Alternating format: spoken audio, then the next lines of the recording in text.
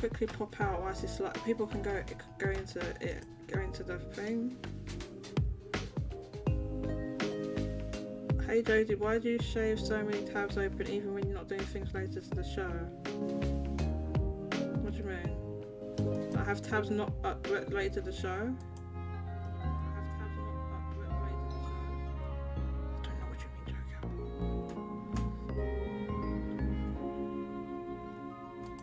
Oops, I've got the wrong thing on there, damn it. Oops. Why do you, Jago, I don't know. Why is the sky blue? Why do I have so many tabs open? I don't know. Why is the sky blue? Why do I have so many tabs open? Okay, but maybe I should not say, maybe I shouldn't have so many tabs open, Jago. You're right.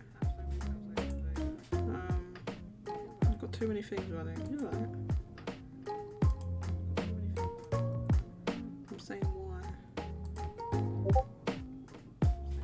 If you do have a lot of them. All these tabs I have open there, I'm going to use them all, Jago. All of these I'm going to use. These are all these ones. Why do I have them if I haven't saved in a bookmarks? Because I'm going to close them down because I haven't finished. Why do I have them open if I've got them bookmarked? Yes, I will close them down, but I need to pop out to the loo. You're not understanding. I'll tell you what. You type it in. I'm going to go to the loo. I don't understand, Jago, I'm sorry. We're not doing the show.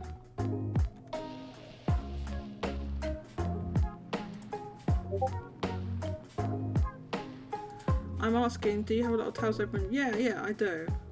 I probably shouldn't, but I do, yeah. Because I just do.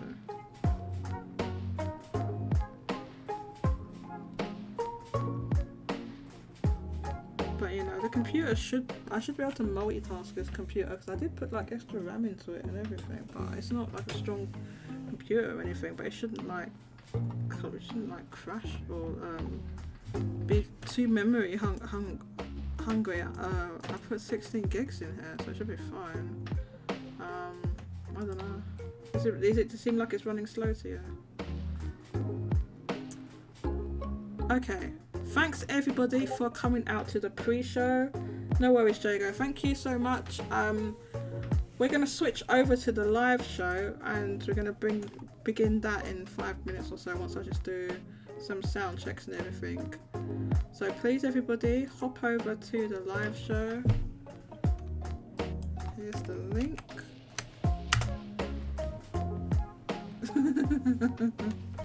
I'm laughing at the thumbnail I made. I made a thumbnail. It's not a very good one, but I made one.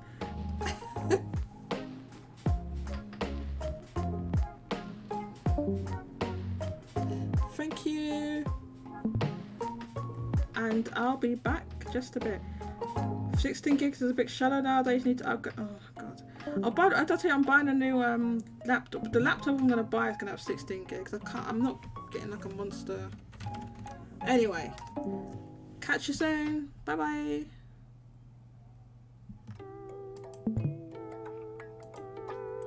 And I'll be back in about 5 minutes to start the show.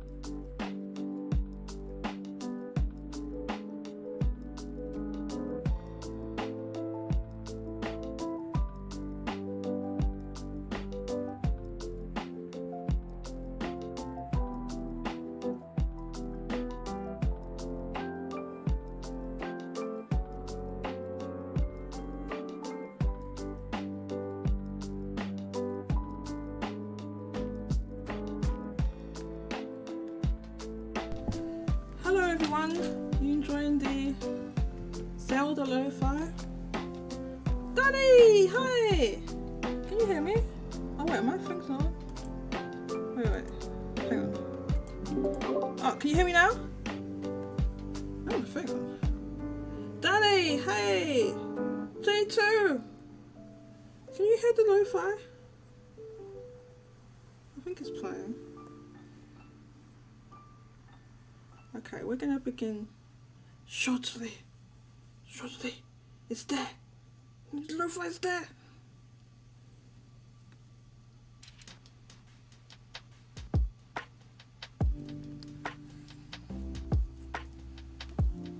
Okay, I have to go and find a do-rag. The other one's dirty. Here's my hair's flipping all over the place. Okay, I didn't have time to do my hair. What is this track? What is this from?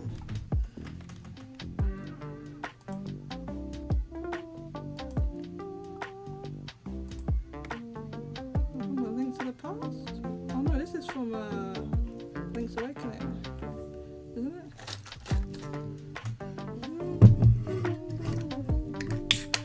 My favourite game of all time, by the way. Link's Awakening. Game Boy. Right.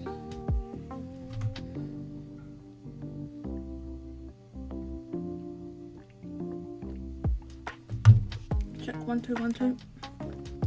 I'm coming through, alright? Let me just quickly set up my boxes. Where box?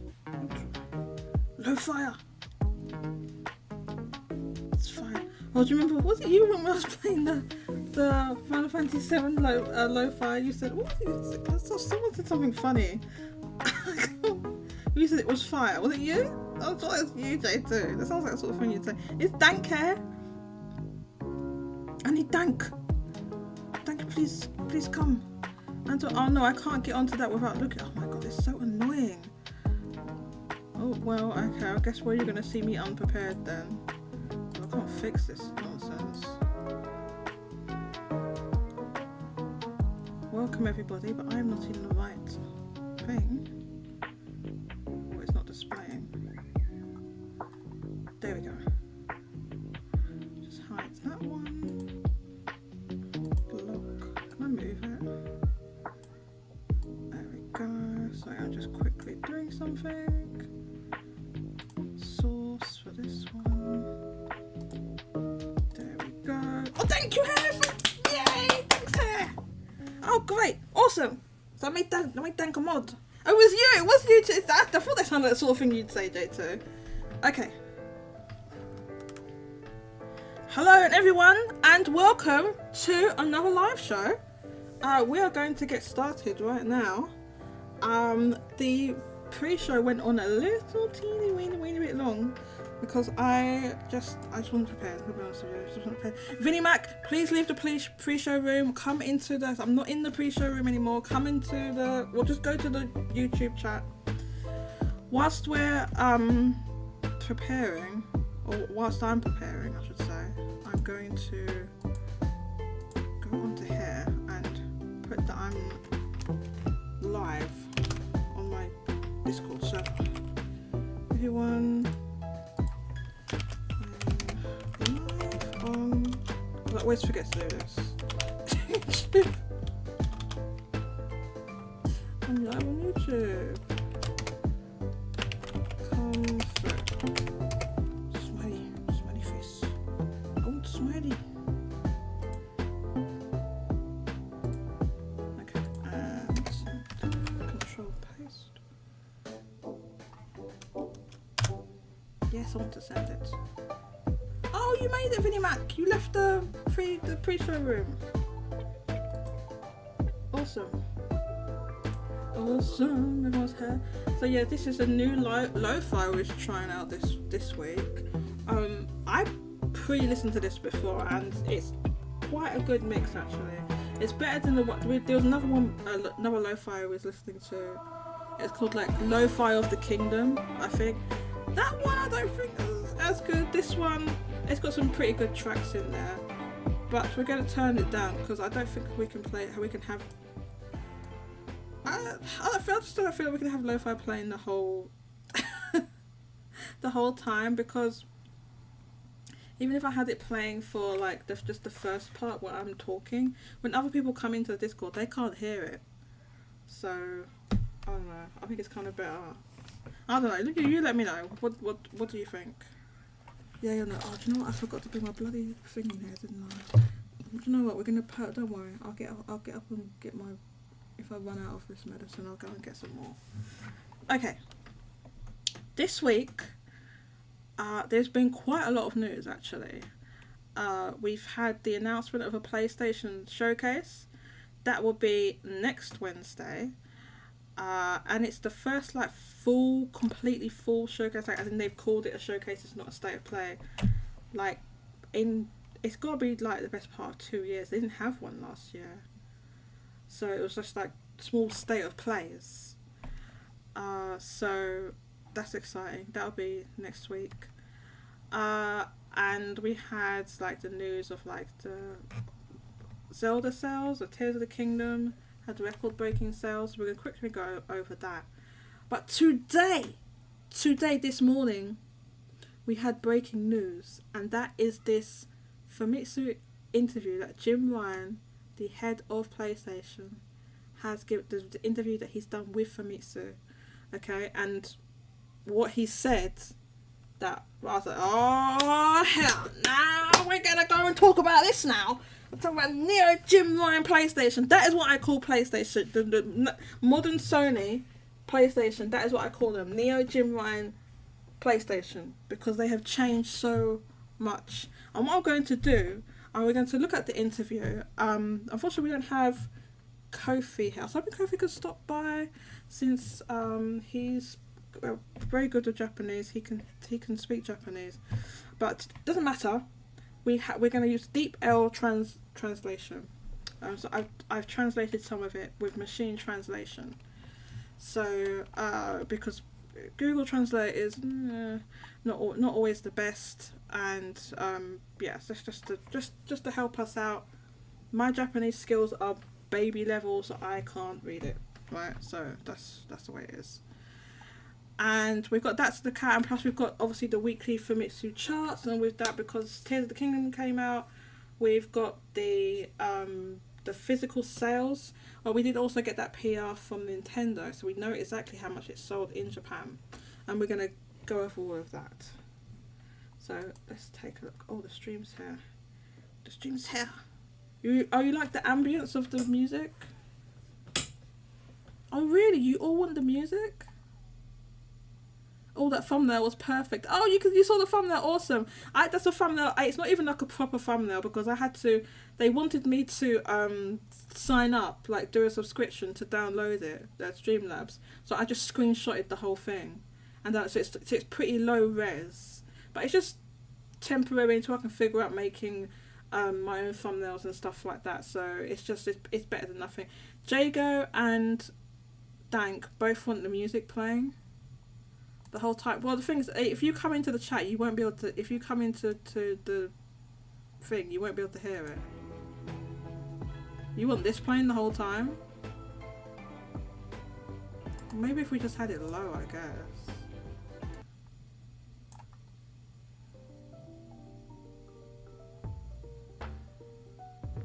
I mean, it's low. Is that too low? Let me check the levels on Streamlabs.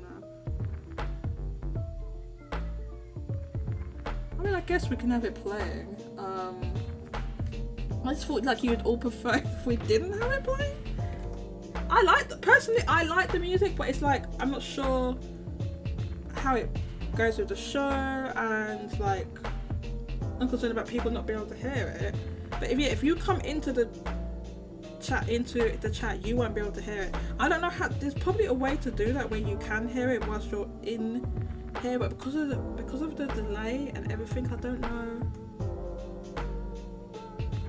There is a way to do it, because I've seen other streamers do it, but I don't know how to do it. Ambience is fine in the first part. Okay, maybe I'll just turn it off when you all come in. when you all come into the on air room with me. Okay, don't forget also, in our Discord server, we have basically a live chat, and I'll make this a short link, a link that expires. Yeah, I'll just have it like that. Copy. So if you come into this live chat, you can post like get gifs and memes that are safe for work. There's no hentai, none that nonsense. But you can come in there and then I will periodically show them. So Kike does it all the time. I'll periodically show it on the stream if you post something funny. But to please make it so, please, safe for work, please. Okay. Let me pop out this chat here. Pop out the chat. Okay, pop out the chat. So that's the actual live chat, just the live chat for the show, not the one we use most of the time. Most of the time is the notice board. Which means Mousy, you didn't have to call him out. Mousy, why'd you call him out? Oh no. Yes, maybe somebody did do that one time, but maybe I didn't make it clear. Not that we. Please don't do that. Just because I don't want to have to moderate. I just don't want to have to moderate all that type of thing. It's just better if we just say, make it all safe for work. That way, I can show things on the stream. It's actually happened before. Yes, it did, but it wasn't on stream. Otherwise, I would have got banned. Okay, we're gonna keep the lo-fi vibes and start talking about these Famitsu sales. But we're gonna need a little bit of context here because we did have Legend of Zelda: Tears of the Kingdom release, and last week. So these are the sales. These are 3 days of sales. Now I didn't even like think about it really, but I learned recently that Famitsu just does calculate sales from Monday to Sunday. So this is 3 days sales. So because we have the PR from Nintendo, we can put that into context of what's happened here with the sales, and also they're talking about the digital rates and Nintendo's pushing of these really hard pushing these vouchers. What do they call them? They call them catalog tickets. They actually call. I think that's the actual name that Nintendo calls them. Catalog tickets. Or at least I think they call it. Is that worldwide or is it just Japan? Or anyway. So this is the full top 30 here. We're gonna go through it, and at the top, The Legend of Zelda: Tears of the Kingdom, 1.1 million, 1.12 million, basically. Astounding sales. Basically, just based on physical alone, this has far surpassed any other Zelda in Japan ever. No other Zelda. This is like Pokemon level sales. No other Zelda has sold this much. Not even the record holder before this was Ocarina of Time, which sold about 380,000 or something. Do I have it here? I'm not dead. Those are people wilding in the thing. God, where did I bloody put it? I can't find. Okay, okay, so it was 386,000.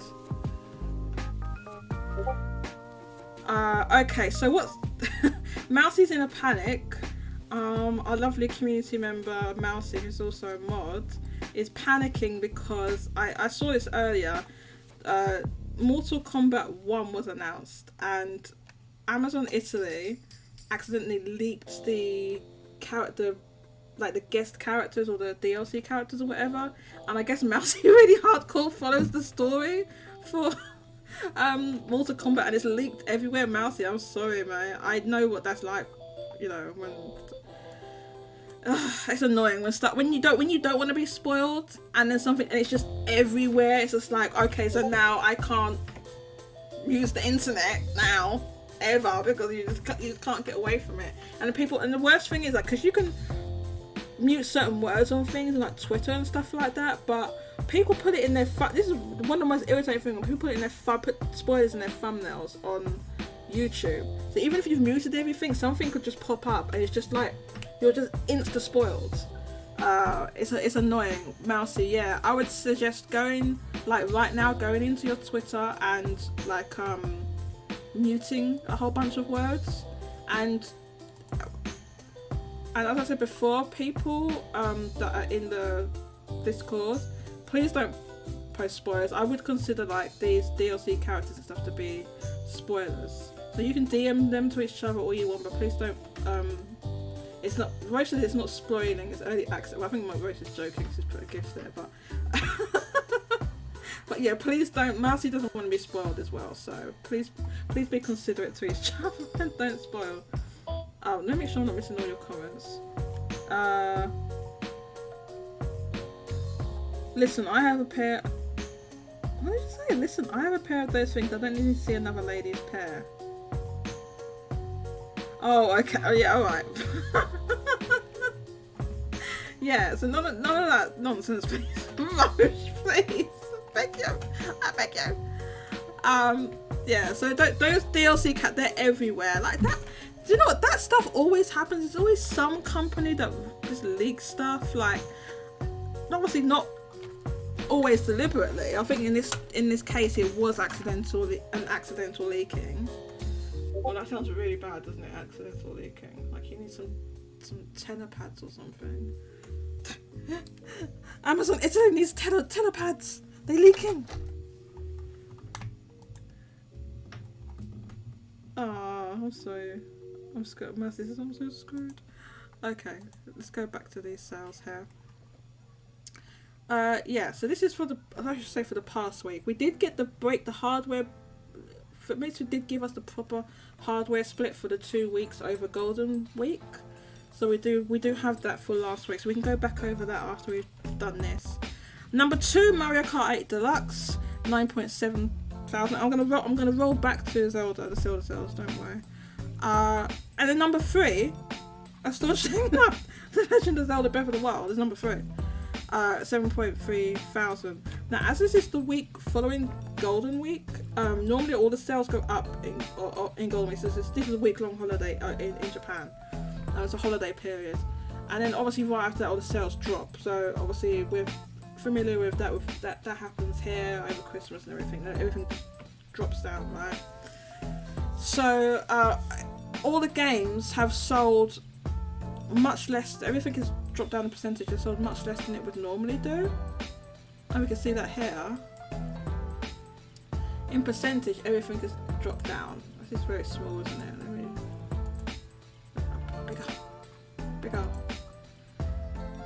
You can see here the only game that kind of went up was Legend of Zelda Breath of the Wild, +2. Everything else has dropped down a lot. 54% drop, 62% drop, 53% drop. Hogwarts Legacy PS4 version, 80% drop. I mean, is that the second week drop or is that more? I think that's the second week drop. It's not too bad. If that's a second week drop, it's not that bad, considering it is a PlayStation 4 game, and the legs not being as good, so it's not too bad for that reason. So that's what's happened with all the games. So if we go back here, yeah, so what's happened is obviously a whole bunch of people. This game came out, well, hang on, like 6 years ago, right? It's number 3. It's number 3. So people have gone out, obviously, and they've gone and have bought Breath of the Wild. In fact, this game has been consistently in the top 30 since it released, I think. I don't know if it's ever, it might have maybe once or twice left the top 30, but it's pretty much always in the top 30, if not in the top 10. And this time it's got up to number 3. Nintendo has been pushing the digital vouchers very hard, which is an offer where you can buy 2 games for the fixed price. It's equivalent of around $100 US. So your saving is really large, especially because Tears of the Kingdom, as you know, they're charging more for that game. Actually, I don't think that doesn't apply in Japan because they were already charging. Japan's kind of, they didn't have fixed prices with the games anyway.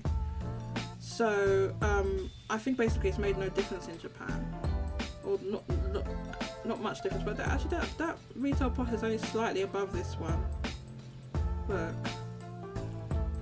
so it's almost the same. 7,200 yen, and then this one's 6,980 yen. There's only 220 yen between it, which is like, it's less than £2. It's like isn't it like £1 something? 100 yen is less than £1. Yeah, it's less than £1, and it's like kind of really gotten weak now. The yen's gotten quite weak. So that's what's happened. We're going to go over the vouchers in a little bit. And then we got number 4, Kirby's old ass Wii port. I don't know if Jago still has. I love winding Jago up for that. Yeah, this is called Kirby's Return to Dreamland Deluxe in the West, or I call it Kirby's old ass Wii port. That's 6,800 units. Number 5, Pokemon Scarlet and Violet with 6,004. Jago is there. He's there. He had me. It's a remaster, whatever. Number 6 is the PS4 version of Hogwarts Legacy. Now, if you remember, the PS5 version released. Oh my god, it's like in order of months ago now, wasn't it? So this just came out a couple of weeks ago. Well, technically, yeah, a couple of weeks ago. So it was released the week before last, I think. So this is his second week drop. So I said it got dropped about 80%. Jago says the PS5 version came out in February. Wow, those are some weird staggered releases, and this is Warner Brothers who staggered the release. Apparently they're still going to have a Switch version that got delayed to like November or something. Whether that's going to get cancelled altogether, who knows. I don't know if it's still going to come out, but they say it is. So they staggered the release of all these different versions. I feel like this PS4 version could have done better if it had come out closer to the PS5 version, or day and date with the PS5 version. I think it would have sold like twice as much. But it's, I don't know, it's kind of low. It's kind of low. Oh, excuse me. Number 7, we've got Minecraft with 5.7 thousand. Number 8 is Super Smash Bros. Ultimate 5,000. Number 9 is Splatoon 3, 4.8 thousand. Number 10, Mario Party Superstars with 3.7 thousand. And I'm not going to go through the whole top 30, but I will highlight some things. That a whole bunch of Mario games are in the chart that weren't there before, that jumped up because of the Mario movie, basically. The Mario movie released later in Japan and other parts of Asia than the rest of the world because they wanted it to coincide with Golden Week, right? With the holiday period. So that's why you've got Mario. So what's this called? Super Mario Bros. U Deluxe up here, number 13. Super Mario 3D World 14. And they've sold a couple of thousand each, or 2.4 thousand. What else have we got on here? Hang on, did this come back into the chart? Dragon Quest Treasures? That wasn't there, but last. Did it come back into the chart? I don't remember this being here before. I thought it dropped out. I will check that in a second. So I'm pretty sure this dropped out the chart. But anyway, it's back. 1.5 thousand. Minecraft Legends flopped in my opinion. In my opinion, it was a flop. It debuted with just 13,000 units, which even if you double that, that's terrible. So I think people just want to play just the regular bog standard, Minecraft. They don't want. This is just basically like. Somebody described it as like baby's first RTS. It's what I saw somebody describe it as, with a Minecraft skin on it. And they're saying that's why maybe it didn't sell as well, it's not as appealing as well. So it doesn't look like legs are very good either. unfortunately for this title. And then we got Super Mario Odyssey. Now, Super Mario Odyssey, unlike Breath of the Wild, which has been in the chart since launch, this hasn't been regularly in the charts, and it hasn't sold as well as Breath of the Wild worldwide. I believe in here maybe it's the same. It's 2.4 million. Breath of the Wild is what? So it like physically it's outsold it, but I think digitally that Breath of the Wild would have outsold Super Mario Odyssey probably because of the vouchers. And worldwide, Breath of the Wild has outsold Super Mario Odyssey by maybe 6 million or something like that. But yeah, this hadn't been in the chart for a while, but it's back now. Monster Hunter Rise plus Sunbreak set, I believe this came back into the chart because of the release of the PlayStation version of the Sunbreak DLC. Basically, what this happened before when the game first went to PlayStation. It made the Switch version go into the chart because there's no physical PlayStation version of the game for whatever smart reason Capcom decided to do that. I think it's dumb, by the way, but that's what they did. There's no physical version. So I think just the general like advertising and people talking about it just makes it go back up the chart. This happened before. Here we have what's it called? Star Wars Jedi Survivor.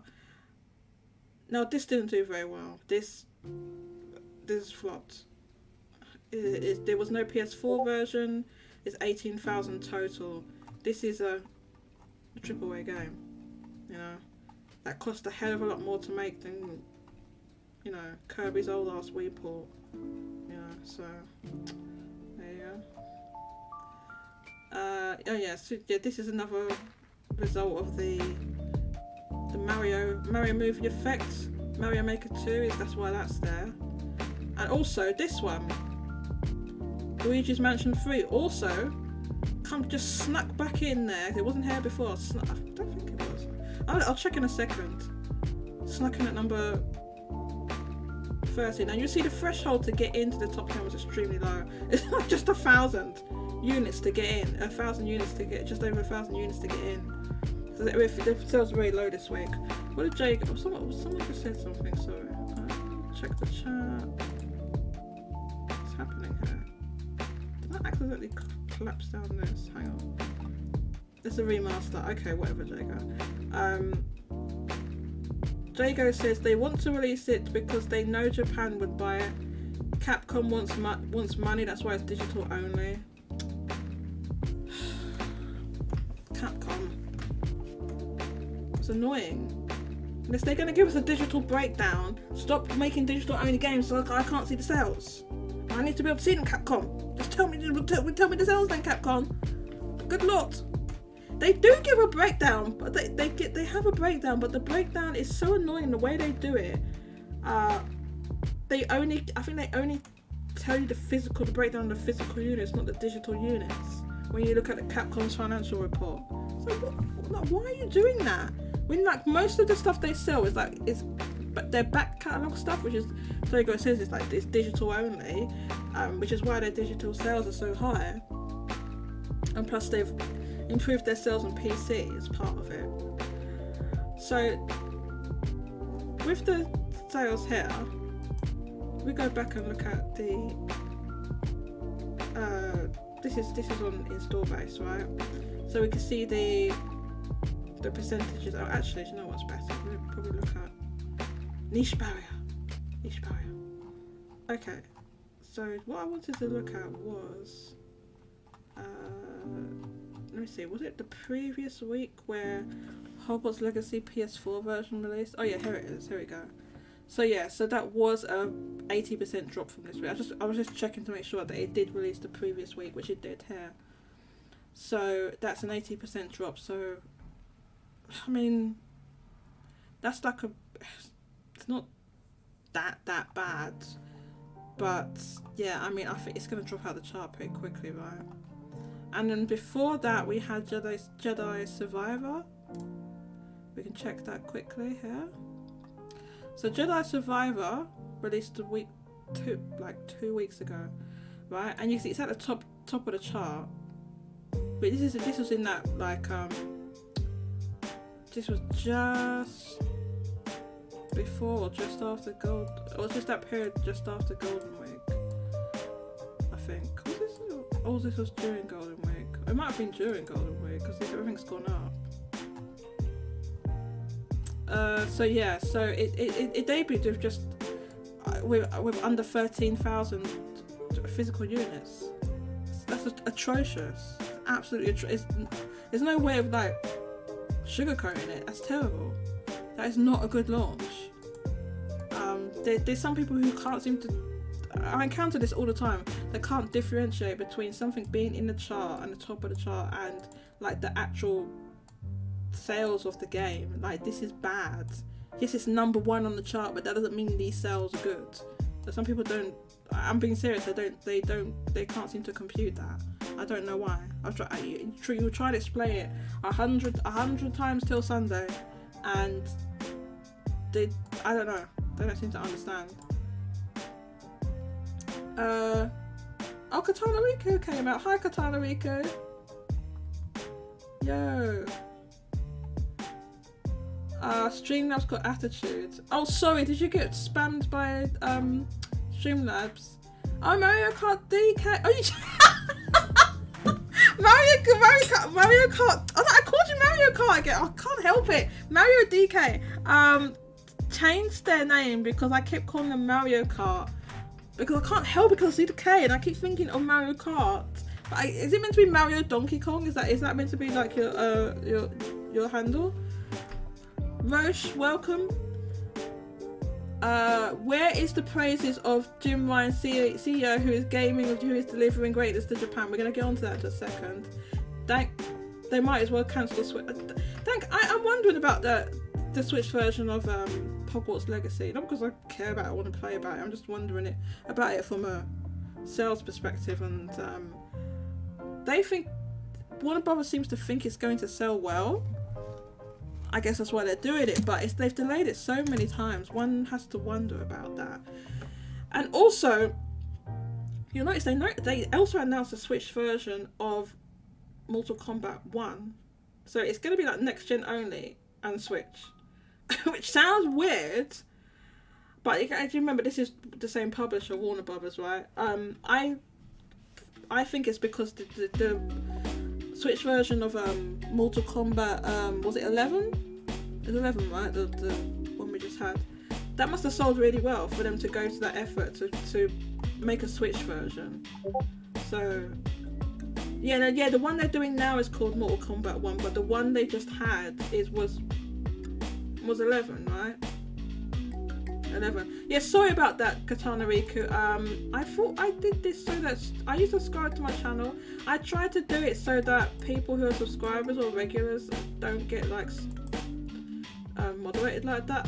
Oh, because you wrote in all caps. What's good, Josie? Yeah, Streamlabs doesn't like caps. Please refrain. Yeah, it didn't time you out though, did it? It just deleted what you said. Yeah, sorry about that. I'm still trying to get used to the bot. It took me ages to even set the bot up. If you saw the bonus stream we did, yeah, it took me ages to set that up. I've lost the chat now. Who it is? Mousy says they are doing a Switch version of Mortal Kombat 1. Warner Brothers will make the Switch port happen, even if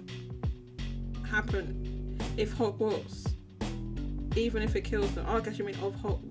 Yeah. So this is obviously like something that Warner Brothers has decided to do, because they're a capitalistic business and they want to make money. I mean that's the reason. Thanks. And stop capping, Riku. Sorry, you got botted. Sorry. Oh my god, this stupid bot. Yeah, I just want that bot to tell people to join the Discord.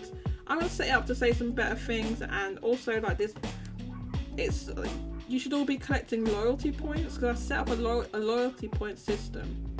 I think I call them J-Bucks. That's what Mousy told me to call them, J-Bucks. So you're collecting you should be collecting J-Bucks, and I'll figure out what you're gonna do with those J-Bucks. I haven't figured it out yet.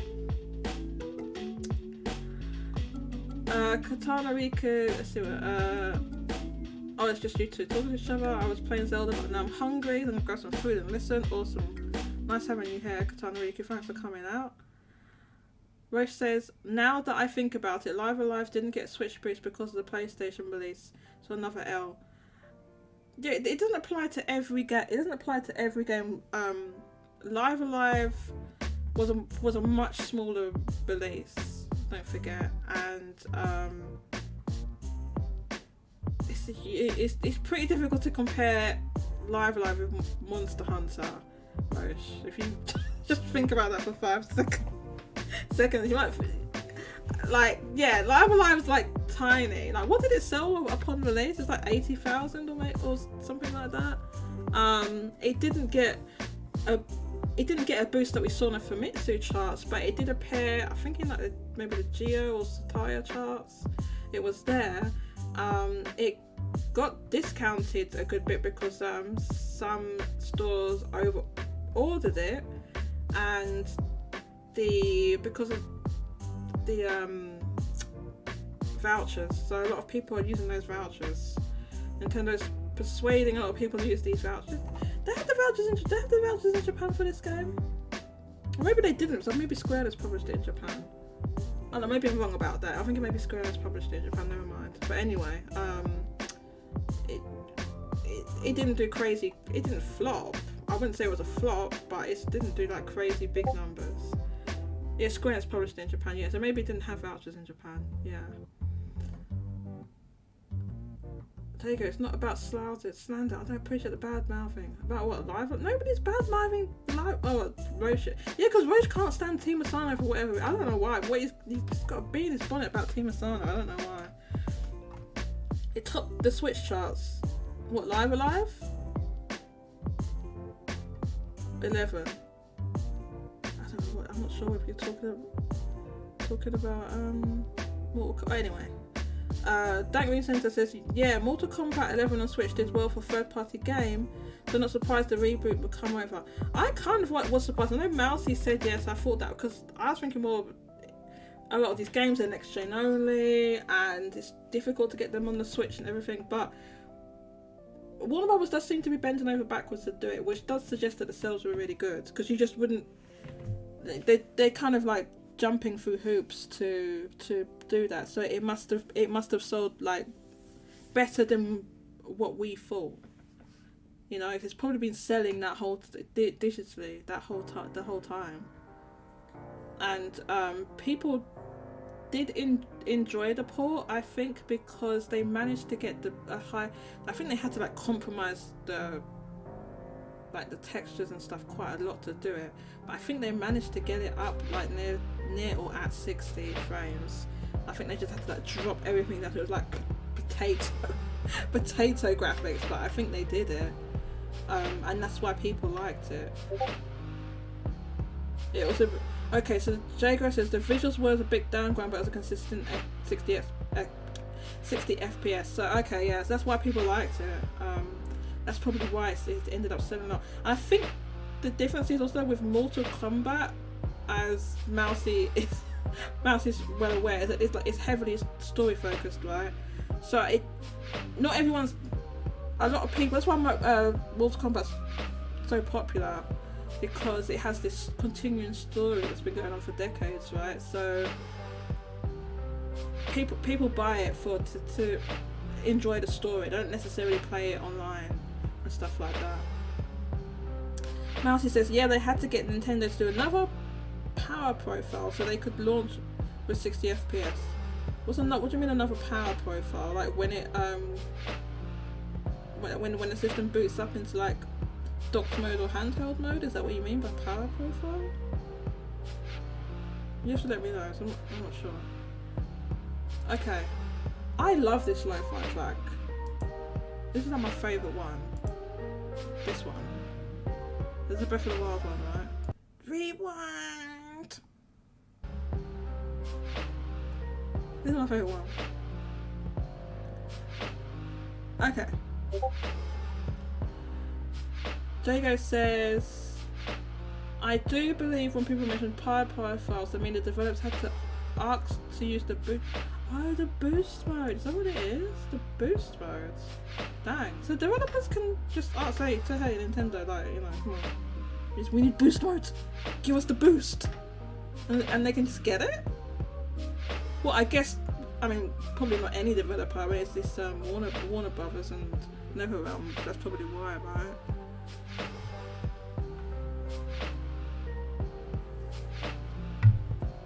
Okay. Frame Drop Forest. Oh my god, I've played Breath of the Wild recently because of the DLC and I had to go to Court Forest, aka Frame Drop Forest. It's just that one part in that forest that's just frame rate just tanks. I was like, this is an enclosed area. Why does that part of the game tank in frame rate? It's just so weird. It's just like this one little part. It doesn't make any sense. Nintendo really had to work with NetherRealm to get on the system. All the trees, I'm dancing. Is the trees? Why didn't they put less trees in there then? Why is it packed in with trees? All those trees packed in. Is all the trees? Strip the trees down. Get that great Deku tree out of there. Yeah, a lot of trees because it's I know it's a forest. There you go. But you can have a forest. You can have like a thin forest. It's still forest. Why is it packed in with trees? There's too many. And they're just ornamental. They don't do anything. They're just there. Okay, so we're going to get on to the first part of our news and stuff. Trees and foliage. Well, you know, Nintendo. It's fine. Because it's just that one part of it. I guess it's not as bad because that part, there's no combat or anything in there, right? It's just, you just go there. So, I guess why it's more, you know, it's annoying. It's like an annoyance, but it's like, there's no combat in it or anything you do in there. So, you can just ignore it, basically. But, it's just so weird. So, I've always called it Frame Drop Forest. Like, from when the game released, I was like, oh my god, Frame Drop Forest. Okay, so let's look at these Breath of the Wild sales. Oh my god. Jago, this is your fault. Talk about no, Tears of the Kingdom. Tears of the Kingdom. So we got PR from Nintendo. Now, a lot of us were wondering when we was going to hear about the sale. I say a lot of us in the sales community, okay? Because we have all been tracking this game for a long time, and hang on, what is this? Jago, are you in this? How are you in two places at once? Are you in this Twitter space as well? I can see your avatar right here. Are you in two places at once? I bet he is. How can you? I'm not gonna lie, I have done that before as well. I have done that before where I've had two things running, but I have to concentrate on like more than one. So you're in there. What are they talking about in there? Instead of talking about games, you want no, I don't like drama spaces. Either it's in the games or I don't like the drama spaces. It's boring to me. It's like I just if they talk about games and stuff. Oh, it's about Xbox and the fans having beef with each other. Is it funny? Are they recording it? Maybe I'll listen to it later. Sometimes those are really funny. I'm like you, Jacob. I'm just like sit back and listen. I'm like, this is hilarious. Like yeah, especially because like Xbox has not been having a lot of luck. They've been having some bad PR and stuff. Or you can say, you know, stuff that they got themselves into a pickle, right? Xbox, I mean.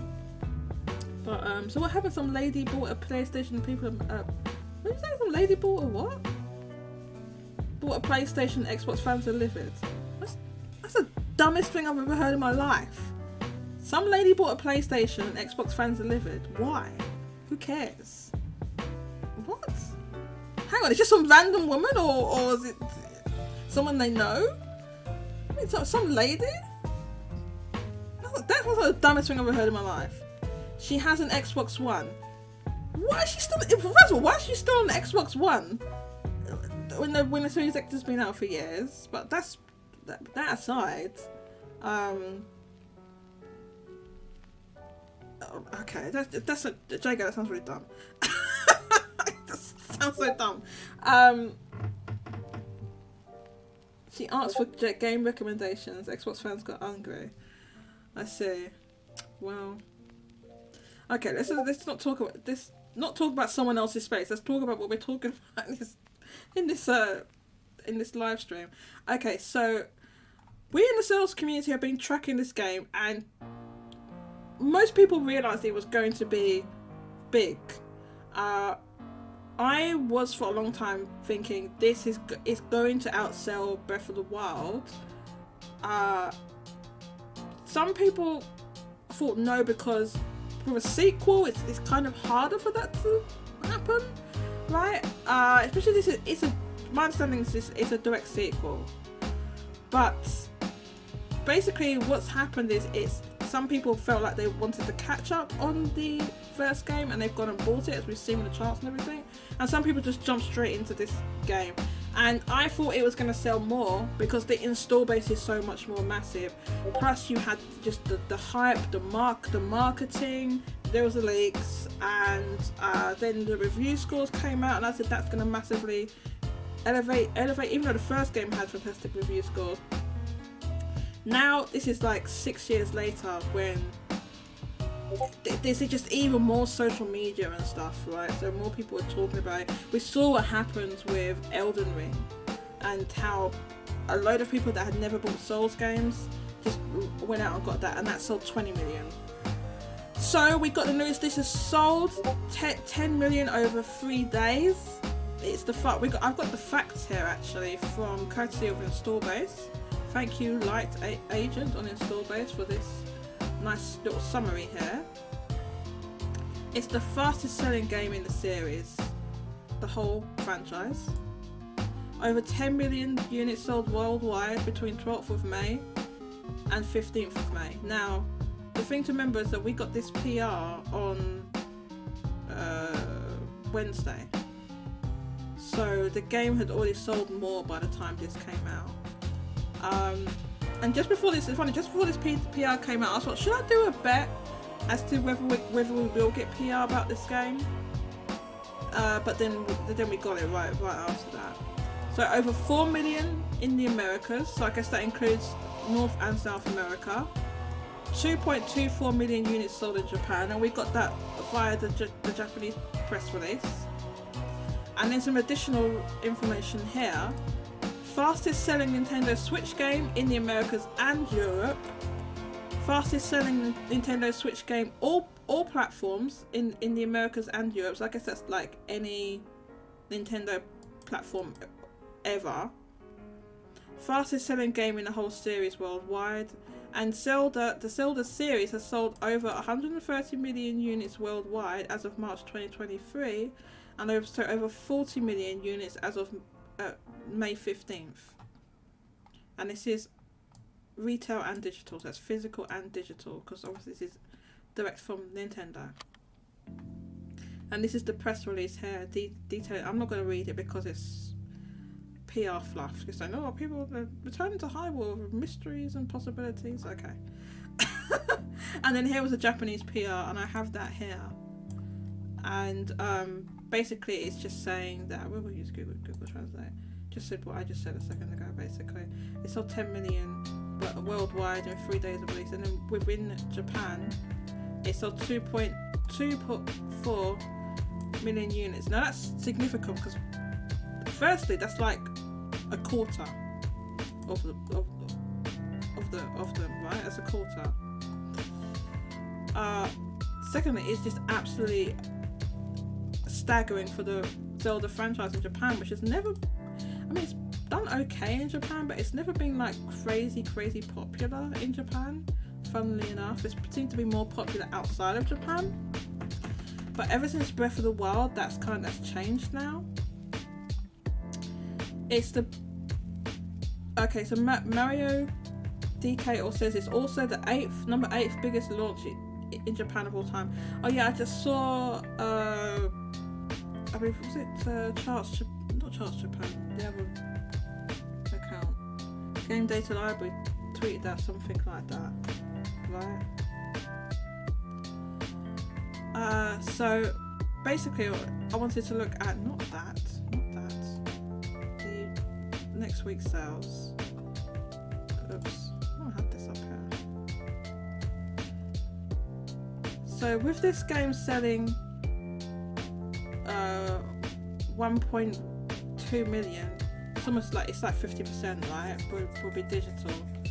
So we do know that Nintendo was pushing these I think I don't have the image of the catalogue tickets, but you know what I'm talking about, right? The tickets.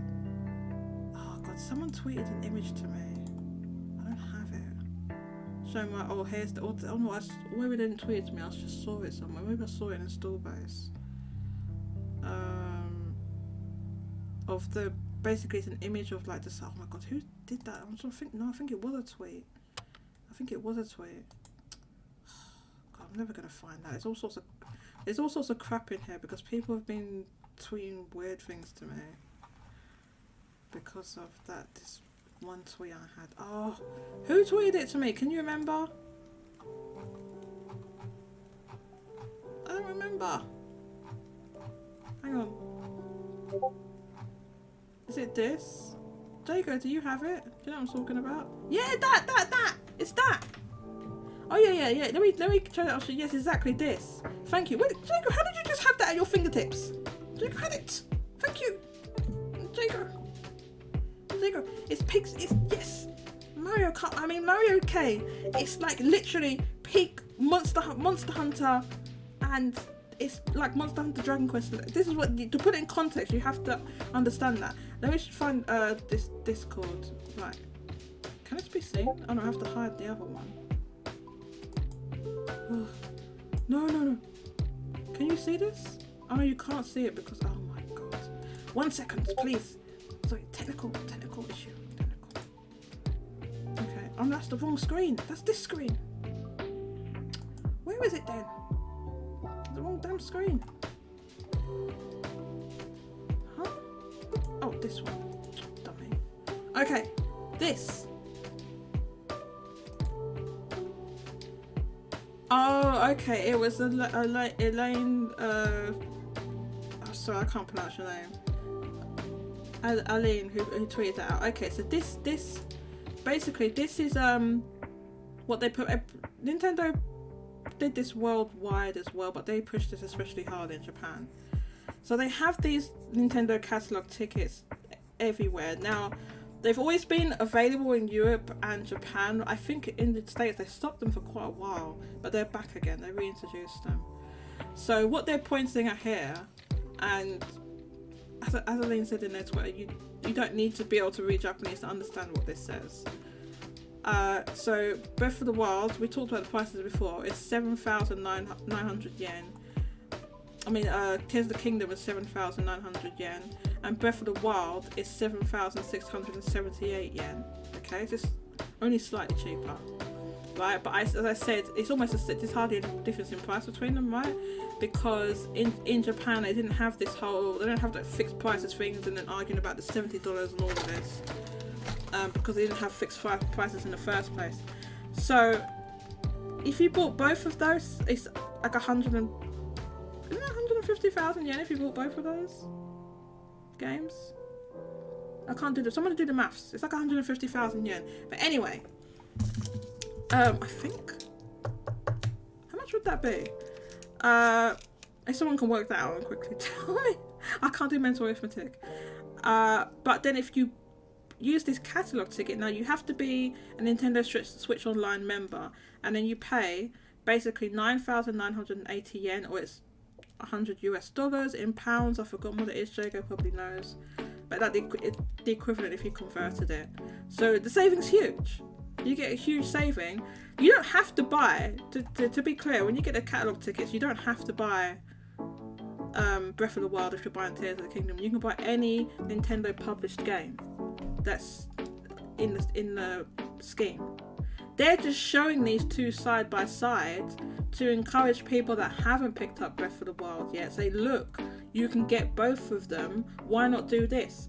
So this is why the digital sales are incredibly high. It's like 50%. Now we've seen this with other Nintendo first party games because of these catalog tickets. We normally just call them that is the official Nintendo name, but everyone just calls them vouchers. With these vouchers, the Nintendo's higher price games, as I said, there's no fixed prices in Japan. So we saw it with like Xenoblade 3, we saw it with Fire Emblem, and Splatoon. Even though Splatoon's not one of the more expensive ones, Splatoon had a pretty high digital rate. So the more expensive they are, the higher digital they trend, because people are taking advantage of these catalog tickets. So that's what it is. That's why the digital's so high. This is not. As I think some people seen it, go, oh, so that's the digital rate for Japan. No, it's not.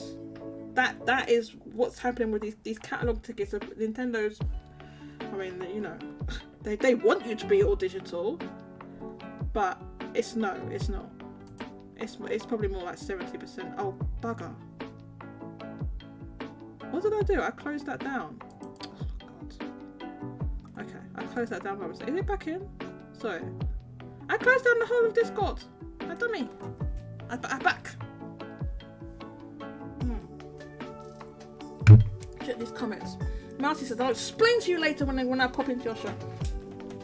Yes, well, you can pop in now. Sorry, I forgot to say, you can pop. I'm off the Famitsu bit. You can come in. Mario says the real story this week is the PS5 stuff. Oh my God, Mario! I saw the thing because you was in the pre-show, man. But I saw the thing on this Sprite. I was like, what? Oh yeah, we're gonna talk about that. No, I'm gonna show that in a sec. The attach rate of 0.07, the lowest since September/October of last year. God damn. Okay, we're gonna look at that in a second. Finny Mac, do we have the numbers of the fastest game within a 3-day, 7-day period? Finny Mac, please add some more details. Which region? Which sorry, what are you talking about with Japan? Are you talking about worldwide? What do you mean by 3-day, 7-day periods? Do you mean 3-day or 7-day? I guess that's what you mean. But please clarify, Finny Mac, and we'll see if we can find the info. Yeah, literally peak Monster Hunter. Mario says, yeah, I think they bought the vouchers back to NA after the lower than expected holiday sales there. Ah, yeah, that makes sense. It makes you wonder why they got rid of them in the first place. I guess if they can get higher sales without the vouchers, they would rather do that, because obviously they, you know, you're giving away something to gain something, right? Because it is an offer where it only works out if so many people do it that you get higher sales than you would have done if you'd have just not did it and kept the higher price. So I guess that's why. Okay. Let's bring the. Can we bring that back? Oh no, wait, not this. Yes, this.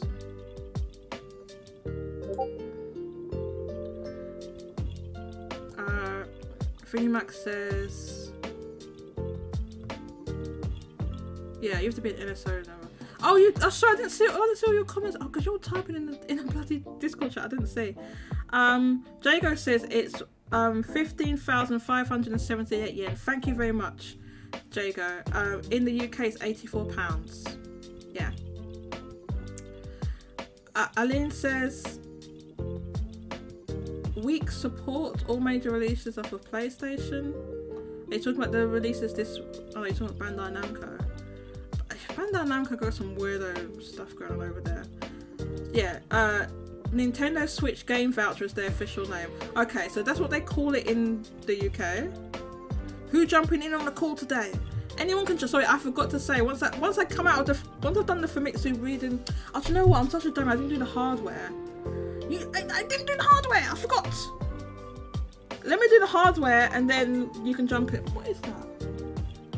Sorry, I thought I heard something in my. I'm in my flat by myself, so if I hear a noise, it's creepy.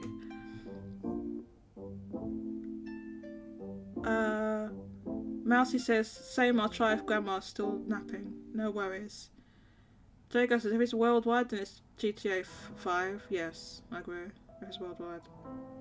Although I don't know what it is. Okay, Jago, they actually did 11 million one day. Holy crap, I'm trying not to swear. Wow. GTA 5, isn't that like 100? Isn't it sold like 100 million? or something like that, something crazy. So yeah, it's big, but nothing can GTA is just on another level, right? So when GTA 6 comes out, that'll be absolutely enormous when it comes out. People reckon it's going to come over the next one or 2 years. GTA 5 did 175 million last time they announced the sales. Do you know what? The reason why those sales are so high, because it would have been high anyway, but it's because of the GTA Online thing and the fact that you have to buy the game to play the online thing. Now, if they make, when they do the next game, if they make it like a separate online thing, like you go online, but it's not, you don't have to buy the game to do it, then you won't have, if they just make, it's just free to play, like a separate thing, then obviously you won't have this, like high sales like that. It'd still be really, really high, but not 175 million high. Okay, I did forget to the hardware sales, because I'm a dummy. So let's quickly do that now. I completely forgot. Okay. Here's the hardware sales for the past week. This is post Golden Week, so there's always a decline. So we'll go over that now, okay?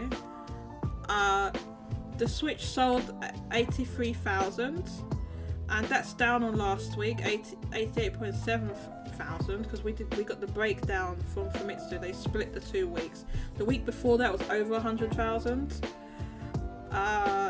So I think what happened is because Nintendo they released the Zelda OLED like way in advance. They basically released it before Golden Week, and I think what happened is that most people that wanted it bought it before the game came out, before Tears of the Kingdom came out.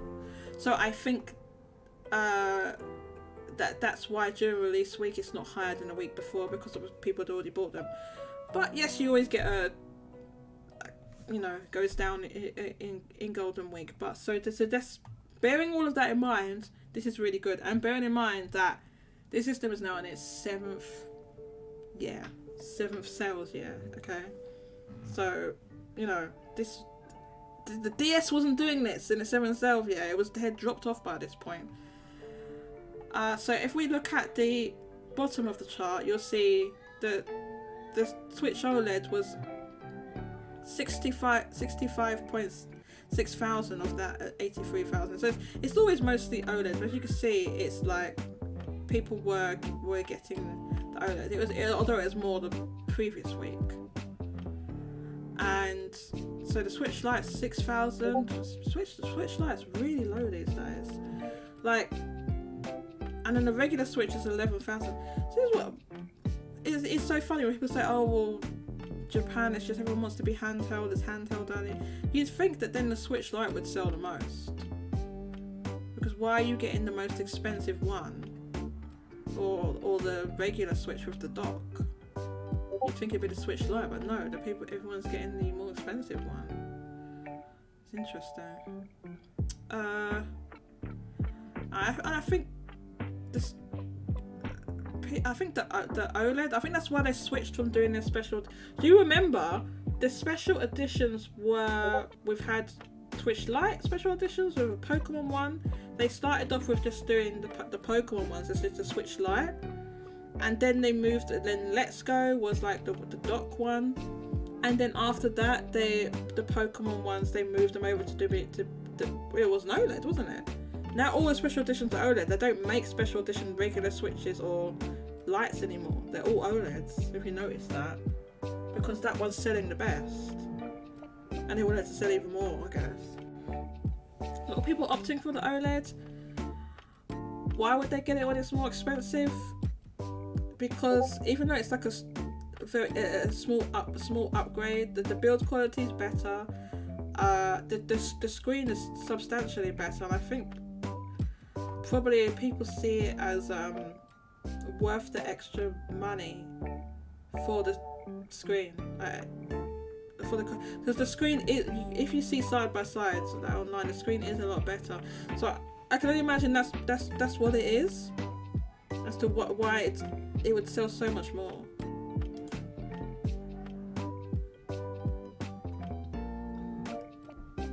Is this Aline, who are you asking that to J2?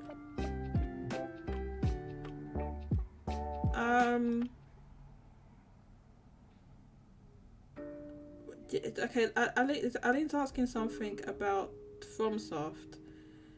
But the thing is just that these decisions about where they get, I mean, their games are published by Bandai Namco. So it's Bandai Namco's deciding where they're putting their games.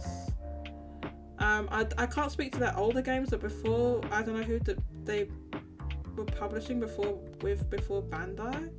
But do you think FromSoft hates Nintendo? I don't think they hate. I just think they just don't care. They probably don't care, and Bandai Namco definitely doesn't care about when it comes to certain. Bandai Namco has some sort of internal, to me, it seems a very arbitrary policy of this studio will put, of their studios that they own, this studio and this franchise can go on Switch, but this one can't. And it just seems to be they've just decided that for. It doesn't seem to be any reason. It just seems to be just what they've decided. There's no real technical reason why certain games can go on Switch and other games can't, other than they just decided to do that. It's just, really. They made Dark Souls Remastered was on Switch, and they even had like a marketing deal, then it got delayed, and it's got nothing to do with Sony. It's got nothing to do with Sony, and I know Sony now currently has a share in From Software, but I still Bandai that publishes their games, and that Dark Souls Remastered predates that anyway, so it's got nothing to do with Sony. Yeah, it's just, listen, sometimes companies they just make decisions just like that. Like Jacob says, look at Atlas. Atlas just made these arbitrary decisions. This franchise and that's literally how they decided it. This franchise goes on that platform, but this franchise goes on that. Like that's what they did with SMT. There's a really good content creator called LaRue, and I was in one of his live streams where he went through an interview with one of the founders of Atlas, who's no longer there, I think, and it explained how that happened. As to basically there was Shin Megami Tensei, which obviously started on Famicom, and then by the time PlayStation came around, PlayStation was like, or the head of PlayStation at that time was like, well, and this is like a handshake agreement, not like, oh, we're paying you money to do this. It's like, okay, they're just like a handshake, like a business agreement like that. Or can you make a SMT for, can we have our own SMT on PlayStation? And that was what came out of SMT If, and there was Persona, and there was another platform at that time, was the Saturn. The Saturn had its own SMT, which was Devil Summoner. That's literally how they did it. That's literally what Atlas did back like 25 years ago.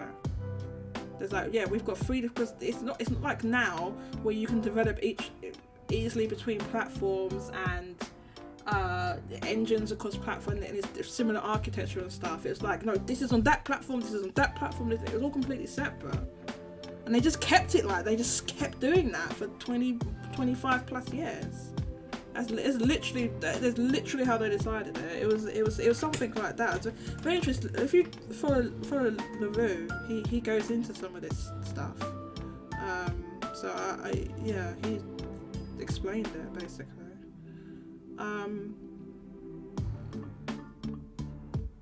I think okay, so people are I'm reading the live chat that's in the Discord, by the way, if everyone wondering what I'm reading.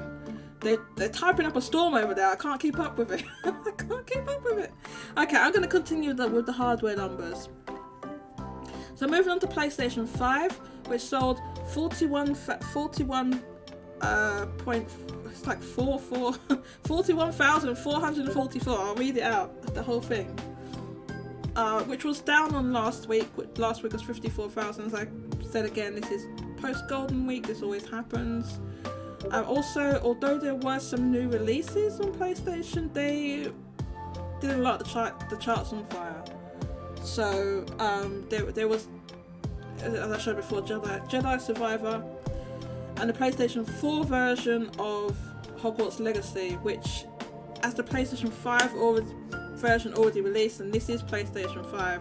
Yes, you can play the PlayStation 4 version on PlayStation 5, but why would you do that when the PlayStation 5 version is already out? So it didn't make any difference to the hardware sales. And then if we look down at the breakdown, we'll see it's mostly the disc version.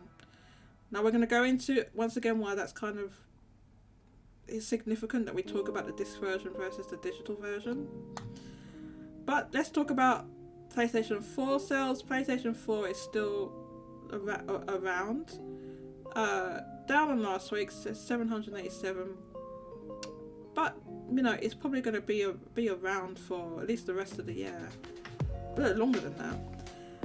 Now, we need to talk about Xbox in Japan, because I think it's dead in Japan.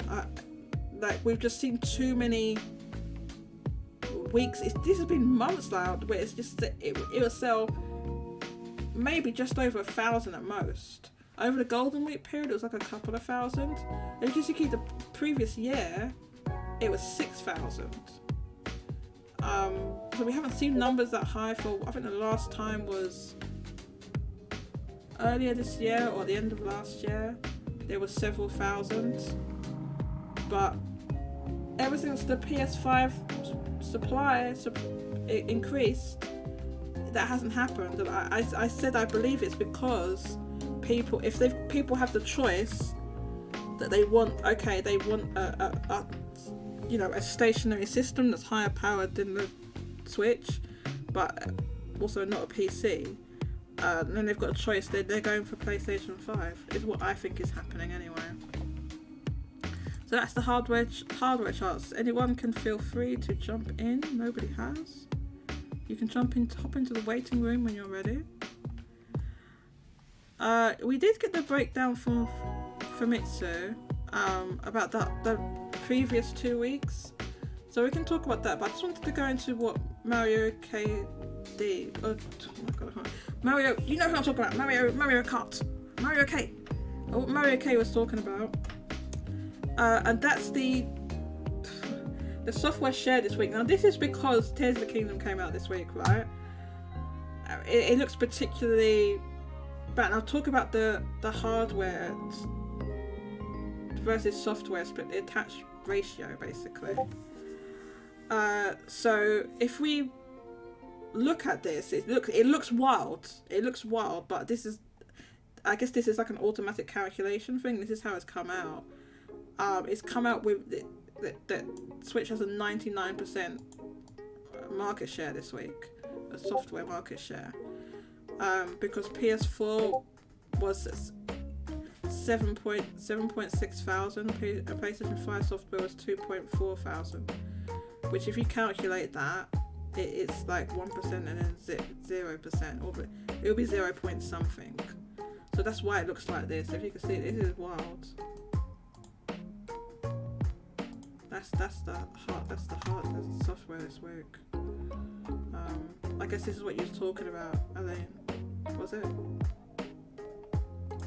it this? Can I get this?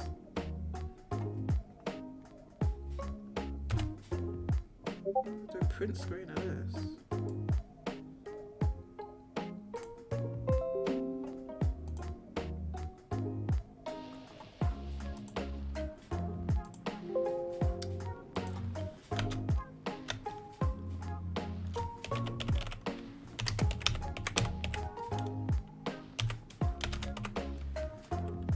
Oh, sorry, I meant Mario. Is this what you're referring to? Where's Mario gone? Are you in the other chat? Oh, sorry. I've missed what everyone's saying. Dark Moon Center says Sword and Shield and Brilliant Diamond, Shining Pearl were lights. Yeah, they were both lights. But then they stopped doing it after that, right? Because and at the time when they had these lights ones, I said it's because essentially Game Freak still now.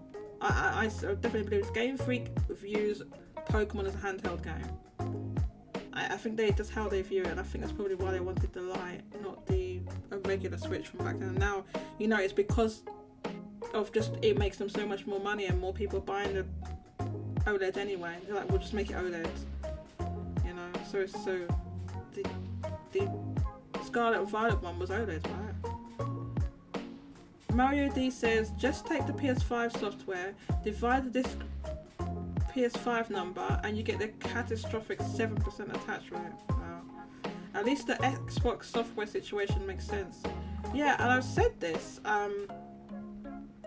you know, for anyone that follows Genki, I'm sure a lot of you do, he goes around the stores in Japan, and I just want to show you. I want to stop the lo-fi for a second. Let's find his channel and I'll show it, and I'll show you this last video he had. Not one of his last ones. Is it this one? I just Hi, Genki desu. right, so And welcome to my video tour of Yodobashi Camera Akihabara. Please like and subscribe. the reason why I to want you to support see the channel. this, So right now they have this Zelda Tears of the Kingdom. sorry, let me pause it for a second. The reason I want you to see this video is to understand that PlayStation is not like mostly digital in Japan. Like I hear people say, oh, it's this 90% digital and all this. No, it isn't. If it was, you would not have giant ass stores like this with giant ass PlayStation sections in them full of games. Because who are they selling the game? They wouldn't be selling this game. It'd be more like Xbox, which has a tiny little, just a few shelves and a whole bunch of Game Pass tickets, Game Pass cards. All right. So what I'm going to do is skip the Switch section. Oh my god, Genki's a fucking joke. I didn't mean to swear. I didn't swear! You didn't hear me swearing! Genki's a joker because he went to the Otome section. In this video. Which bit was it?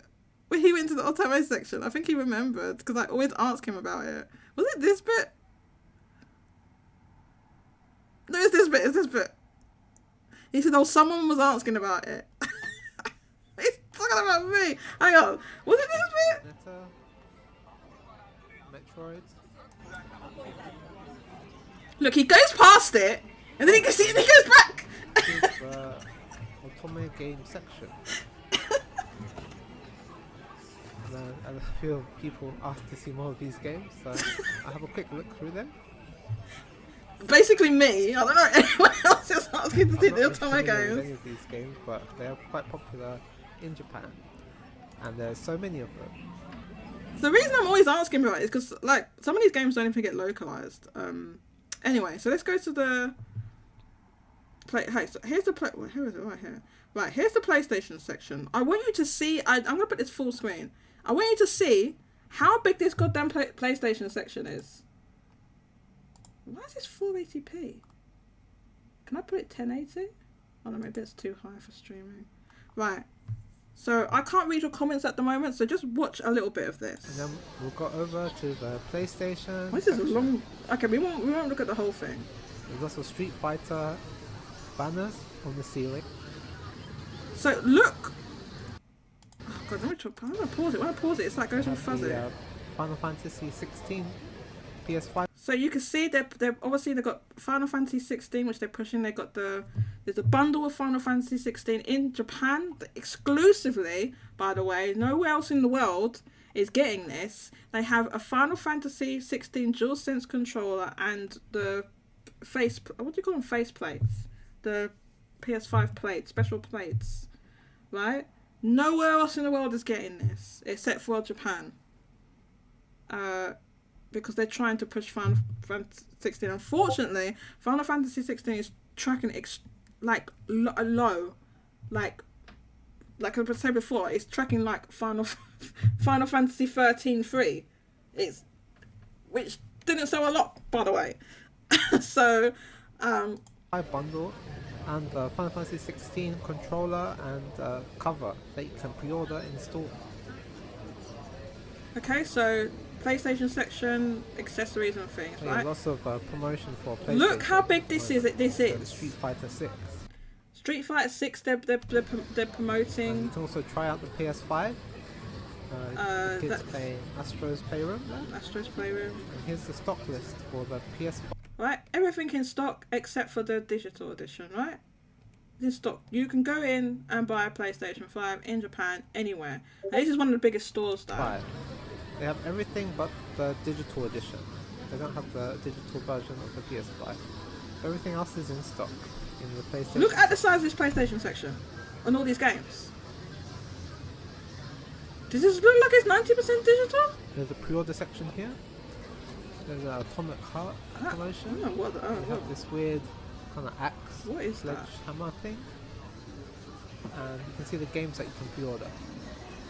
Such as Look Street at all the Fighter, games. Final Fantasy 16. Would a retail, because it costs them money to have these, like floor space costs money, right?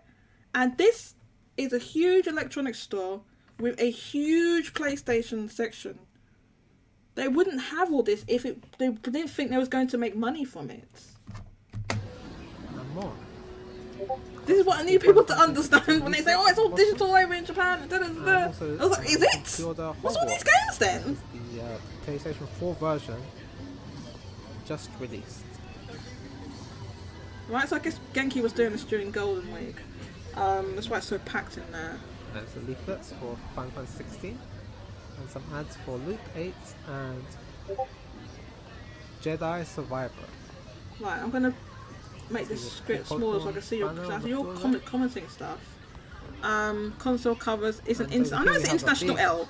Tears of the Kingdom display. What I said, this is just an L. It's an L. Very cool. We don't have that Final Fantasy stuff worldwide. Close And look that's, at I'm the telling you, that's Tears Square of the Enix Kingdom that ad. decided that. I'm telling you. Got Link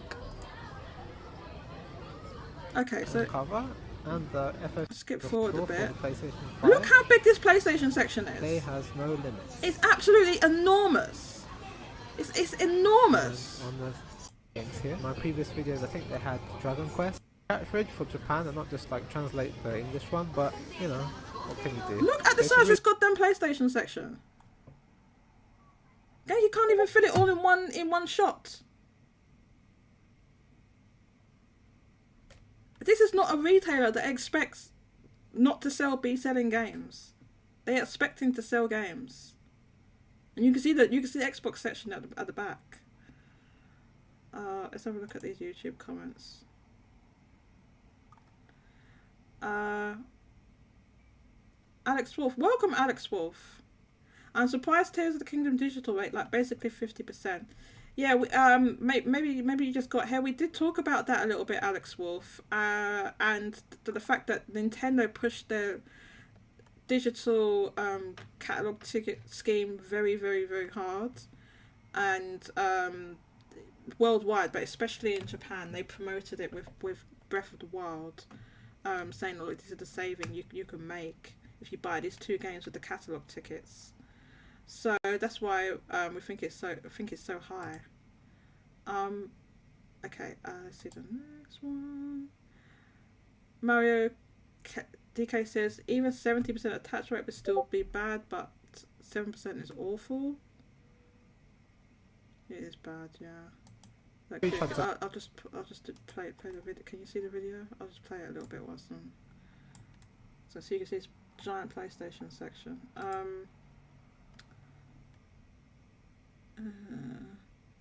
And even if you, Mario DK says, even if you know where PS5s are going or what JP customers might be doing with them, it doesn't change the reality of historically low PlayStation 5 software performance. Knowing why doesn't fix anything, unless PlayStation/Sony wants to do something about it. We're going to talk about that in a sec. Vinnie Mac, you're speaking facts at Mario. J2 Police says, I wonder how much it costs to port that controller. Yeah, I think some of that stuff sold out. I think the plates might have sold out, but you can still get the controller.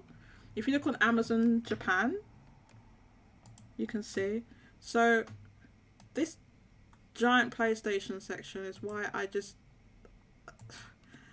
yeah, I just trying to, you know, sort of show why it's not true that it's like 90% digital in Japan. It just isn't.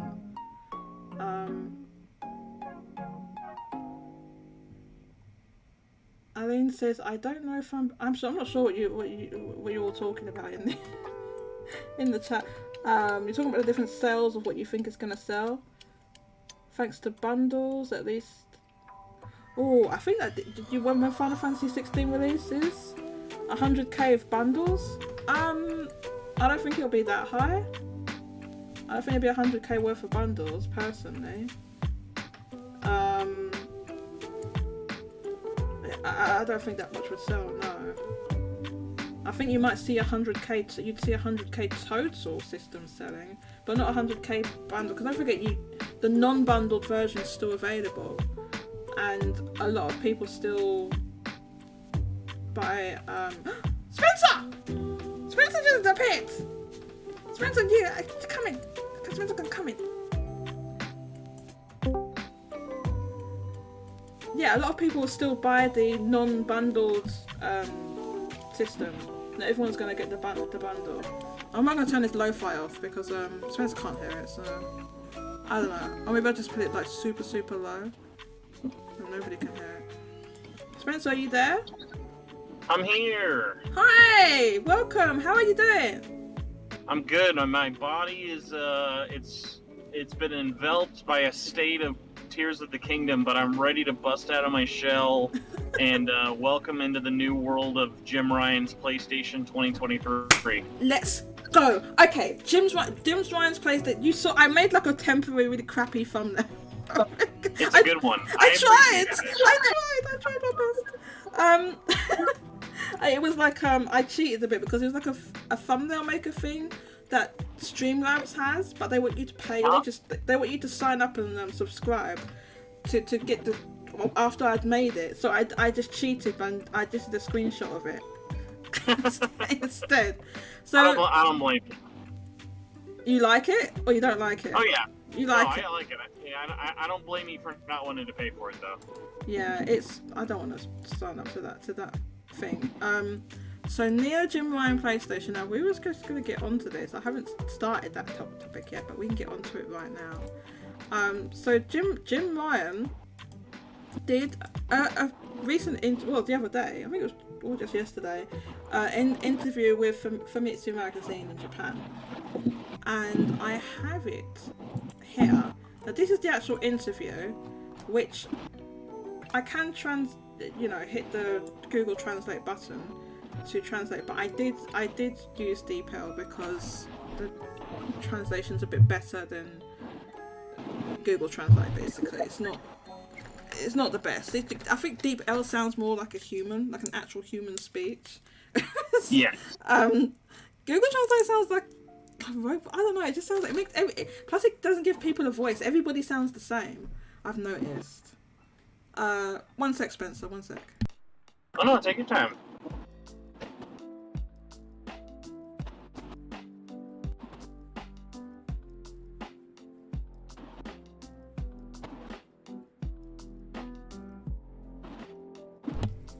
Sorry, I just have to take some medication.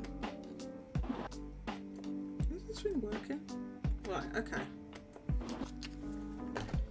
So, I did yell the DeepL on this Google interview. But let's Google Translate it here as well, so I know which bit I'm following.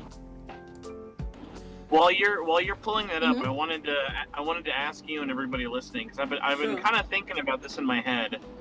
With the PlayStation Showcase, are you expecting mostly first party, mostly third party, or 50-50?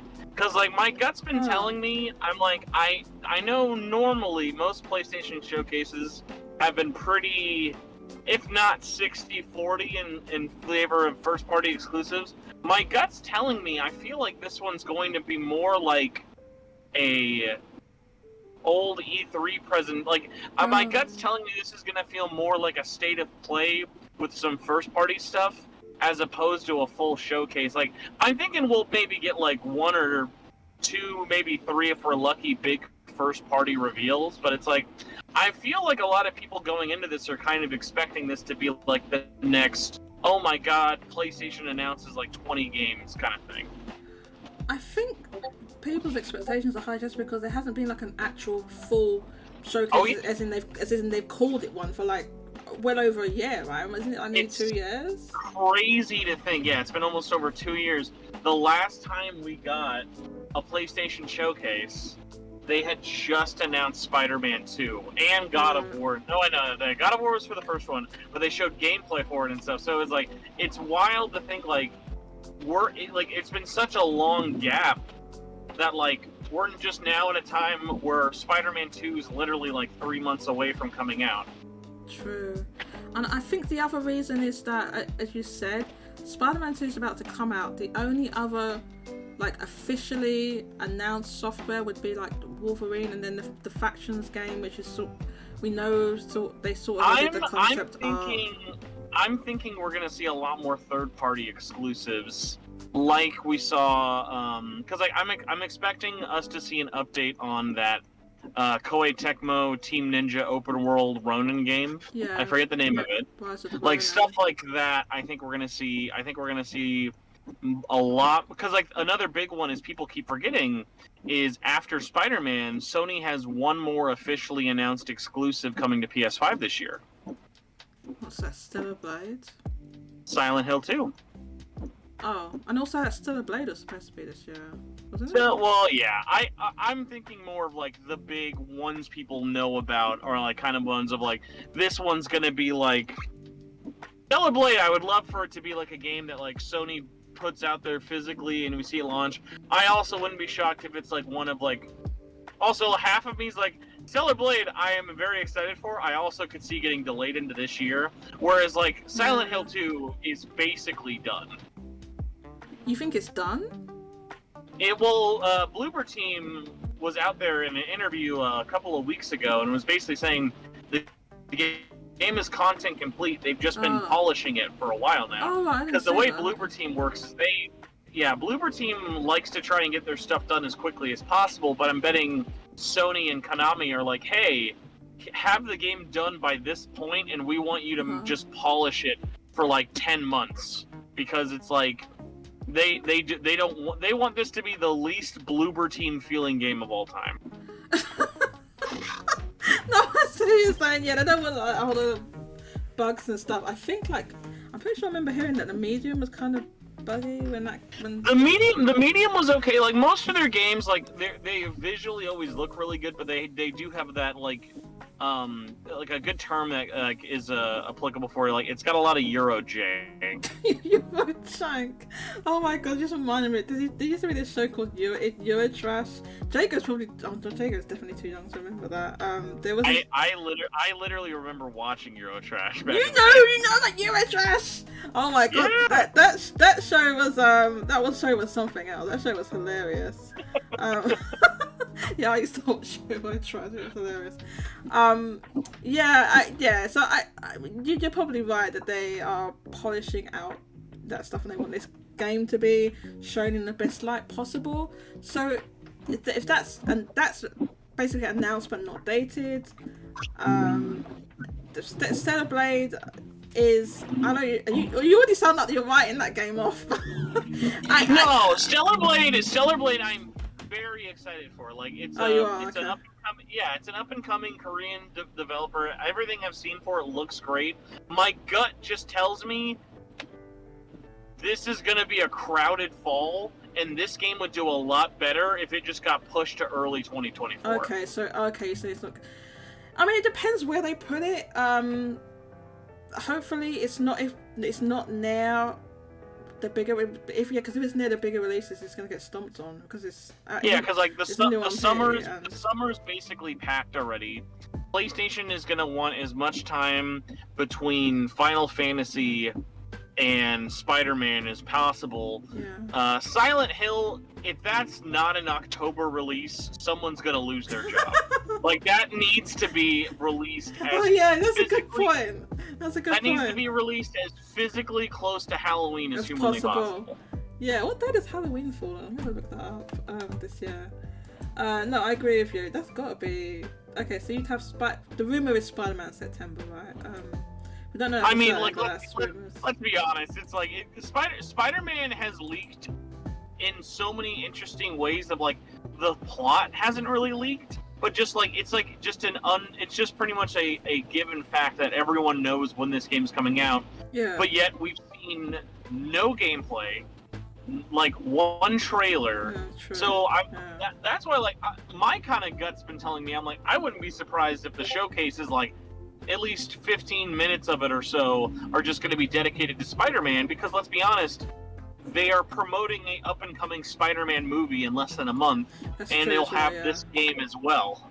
So I think they will go into it, but probably not quite 15 minutes, because it will probably get its own like presentation closer to launch, and like I think they're going to be covering a lot of games in like just going to be just over an hour, and plus there's going to be a section in there for PSVR 2 that we don't know how long that would be. I'm gonna make a bold claim right now. This PlayStation Showcase will have nothing exclusive to PlayStation VR 2. There may be modes. There will be no exclusive PSVR 2 games shown. When you say no exclusive games, you mean games that are not also on like Meta or something?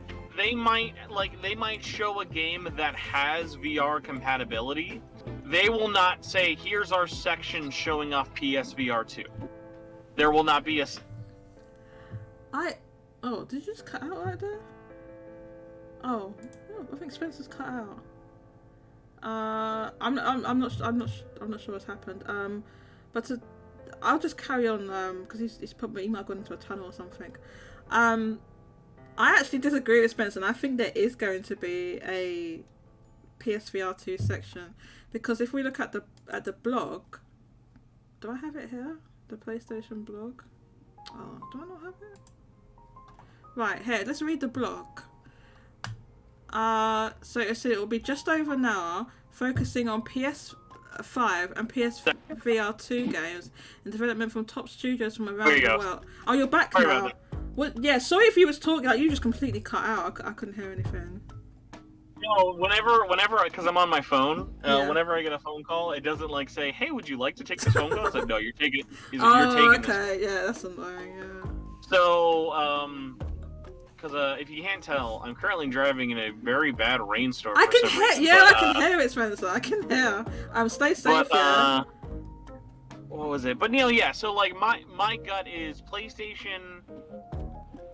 They literally have nothing to gain by showing off PSVR 2, because at the moment it's only still being like, I know they're just putting it into stores now, but like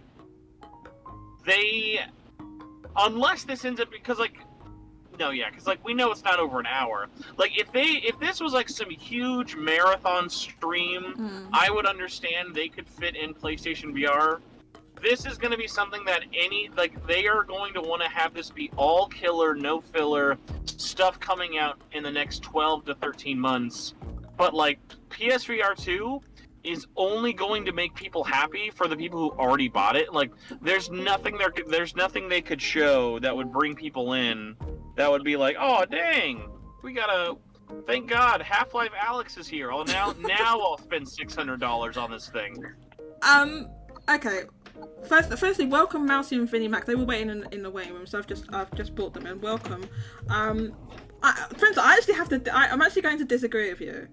Okay, so I hope so. I want to be wrong. The reason I'm going to now, I hope this is all killer and no filler. By the way, I'm going to say that I hope it's all killer and no filler. The reason I disagree with you is because PSVR 2 just came out like a few months ago, and like they're going to want to push the software for. I don't know about if they're going to have this exclusive or what they're going to have, but like in my opinion, from a business perspective, this is the biggest event they've had for years. It's gonna have millions and millions of eyes on it. PSVR just came out. From what we can tell, it's maybe not doing the best. They didn't give us any sales figures in the financial thing. Very soft sales. In a lot of the world, you have been able to go in and get it in the stores. You can, I believe you can here, but in the States, I know they've only just launched it in the stores. So I actually think they're gonna want to push the software, and also I feel like the fact that they've like said, oh, it's going to have those games. It doesn't mean it's going to have a huge giant section, but it says it's going to have those games. And plus, I'm looking at the precedent for their previous showcases and stuff where they had PSVR 1 stuff there, and people would always moan and go, a lot of people didn't like those sections, right? But I think they are going to. I was thinking, maybe you think this is an overestimation or something, but I was thinking it's going to be like 15 to 20 minutes of VR is what I was thinking. I would love to be wrong, just because I know everyone who's bought PSVR 2 loves it, and their only complaint is they feel like the system has no clear communication. So they need it. They completely need this. I just feel like current Sony is still high up their ass and are like, nah, it's better for us to talk about Spider-Man for half an hour than to talk about even one PSVR 2 game. Can you hear me? Yes, I can hear you, Mousy. Welcome.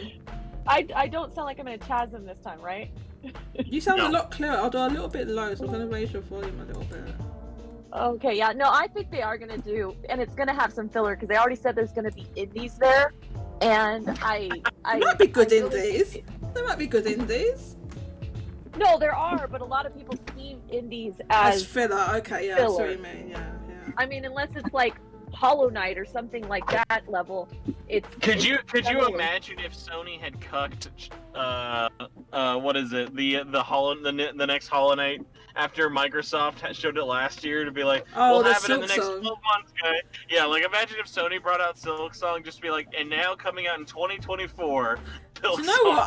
I think, right, everyone would just be so relieved to see it. They don't care where it is. They just want to see it. People are going crazy for that game. Oh my gosh! Because I think the developers came out recently and said it's not coming out anytime soon. Yeah, basically. Yeah, there's no release date, so I actually wouldn't mind if we saw it. Go ahead, Mousy. Sorry. No, I think they would be really happy that they saw it. It's just I don't know if that's something, because it's already a day one. Like Nintendo would show it again, but I don't see Sony. Like it bugs them if something's like a day one Game Pass, that I just don't see them ever like. Once something's been that, they won't try, because like they didn't do anything for like the Persona 5 remaster, and I know why, but even 4 and 3, they've never been on a PS5. They didn't really do anything for it, but Nintendo had no problem doing stuff, even though like I think the majority of the marketing was Microsoft and Xbox, but it's just different. Like Nintendo has no problem as long as it's like their version is like their version, so they have no problem if something's going to be like day one Game Pass but still show it in their stuff. But Sony wouldn't. Like they just know once you claim that, they're like, no, we're not touching you. I think what it is that there's like contractual conflicts or something. Like if something's going to be in one subscription service, then maybe you can't then like, or there's a marketing deal like that you can't be then featured on another platform. Whereas Nintendo, because I think they don't have like, maybe it's not as exclusionary or something like that. There is for Sony. Like for Sony, it matters. I don't, at least between Xbox and Nintendo, I don't think, like, because they've shown other stuff, because they both had marketing deals or something for Spiritfarer, and it was at both their shows. Oh, okay. And they've done it multiple times. Like, it's not just Persona, it's not just Silksong, it's not just Spiritfarer. There's whatever there is between those guys. Like they don't really care. But for Sony, it matters because they want to establish it's like a lot of people don't realize Hogwarts Legacy is on anything but a PlayStation, you know?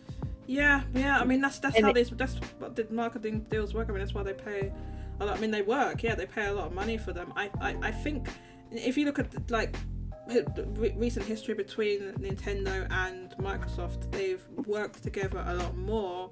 Whereas from what we know from Microsoft and Sony's relationship, it's not the best when it comes to the gaming. I know they deal with back end business stuff, but there's maybe more. We have heard stuff about maybe there's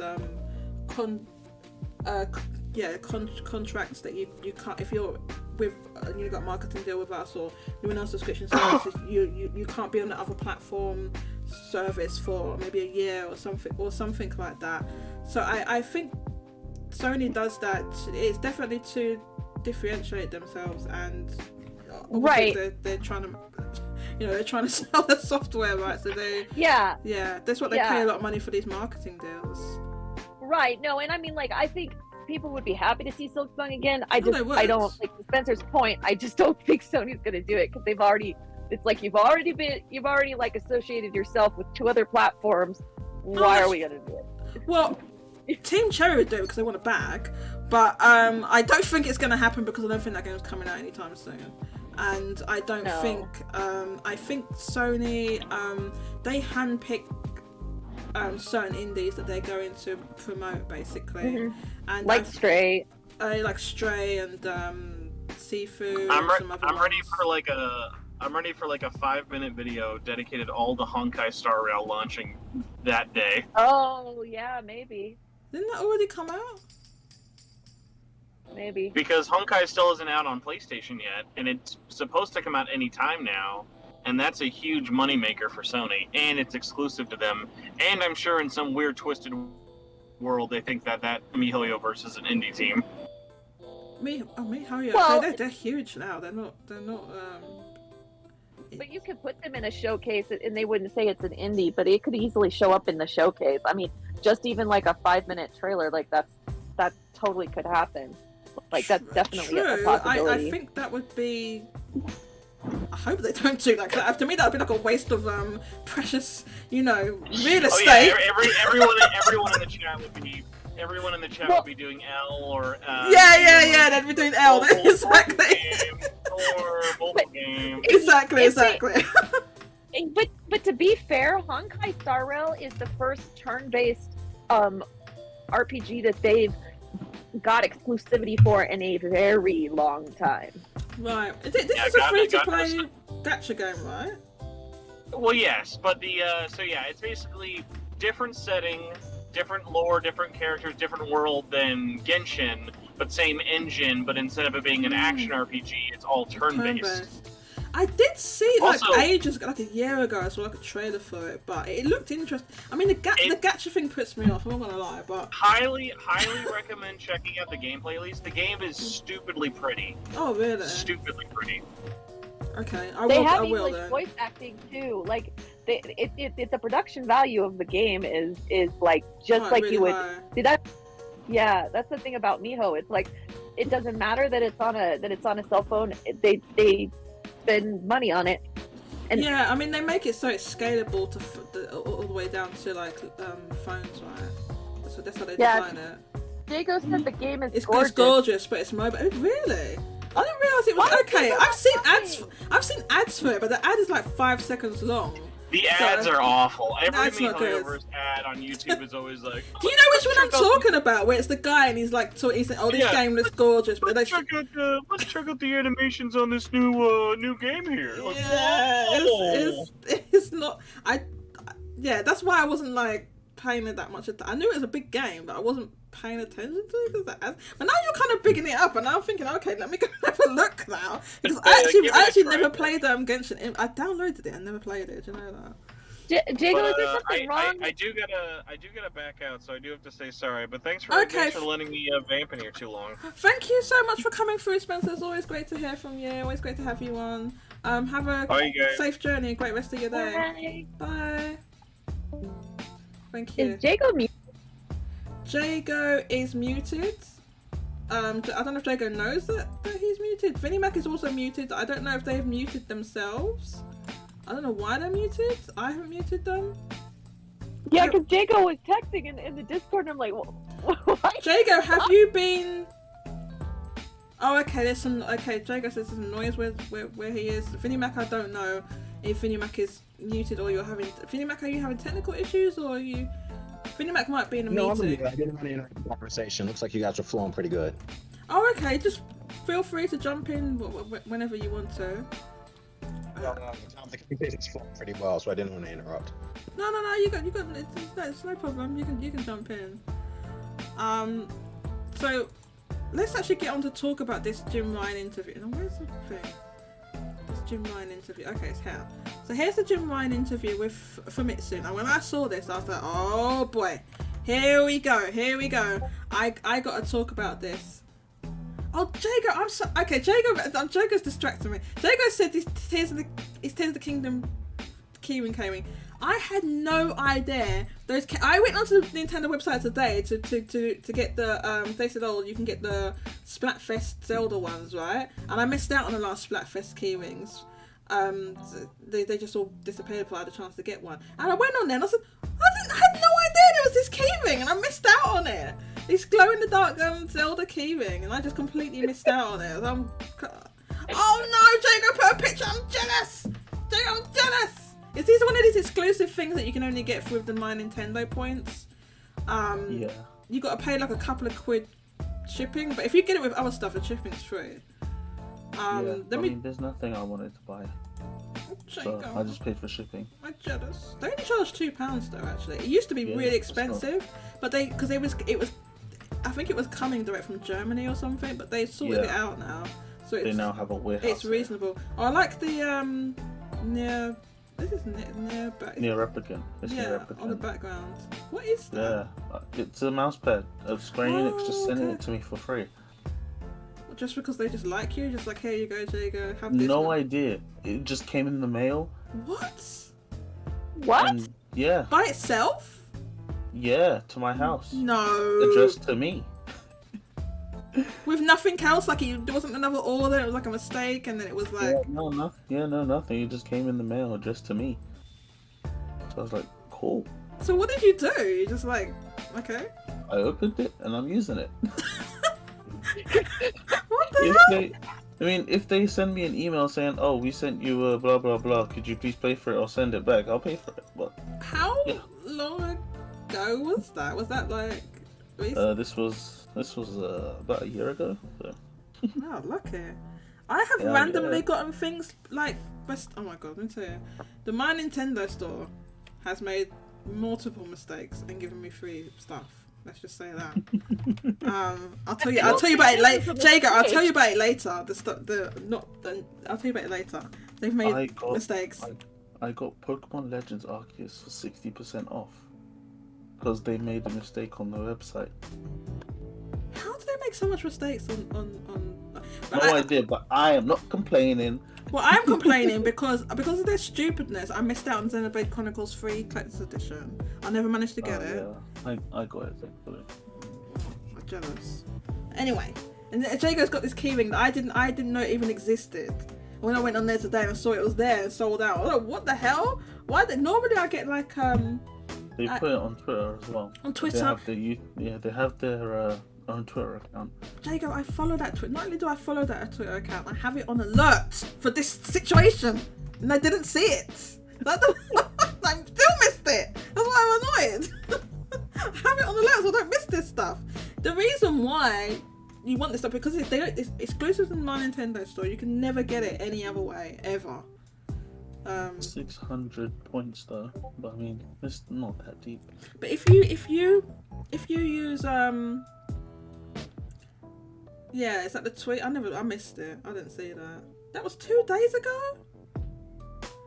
They put that up like 3 days ago and it's already gone. Oh, get out of here, man. Did you got one? Nintendo fans over here don't play. They just got it and they're all sold out. Yeah, and they never get them back again. Once they're sold out, that's it. I just completely missed that tweet. I didn't see it. So I missed out. But the points are easy to get if you use the Fire Emblem Heroes. Was that how you get yours? That's how I got like over 2,000, and I was like, I'm not gonna play this game anymore. So yeah, and I mean, I guess I just topped them up by doing the Switch stuff because I'm always playing on my Switch. If you do the Switch stuff and like have the little missions, the missions are really easy to do. They'll be like, oh, play Super Mario World 3 or something like that, and they'll give you 100 coins. Play an NSO game. All you have to do is start it up. Game trial. And it registers. Yeah. Mario play a game said online. that Dago always seems to get games for free or a discount. Do you? Yeah. I'm jealous. I mean, Doc2, they always have their stuff on discount, and hit.co.uk, but no one more calls it that, is base.com. Why did they change it from base to hit? That's so dumb. That's so weird. And Amazon also does frequent sales on their games. Like the day after, I remember the day after not New Super Mario Bros. It was Super Mario 3D World plus Bowser's Fury came out. It went down to £38 on Amazon. Really? That's. And a couple months after Super Mario 3D All Stars came out, it went down to £37. Yeah, people were worried that you can still get that game, man. They printed so many of them that even though that they stopped printing it, like you can still get that game now if you want to. So yeah, I've gotten multiple free stuff from the My Nintendo store, like multiple times. I don't know what they're doing over there, but they've sent me like entire boxes full of stuff. I'll tell you later. What? Oh god. Yeah, they did. Wow. So, speaking of free stuff, what free nuggets did Jim Ryan give us on that Famitsu article? Right, let's get into that article. He's a liar. You like that transition? You like I that did. transition? He is all in business. It was awesome. Phenomenal. It was awesome. It was phenomenal. That's the best word. Thank you, Jago. Okay, let's get into that. So the interview's here, and I've used Google Translate here just so I can follow. What the hell? Why is this thing opening up here? What is this? Oh my god! I accidentally opened the Anki. Get out of here. Okay, I'm not studying right now. Okay. Discord's still up on the stream. Huh? Discord is still up on the stream. You need to hide it. Oh, sorry. Thank you. Okay. Discord. Go away, Discord. Okay. So let's go here. So this is a very long interview actually, so we're not going to go into all of it, and I'll try and pick out the relevant parts. So this interview, they're talking about the supply chain and how it's improved, because obviously it was, I mean, we all know the situation, right? Nobody could get a PlayStation. You could barely get a PlayStation 5 worldwide. In Japan, it was even worse because they just were sending hardly any there. They were not prioritizing the Japanese market at all. Now, this interview, I don't know if this is the same person that interviewed him last time. Tadashi Miyakawa. Okay, editor-in-chief. Who interviewed another interview? Is that on there?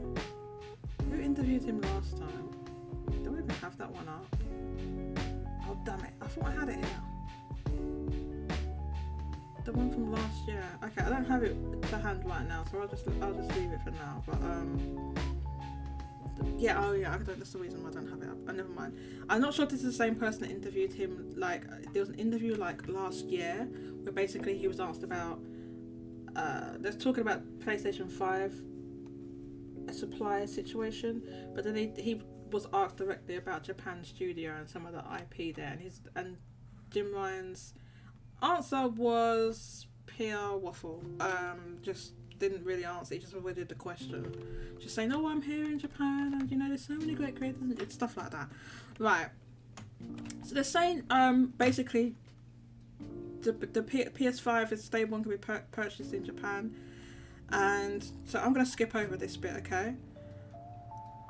Okay, let me just quickly look at this bit. Okay, so they're talking about the global strategy, so I'm going to skip over that bit. And I think the relevant bit is here. What is necessary? Okay, so what do you think is necessary to get more users to pick up the PlayStation 5 in the future? I think people will choose PlayStation 5 because it has excellent titles and attractive games. This applies not only to Japan but to other regions. Now I'm going to try and find this bit in the detail. Where's that bit in the detail? Let me stop you right there.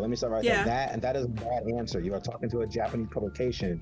You're not interested in what's going on in other regions. So they are already telegraphing their marketplace.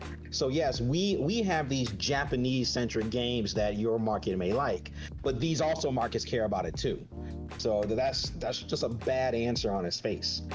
Who cares about other regions? You're focused on the Japanese market. So while these games, second, Monster Hunter, I don't know about Resident Evil. I don't know if that's like a Japanese-centric game. Maybe. I'm sure there's an argument to be made. Not anymore. Yeah, I'm sure it's not. just made by Japanese people. It's just a game, mate. Yeah, pretty much. Like it's just not popular.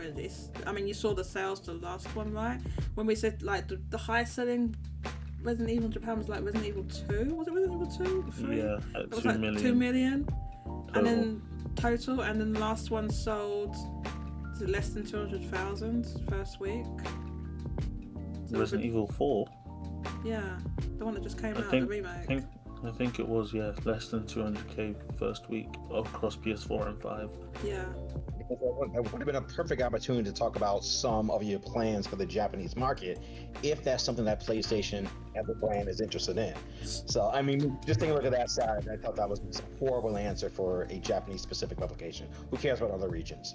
All right, I just wanted to put my 2 cents in with that. Because no, Mike, it's a very good point, because you'll notice in the interview that is a recurring theme actually in the interview.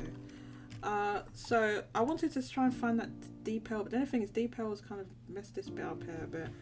Let's see if I can find it. Okay, so here's the same bit, but like not sounding like a robot.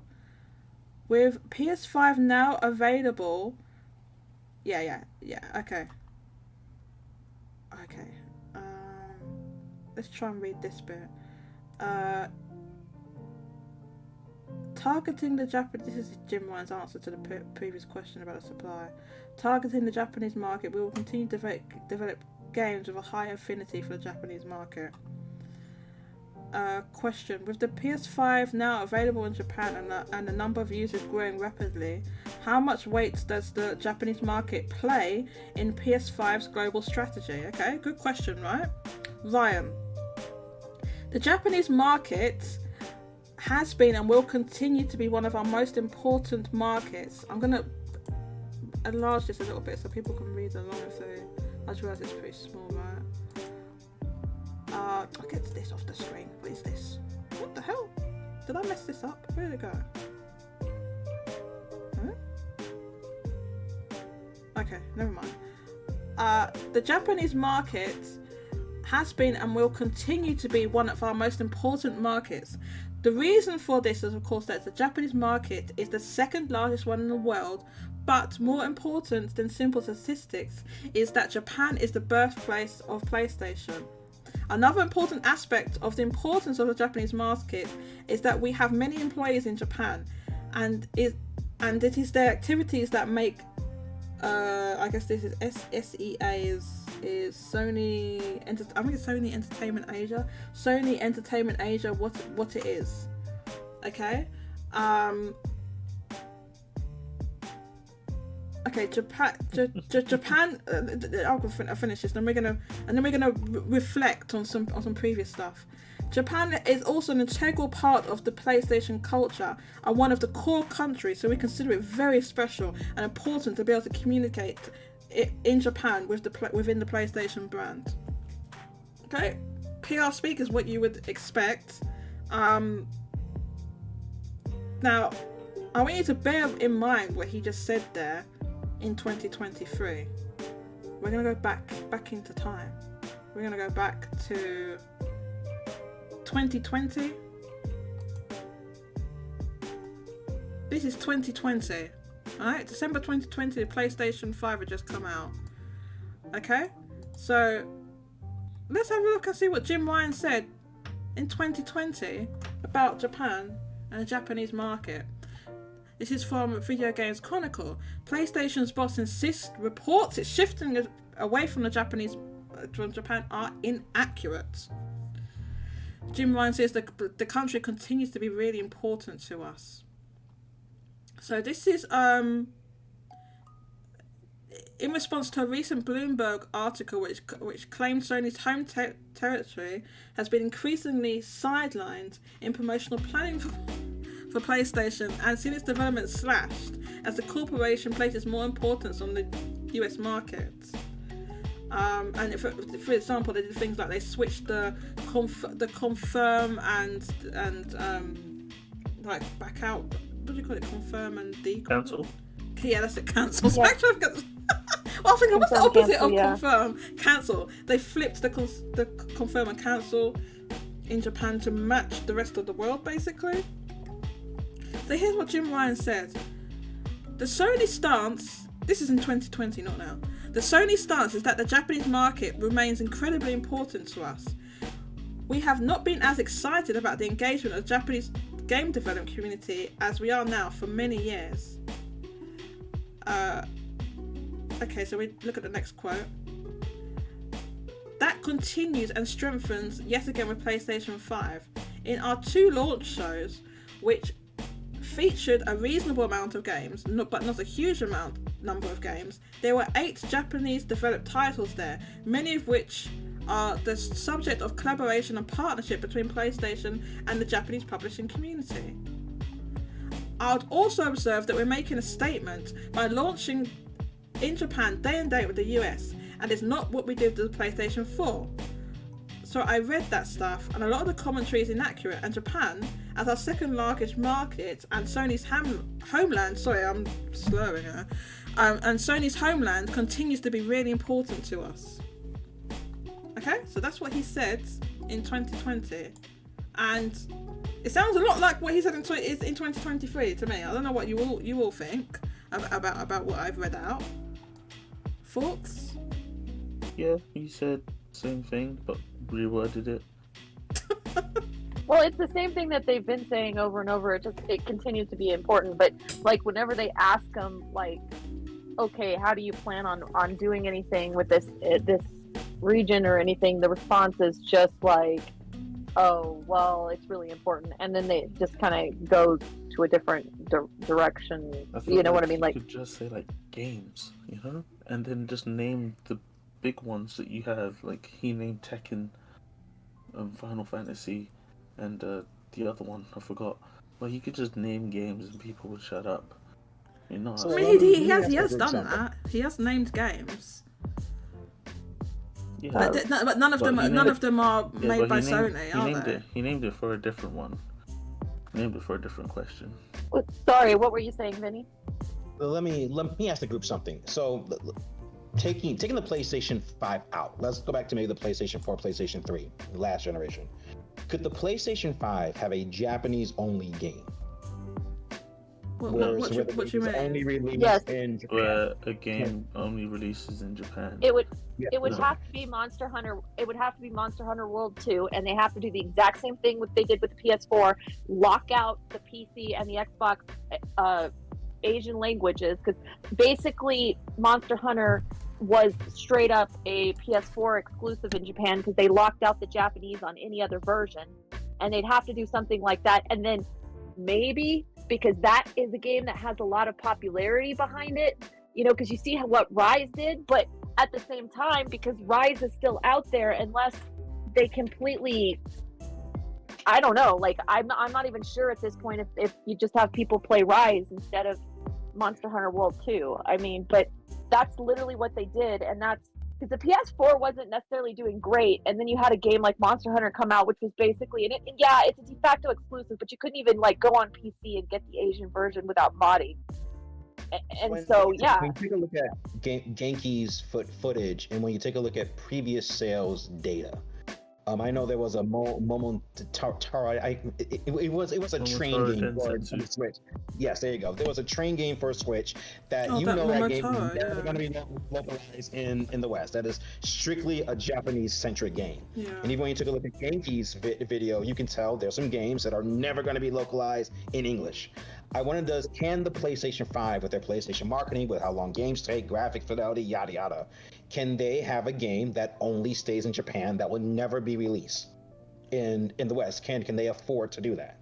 I mean, there Or are is it- some publishers they can't that. do that Oh, now you mean because like of their- Japanese publishers releasing games just on PlayStation? I mean, they in do Japan. that does That happen. kind of It game. still happens, but not Yeah. as much. Not as much. No. Normally, it'll be like if they're Is not there a putting it PlayStation 5 on. game that has not been released worldwide? Like from Sony, like a first party, or are you Yeah, it'll be a talking like third party first one, party? yeah. Third party. Just Yeah, on Or is PS5, that not on third party PS4. games that are released worldwide? Just There on are. PS5, not PS4 as well. There's I some don't that are think so. that like there's a highly delayed release, like maybe some God, I'm trying to think of an example. But there's some where they eventually do release them in the West, but at the time when they're not, like there's Neptunia games or something like that, and then they didn't put them on Switch, which seems, when you see what those games look like, it seems bizarre that they would choose to do that, but they did. But eventually, I think that did make its way west on these Neptunia. You know, who publishes those Neptunia games? I can't remember. Exceed, I don't think it's Marvelous. Yeah, Is it Marvelous? but No, I think it's just Exceed. Exceed. I Let's think see. it's on PS4, but all the idle games have yet to make Bandai's idle games have yet to come over Compile Heart, Idea to. Factory. Oh, okay. Compile Heart. Thank you. Idea Factory. I know what you're talking about. You mean Idolmaster, right? No, Yeah, and I yes, don't think that's a good ever- example. that's ever- Mousy, thank Yeah. you. That is a perfect example. Yes, that is the exact thing. Those Idolmaster games, they don't release. I don't think almost none of them have ever been released worldwide. Right? It's a I think Japanese. just the mobile games. Just the mobile games. Okay. Do those So perform though? Do those perform well? So The last so one are they- flopped. They used to. it used to. They Not used to. anymore. It flops. Look, I can show you on here. While I'm talking, I'll get it up on Niche Barrier. No, it used to, but the last one they decided to only put on PlayStation 4, I think. Okay.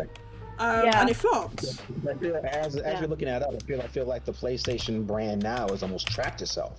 So if a third party or some first party, if you're going to release a game, that needs to have worldwide appeal. You can't just release a game in Japan anymore and it just stays there. That's going to be a waste of money. And a waste They of money. used to be able to do that. They could do that before, Right. with this Japan only games, and you can see the funny thing is this game. It actually started. I think it started on the 360 was the first one. Yeah, it started on the 360. It actually was fairly popular in Japan on the 360. But I kind of get what Vinny's point is here, and I think that what he's basically saying is if you are a Japanese publisher and you want to be successful and only really focus on Japan, you can't just be a PS5. You either have to have a PS5 and a Switch version or just be Switch. Like you can't like in the past, like the PS2, you could just make a game for the PS2, be Japan only, and that's true. I think all of us can agree with that one. Like there's just, from a Japanese publisher standpoint, you can't. I mean, even Falcom is making They had to. Switch ports now. Yeah. So I think the difference and they were a holdout. They was until like extremely recently. I think the difference is that this is Bandai Namco, right? And they preferred to tank this franchise in terms of console games rather than release it on. There's literally no reason. Like I said, Bandai Namco they make arbitrary decisions. There's no reason to not put this series on Switch. It's like this had a long history of being on the PSP and the Vita, and like there was a whole load of handheld ones. The last one, by the way, sold 15,597 first week, 18,854 total. So it just crashed out of the chart. This was 2021. You saw it's not been a giant seller, but it's used to sell a lot. Like it was like 60k, 50k, 47k on a 360, 120. Look, this one was 121,000 first week on the PSP. Yeah. So that even if you account, even a even game if you like factor that, in where digital, it's not selling that. You know.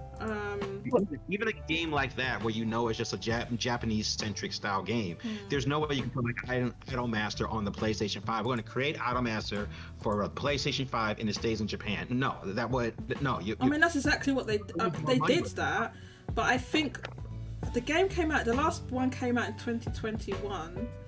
There hasn't been one or any. Basically, they have the New Year's Famitsu interviews, right? So they spoke to the studio that makes them. Whoa, wait! There is that. What is that? I know that they have some versions on the Switch, but they didn't put the latest release on the Switch, and it actually sold fairly well. It's that like robot game. Robot. Yeah, I think they just have like the 4th or 5th version in there. Are you talking about Earth Defense Force? Yeah, the latest one didn't launch on Switch. So it's not on Switch at all. Yeah, they haven't put it on Switch. They've put some of the older ones, but again, and then who's that? It's Bandai Namco. This is Bandai Namco. They just make arbitrary decisions. That's not. I don't understand that, because that they do sell those worldwide, but it's like, it's popular. It's Japan, really, and yeah, but they don't translate them into English for a long time. Like it's not. But I mean, to Vinny's point, I think the issue is I think going forward, with the exception of some strange arbitrary decisions, I don't think you're going to see a lot of like Japan-centric PS5 only games. I mean, not PS5. I mean, you got to make a PS5. I guess you mean PlayStation only. Not you're not talking about PlayStation 4 versus PlayStation 5. But yeah, that has kind of stopped. You used to get that. There's still been some recent, like Idolmaster. There's been some recently, but then they got Western releases later on, like Neptunia and stuff like that. Yeah, but I think the problem these types of interviews, they're always going to come off as half-hearted because of the way the PlayStation 5 is being marketed, the way it's designed, the cost of actually putting together a game. You can't create a Japanese train style game like you used to and never localize it. You don't have that. The Falcom is a perfect example. We still have Falcom games that have not been released. At some point, they're going to have to catch up. They have to leave the PlayStation behind because they're not getting the sales like they used to. So you used to be able to have those types of games stay in Japan and they stay there. But now you don't have that. You don't have that with the brand anymore. I've said this before, sorry, Miles, let me just finish quick. My theory is that, like, because these games that are popular in Japan are just not graphically intense and stuff like that, you literally don't need something as powerful as a PlayStation 5 to realistically to play this game. You see what Falcom's games look like. Like, people don't play those games with the graphics. Even Atlas, their games are, they're like PS3 looking games. People don't play their games for the graphics, right? So you don't need something as powerful. You don't technically need something as powerful as a PlayStation 5. But what's happened is that as it's got more efficient to make these powerful machines and stuff, graphics have evolved and really become extremely high definition. That's kind of beyond what I think a lot of maybe Japanese gamers prefer. It seems to me. And I think that before, it didn't really matter when you looked at, like, back in the day, like PlayStation 1 and PlayStation 2 graphics, because everything kind of looked like you had to kind of use your imagination a little bit for, especially like, PS1 and stuff like that. But then I don't see it too much, but we still have Switch games right now that are still only in Japan, and I believe there's a Nintendo published first-party game. I forget what that game is, like a Buddy Mission. But yes, I'm so annoyed they won't localize it. Buddy Mission Bond, isn't it? Game that is only in Japan. That hasn't been localized yet. Yes. So where's that bloody game? Localized Buddy Mission Bond. I'm getting cross now. You just reminded me about that. Forgot about it. Okay. But here's the thing that I just kind of was thinking about. I think, that just leads to I'm reading the chat with Mario, and he said that Japan only games have to be released on Switch. the thing is that libraries are kind of important, and like in order to develop the PS5, it's now kind of in a position, and it has trapped itself. It's now in a position where it's not getting games that the library is not. It's just worldwide games. It's not really Japan-centric games. And when you put yourself in that position, you end up in a situation where I kind of get where Vinny's going with this. It's trapped. It's kind of the situation that the Xbox is in now, that at least with the 360, because there were some exclusive Japanese games on the 360 that never got localized. It's kind of starting to get into that position. So when you look at the library, like what made the PS2 was just it had this massive library. Oh, Mousy? Mousy, let's go. And there's always somebody that you can't go away. Mousy, you just cut out. I can't. Yeah, say that again. Sorry, No, we're losing you a little bit, Mousy. It's Tony. Oh, okay, that's weird. Can you hear me again? Now I can. Am I good? Yeah. Okay. So what I was saying was that the PS2 had this massive library, and it wasn't because Sony bought, all these exclusive deals. It's just the library was just so massive, and so it made it the choice to go and get that system. And you're ending up with the PS5 where it doesn't have a different library. It doesn't have anything from a Japanese perspective. It doesn't have a unique identity, whereas the Switch does now. And the Switch has all these unique things, and it has that massive library. So it has what the PS2 had, and we're seeing that in the sales because they basically mimic it. It has something for everyone, and you don't have that on a PS5 as much. Like, yeah, there is something for everyone, but it's so much smaller comparatively. Does that make sense? Yeah, like there's been like a gradual. What has happened over there? You've had a gradual.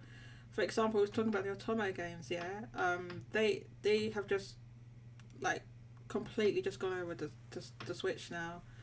There'll be ones where they're not published on. I mean, they're small games, but they're extremely popular in Japan, right?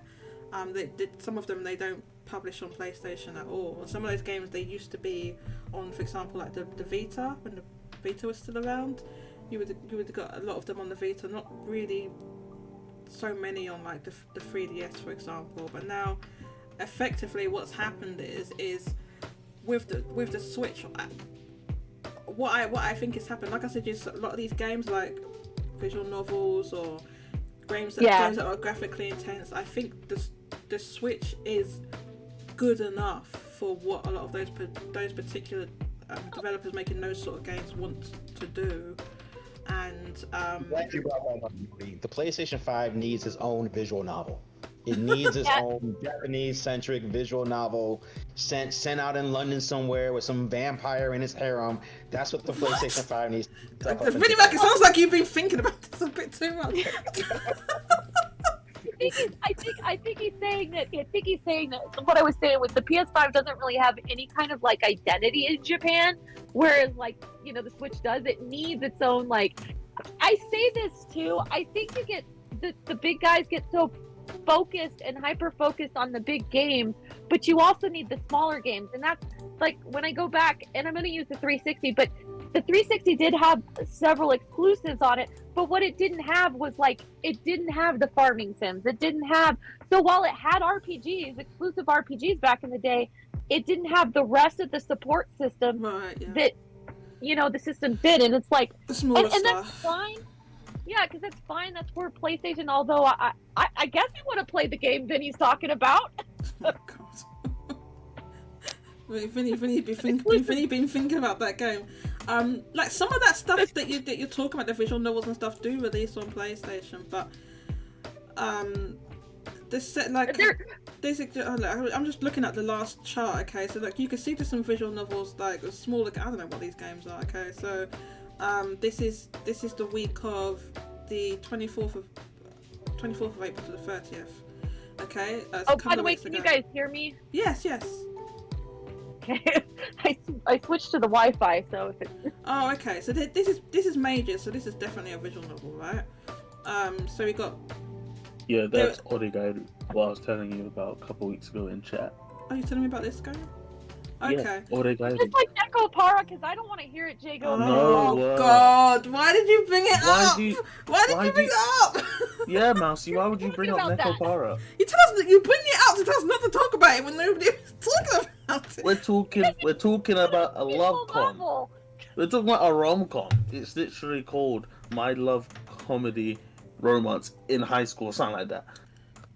Yeah. Is that what love comedy? Love comedy? Yes. Means love comedy. Okay. So basically, this game is a visual novel. You can see it did release on Switch and PlayStation 4. I don't believe there's a PlayStation 5 version, and it sold 8,143 on Switch and 4,934 on PlayStation. So for this game in particular, this smaller visual novel, it was worth it to them to put it on PlayStation 4. So because it did, you know, some of them are pretty small releases. But the thing about visual novels is they are also finding, and that's another thing, like to just get into this slightly, is that visual novels can also be on your phone, and there's not really that much. Your phone can handle it. So basically, from that perspective, there's really not as much of an incentive to try to make anything that's not, like for visual novels, there's really not as much of an incentive to try to make sure, you know, that there's a console version, because, you know, I'm not saying this one did, but there's a lot of them that do release on phones. I mean, and to be fair, I don't know how well it did, but Square Enix released Trials of Mana, that remake, on phone. So I mean, there's Trials of Mana is on phone. Oh, okay, alright, okay, yeah.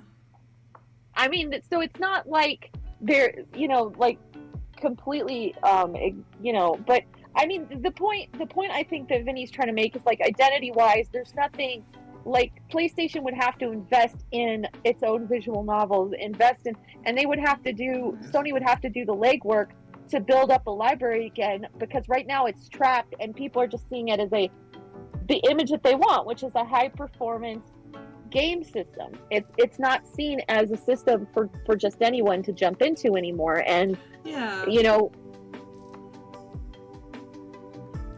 I think that's the point he was getting at, is just you know,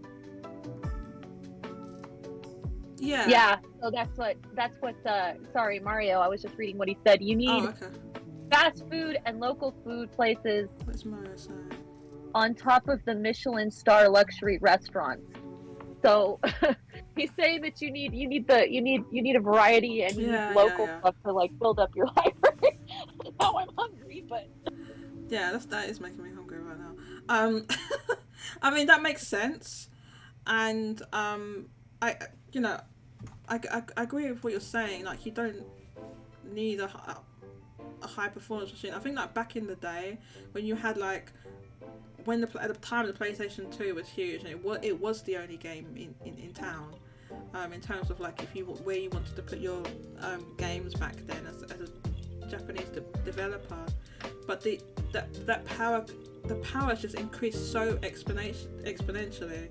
But, you know, there's not many developers that are make like most of these games that are filling out the bulk of the Japanese library. They're not making, like, Final Fantasy 16. They're just not. They're making, like, this type of thing, you know. To be fair, I want to point out that when it comes to the Japanese market, I don't think the system that has the most power has ever been the most popular. I mean, even if the GameCube was more powerful than the PS2, I mean, PS2 like, had the games.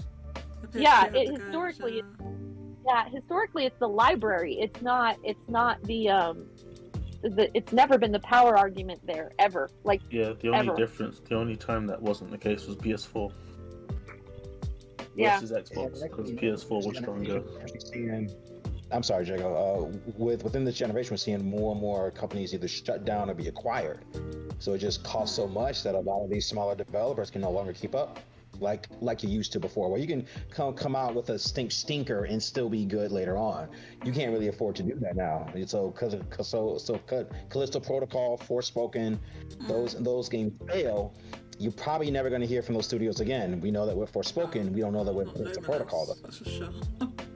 Unfortunately, Yeah. I don't know about the studio that made it. Didn't they spend like $150 million or something crazy? There was a report that said 160. Really? Yeah. Yeah. That's insane. Because you didn't have those B C-list actors that you had to pay, so they were somewhat well known. So Oh, you had to pay really? them. Yeah. They were ex-EA developers. Oh, wait, give me a sec. God, so they spent so much money on it. Okay, and they definitely didn't get a return on that, right? Because that game didn't do No. that well. Well, it launched around, like, I mean, the game had problems.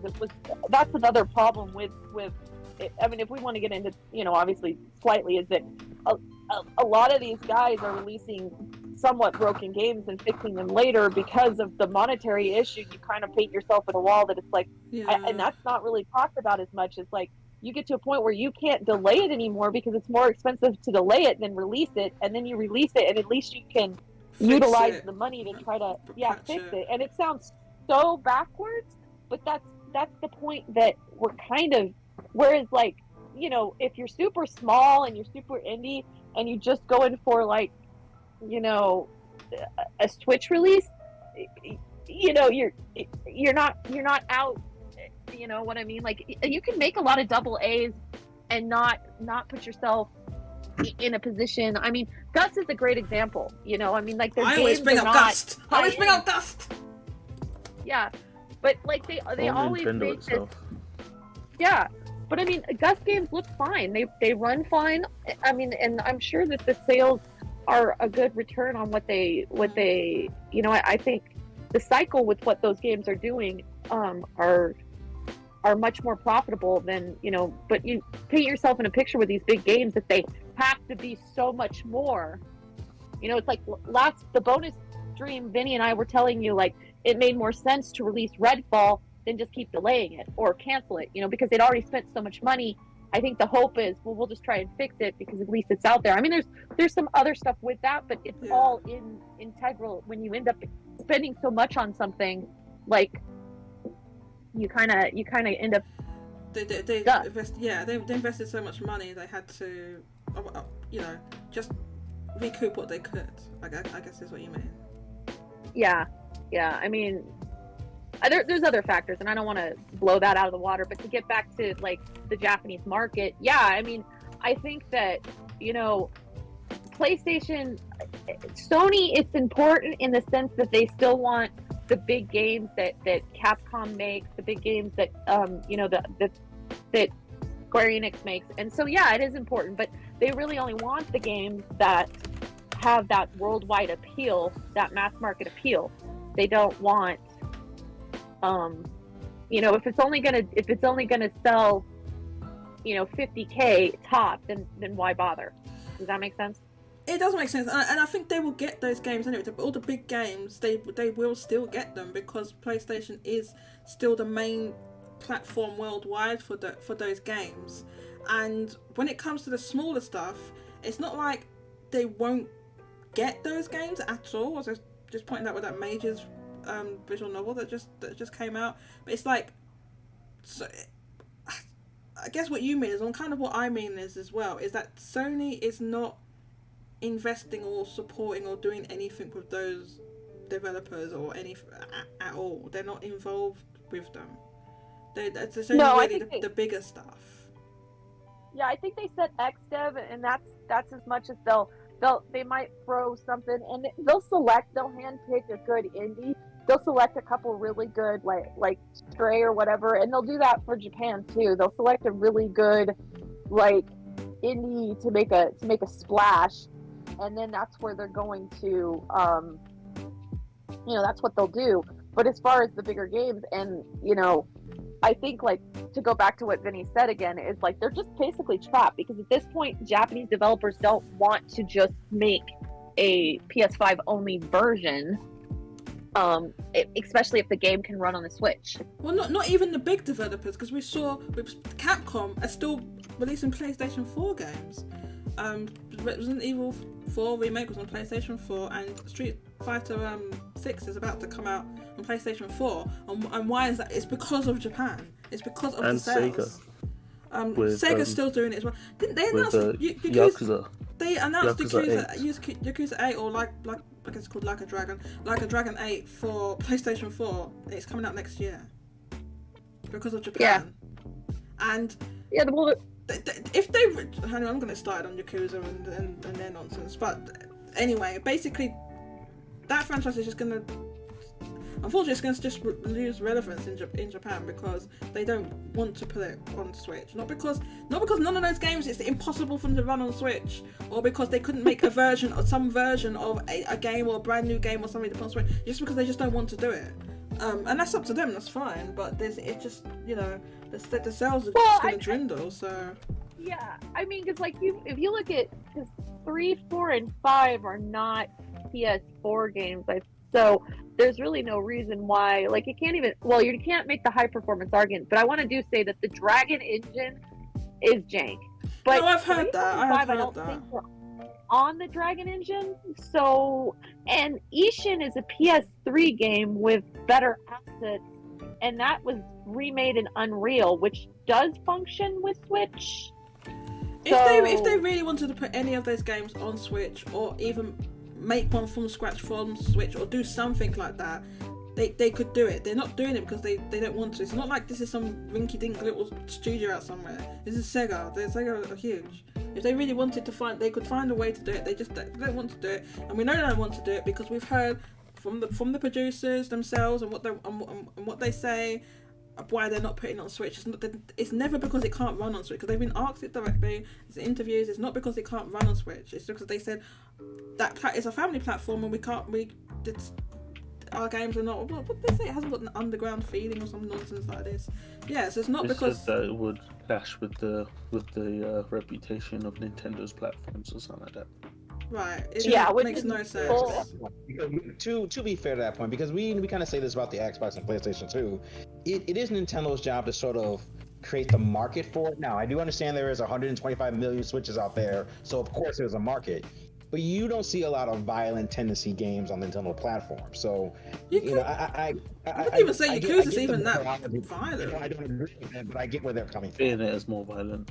Yakuza's violent, but not when I say not violent, they're fighting and punching and throwing people around and all this, but it's not like blood and dismemberment and all that. And that's the thing that's a big no-no. Ishin has blood, and they are getting dismembered in Ishin, but the thing is that's historical. But the thing is that there are, I mean, we talked about the fact that Nintendo worked with NetherRealm to get Mortal Kombat on the platform. Like, they made a huge effort because they changed the profiles so that it could run at 60 frames on the Switch. So, I mean, it's not. I don't know why they've never tried to get a Yakuza game on there. Like, I don't know. Because they don't want to. I mean, because they're comfortable enough with the previous sales of previous Yakuza games that they felt that they didn't need it. But then that's when when was the last brand new one? No, brand new Yakuza game in 2020. It was 2020. So think about what the market was even in 2020, when PlayStation 4 was still around, and you still could get. It's not like that anymore. PlayStation 5 has not taken up the PlayStation 4's mantle. It just hasn't happened. And you see what the charts look like and everything. And then don't forget that came out in 2020. But when would they would have started developing that in like 2016 maybe? Well, the Japanese version launched in 2019, I think. Okay, well there you go. So they launched that in 2019. Yes, you're right. There was a gap. They launched it in 2019. They probably started developing that 4 years ahead of that. When PlayStation did have a decent market share, so by the time they released it, the market share had dwindled. But so you can see they're doing stuff from years ago when it was like this, and then within that time, in the 6 years, PlayStation's market share is now tiny. To the point where they're like, okay, with the next brand new Yakuza's released in 2023, 4, but we're putting it on the PlayStation 4. Well, That but was actually wrong, folks. That was actually wrong. The last Yakuza game, I don't know if you want to count this, will be the Lost Judgment series. That's my bad, everyone. Judgment, you can consider the last. Yeah, we could say Judgment, Well, but I meant the mainline ones. But yeah, you could. Yeah. Judgment actually has, okay, visually speaking, the two different. Okay, so Judgment actually looks. It actually has better visuals than Yakuza game, but the last 7. Technically, Ishin's the last release is Ishin Kiwami, and it's Kiwami because they remade it in Unreal, not because they actually did a whole bunch to it. But I mean, like, technically speaking, where I think Vinny was trying to say, Nintendo also, like I said, they worked with Nether to get Mortal Kombat, but they've never actually like tried to like do anything to try to like get the Yakuza games over onto their platform. So I also don't know, and there's a different director now, so there's a different attitude, but I mean, I don't know if that had anything to do with it either, like, because it seems to me like when it comes to the Japanese market, they definitely do try to do more of the mature audience in like the West as far as imaging goes. But I don't know if Nintendo really, if they really need to do that in Japan. What for Yakuza? I think Nintendo couldn't give 2 rats. That's what I mean. About the. I think they just don't care. Nintendo doesn't care. From right, my but I'm opinion, saying they've never made any attempt to work with Sega to say, oh, why don't you bring Yakuza series over? I mean, Nintendo doesn't care. Well, no, and that's what I'm saying. Like, they cared about Mortal Kombat, they cared about Witcher, but I think because when it comes to like, look at the sales of those games compared to Yakuza doesn't sell like that much. To be honest. Well, no, and that's the point though. You're not going to get like if Nintendo's like, well, we don't really need that on the platform, and Sega's like, well, we don't really want to go through the trouble. I mean, I don't disagree with you on like. But they're also stuck. Like if you have one that's like not really trying to, Oh, I just. You still there? Yeah, I'm still there. I just don't know if I mean, this is kind of off tangent, but I think you have a lot of people that are kind of stuck in like their games are not like at say Final Fantasy 16 level, but their games are also not like at the train game. So they're somewhere in the middle, and it's like, what do you do? Oh, the double A type level games. Yeah, or just barely on that like the cusp of AAA. Like it's really. Okay. I mean, the A's are kind of arbitrary, but they you just kind of get look the point. too much for Switch. Yeah, or you don't really think you're going to get a crowd for Switch. Like, I mean, to be fair, it could be like, I mean, there's reasoning like in Japan, Yakuza's way more popular with the ladies, and it's like the reverse in the West. Oh, is it? Right? I didn't even know that.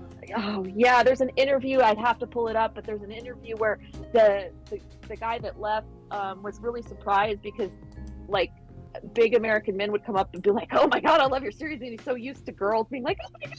And if you've ever watched YouTubers, they go crazy over Majima. Like they go crazy whenever they flash it on the screen.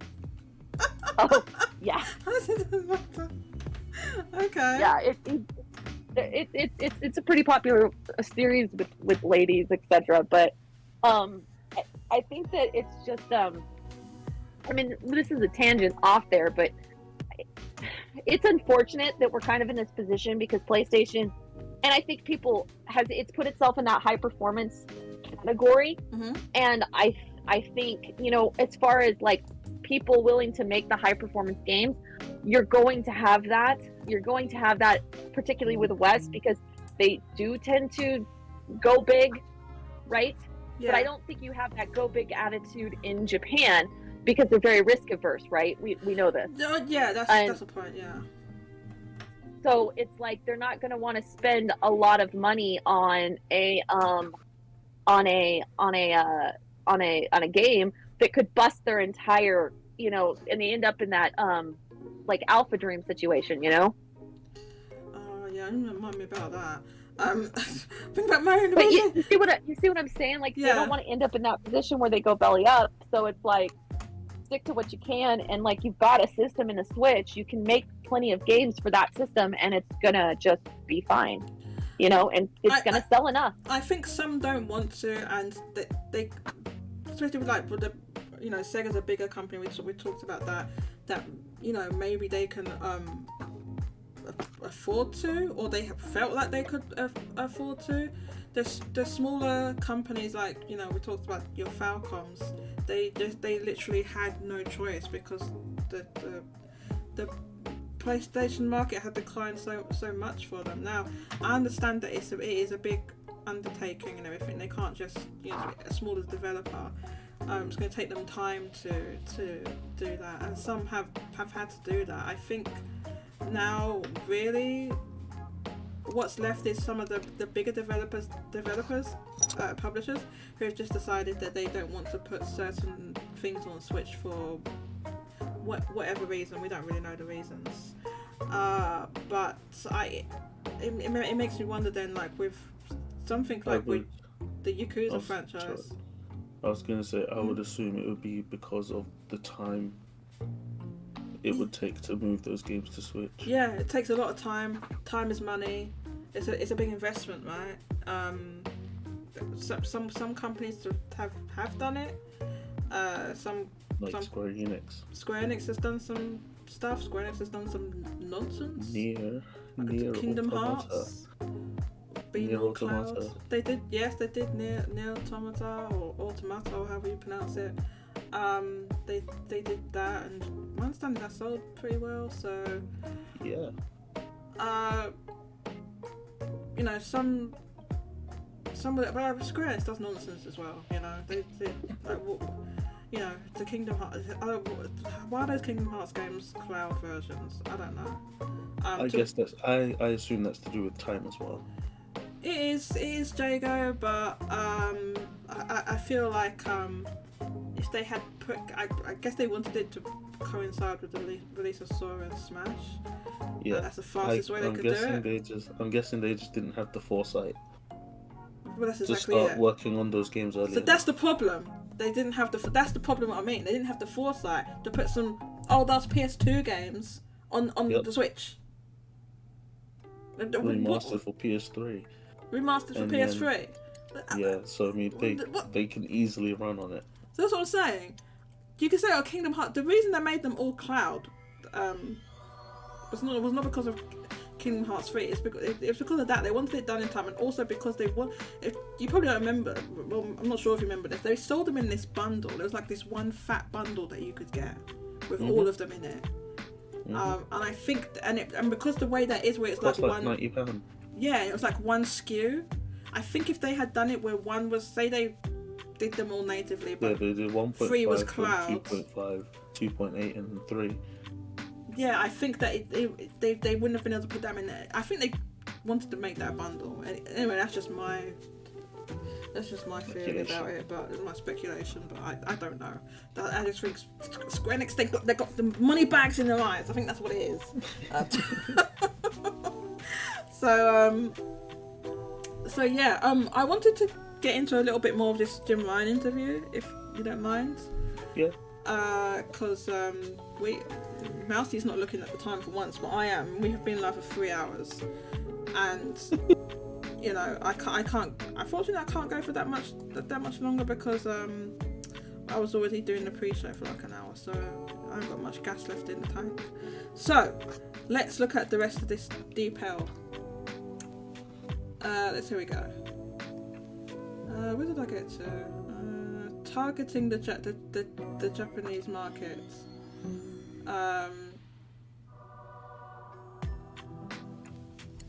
Yeah, with the that answer from Ryan with SEA. This bit, it's hard to me to see it because like it. Once you've gone through this translation thing, it's bunched stuff together. Hang on a minute. The global strategy. Oh, okay. I think I've copied and pasted bits here twice. Okay, so Ryan, there's another reason why the Japanese market is so important. It's because many of our best known titles were born in Japan. There are many titles that have been shining on our platforms for almost 30 years. It's talking about stuff that PlayStation doesn't make clearly. We have a long history of relationships with developers and publishers, so it is important for us to have a long-lasting relationship with them. So in that sense, the Japanese market is very important. This is, I don't know why this is cut up like this. Final Fantasy 16. Okay, this is... Maybe they asked him about Final Fantasy 16. So this is the interviewer. What do you think is needed? You want to know why all these questions, the Japanese market, and why they're asking these particular questions. They're trying to push him towards the PlayStation 5 is doing abysmally in Japan. What are you going to do about it? Can you comment on it? And they're trying to be like I think they're trying to be a little bit polite about it, honestly. But they wouldn't be asking these questions if the PlayStation 5 was doing really well in Japan, right? What do you think is needed to get even more people to pick up PS5 in the future? Ryan, I think the PS5 will be chosen by people because of the excellent titles and attractive games. This applies not only to Japan, but to other regions. So there's that thing again, other regions. Right? So the interviewer tries to push him again. Right? So he's talking about, he said Japan and other regions. So the interviewer tries again, right? The interviewer says, what are some of the things that you will be focusing on in particular for Japan? The interviewer is really trying to ask him here. Ryan, we are going to release games that have a strong affinity with the Japanese market. So, by the way, Sony's not releasing these games. So all the games they're talking about here, Sony has not released any of these games. These are all... They haven't even published. They haven't even published any of these games that he's about to name here. They didn't even publish any of these games, right? So this could be... I don't know, actually, no, because I don't know if this is a translation thing, but it's saying we're going to release games that have a strong affinity. These games would have been released anyway without Sony. They would have been released on PlayStation anyway. So maybe this is a translation thing here, but he's naming... It still stands that he's naming games that Sony did not make or publish. So, we're going to release games that have a strong affinity with the Japanese market. Games such as Elden Ring, Resident Evil 4, Monster Hunter Rise, and Wild Hearts. 3 of those games did well, one of them flopped. Wild Hearts completely flopped. So I don't know why he's bringing that one up, to be honest with you. Have already been released on PlayStation 5, but these games were born and released in Japan. Thanks to our relationships with Japanese publishers and developers, these games were born and released in Japan because of our relationship. That's a weird translation thing and all that. It is very encouraging to see hits being created in Japan, and it is gratifying to know that there are many more titles released in the future. Not just these titles. Most recently, we have Final Fantasy 16, Street Fighter 6, as long as they're almost... Street Fighter's not big in Japan. It isn't. He's just naming games that are big in worldwide that happen to be made in Japan. That's what it feels like. I think he's just naming Japanese games. It's just naming Japanese games. The interviewer is trying to ask him, what are you focused on in particular for Japan? I don't understand how this answers that. Even if we take into account that this is machine translated, this doesn't answer what this interviewer is trying to say. Yeah, so we have Final Fantasy 16 and Street Fighter 6 coming out, both of which are huge and important launches for the world, but I think they'll be particularly relatable and special launches for Japanese game fans. Japanese game fans no longer care about Street Fighter, I can tell you that. Final Fantasy 16 is looking like it's going to sell like Final Fantasy 13 levels. It really is. How much did that game hit first week? Just out of curiosity. Apparently it was like 300,000. Let me look it up in a second, Jago. Yeah, keep reading the interview. So, yeah, here we go. I think this is the interviewer asking. No, sorry. This is still Jim Ryan. There are a number of titles that originated overseas that Japanese game fans will really enjoy, such as Hogwarts Legacy. Have you played Hogwarts Legacy? Jim Ryan. Yes, of course. To be honest, I didn't. Oh, sorry, there's this Jim Ryan's asking that. Jim Ryan said that bit, and then this is the interviewer answering. that they've played it. Yes, of course. To be honest, I didn't expect it to be such a hit in Japan. So Jim Ryan bringing up these overseas titles in a question where the interviewer asked him what in particular, like asking, this is the second time he's like asked him it, what are you doing for Japan? And he's bringing up Hogwarts Legacy. The interviewer says, of course, I didn't expect it to be such a hit in Japan. Ryan, my daughter loves it too. She's obsessed with Hogwarts Legacy, so I tell her, you need to study. You have to study too. It's not just about studying magic, you need to know real... Okay, it's just, you know, it's a little anecdote. Yeah, so working with partners is essential for big game success. Okay, so... it's a... Interviewers asking this now. PlayStation Studios plans to release Marvel Spider-Man 2 in financial year 2023. What are your thoughts on this title? Ryan, I'm convinced that Marvel Spider-Man 2 is going to be an incredibly exciting launch.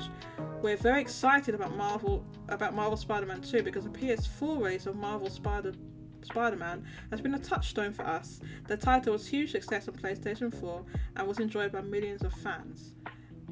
It was a huge success. It was middling performance in Japan, honestly, in my opinion. For 2018 sales, really? Wait. Yeah, and I will tell you why.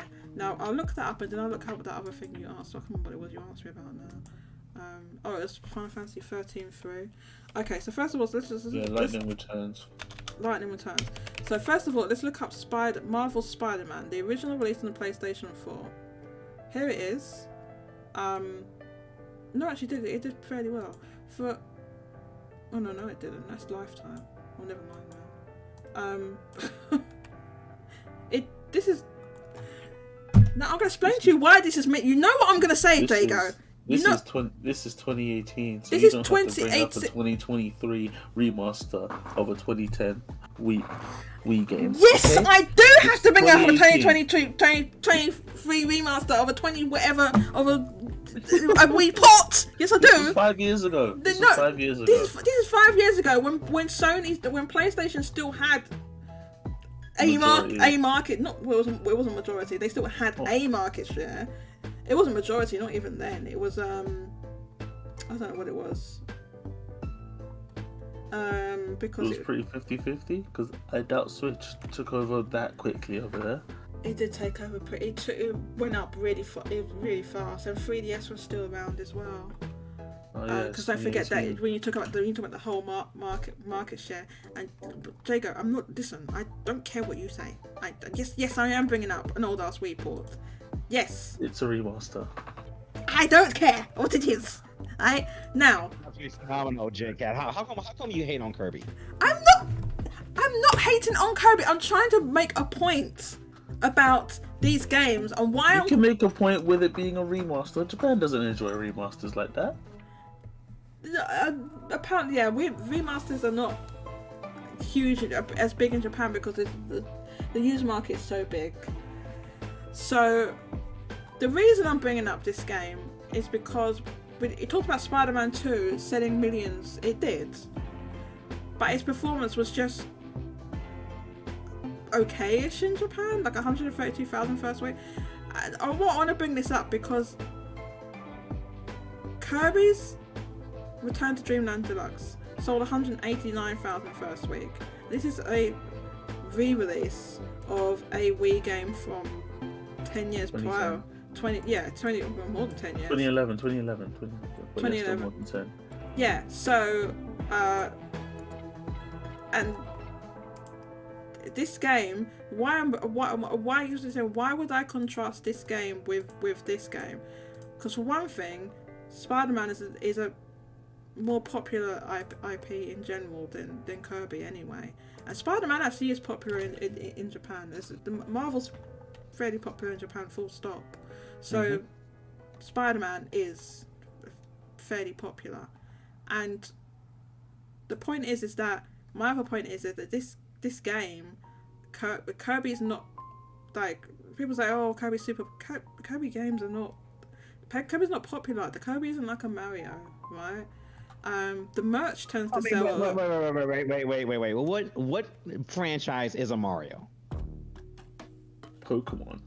Like what? But you know what I mean. You can't compare Kirby and I Mario. you can't compare Right. Kirby to. I'm just But making a Kirby point. is still super popular in Japan. It's Kirby is huge. Kirby. The merch is huge. The merch most of the games are not crazy big, right? But this particular one did. Wait, what is crazy big? Okay, like Tears of the Kingdom just sold 2.25 million.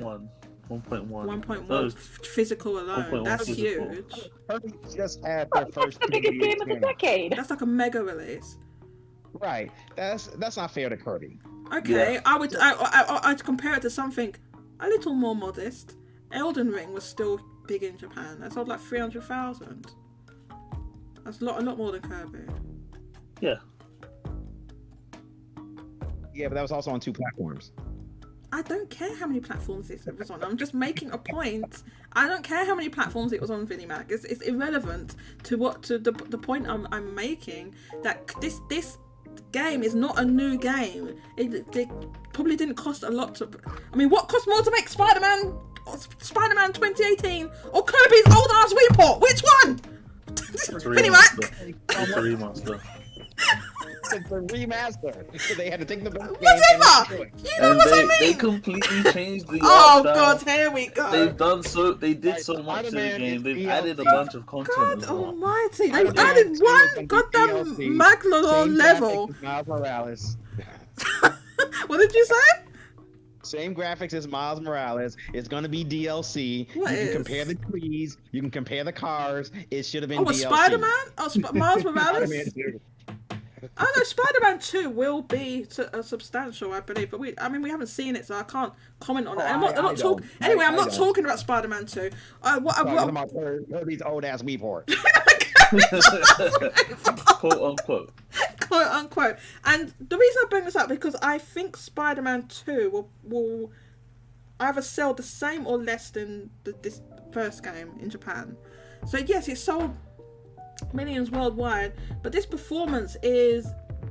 should be selling more than Kirby. I'm going to look at Kirby. Even in The- 2018. Oh, you want to look at Kirby? I'm looking at Forgotten Land because it's split up between 2 years. Forgotten Because it came out Land. in March. But in the last year, it sold 810k physical and digital in Japan.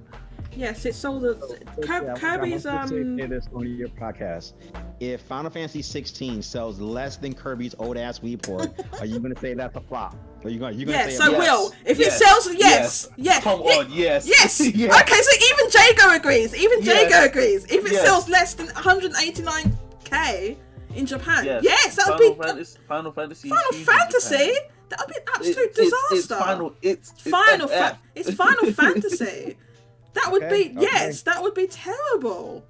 Okay. So Yeah. what I'm gonna do is I'm gonna look at We'll look at Final Fantasy right here, right now. Lightning Returns. Because Final- if Lightning much is Returns that? got 300k across PS3 and Xbox 360, Did it? then that is crazy. I think Because it Kike did. thinks it's going to be less than that. So people on install base, like the way it's tracking, because I was thinking, I'm just thinking, it's hard for me to imagine There you it go, is Lightning selling Returns. this. Oh, it's right here. Was it on was it on 28. 360 as well? It was on 360, yeah. Where's Maybe that not in listed? Japan, but it was on 360 over here.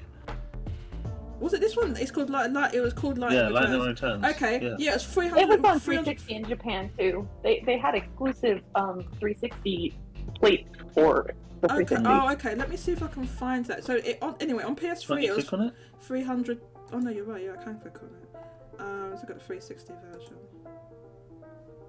Oh wow. Okay. It doesn't really make any difference.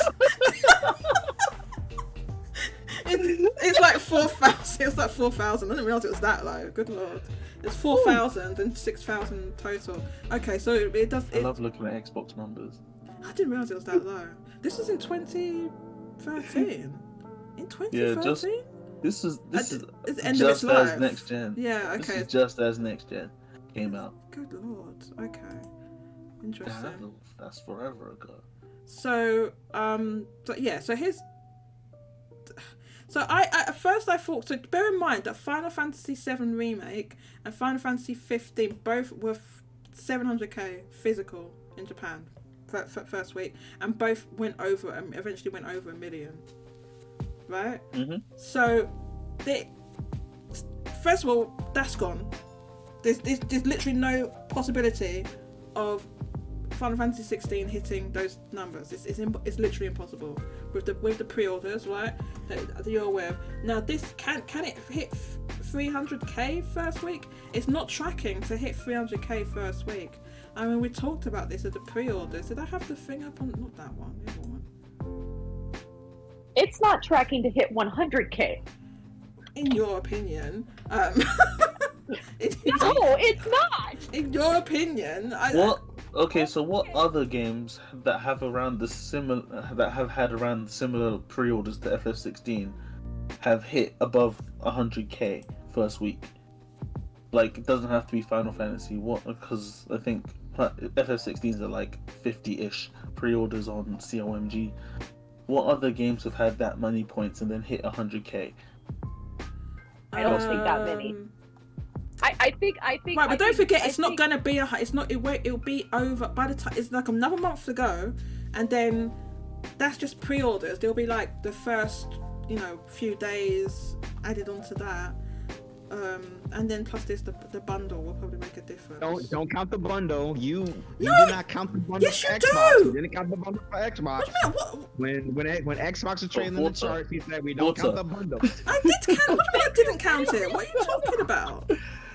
You didn't count the Xbox bundle. When Xbox was up in the sales, you said we don't count that because that's cheating. You don't count the bundle. No, I didn't. On your stream, you were talking about that Xbox racing game. You said, well, we don't count that because it's a bundle. So we're not counting Final Fantasy bundle. I said that about the PS5 bundle with the GTA 7 too. Well, we can't count that as the bundle. That's not how I phrased it. Not to my recollection. I didn't phrase it like that at all. But it doesn't matter. That way. It doesn't. Bring up the tapes. It doesn't matter whether I count it. For the purposes of Famitsu will be counted. She's only. No. Let me finish. Oh my god. Famitsu will count it. The difference is when those were in the charts, it was obvious it was bundles because we could see the amount of hardware that was going in there, that sold, and it corresponded to what the sales we're seeing. It was the PlayStation 5 version of those games, and the PlayStation 4 versions left the charts like months and months and months prior. The difference is when Famitsu will count that as a quote unquote physical sale, and we won't be able to tell. I don't think we'll be able to tell how many came from a bundle. We'll be able to see that the hardware sales have gone up, but we won't know how many how much the bundles contributed. And they were pretty much the same. I remember Xbox Series and it depends on how they count it, because I thought the bundle isn't it PS Direct only? No, it's on Amazon. You get it on Amazon. So it's we just saw, for example, in that video from Genki that it's in just all the stores. It was in that what store was that he went that he was in? Something camera. Big camera. Well, I call big camera. I think that's what I say. I don't know if that's how you pronounce it. But... It's like big camera. Big camera. But yeah, or the other Bashi camera. I don't know which one he was in. Anyway, you saw them. They just had them in the stores. So yeah, it's Ikebukuro. Sorry. I think you went to Ikebukuro. Big camera. Whenever I think of it's so weird. It's like I've never been to Japan, but whenever I think of those place names, I think of SMT. I think of SMT. Like Ikebukuro is a part of Tokyo. Yeah, it's like it's in Tokyo, and I just think of it when you play in every SMT game, like Tokyo is just decimated, right? So yeah, it's great. So that's what comes to my head whenever I hear those. And I know they're real places, but anyway, I'm going off track. Yeah, but you're also always fighting God in SMT, so. Yeah, that's true. Why it's great. And you're always like a god or have godlike powers. Or can. Or what? Or you can get godlike Or powers. you can, yeah, like, or you that's can always- get godlike powers. That's the ethics choice. Yeah, I wish they would localise the. Anyway, I'm not getting into Atlas and no nonsense. Right. I keep complaining about Atlas with you. Oh God, like, no, look, if we're gonna, one day I'll have a whole stream of just me complaining about Atlas and his stupidness. Yeah, you know, one day we need a stream of Jody just complaining, and each segment will be like level 5. Isn't that every stream though? Isn't that not every stream? It's just me You complaining. start off with Square Enix. Let's go. You start off with Square Enix. The middle point is Square Enix, and you end off with Square Enix. Because then why do they keep making stupid L business decisions then? They need to stop making L business decisions and I'll stop complaining about them. This is the thing, these companies, I complain out of love because they make such good games. Well, Square Enix for the most, you get your old, Valkyrie Elysium or something, but, for the most part, their games are good. Okay, but the bottom line is I don't think that Final Fantasy is going to go as high. It's tracking very low right now.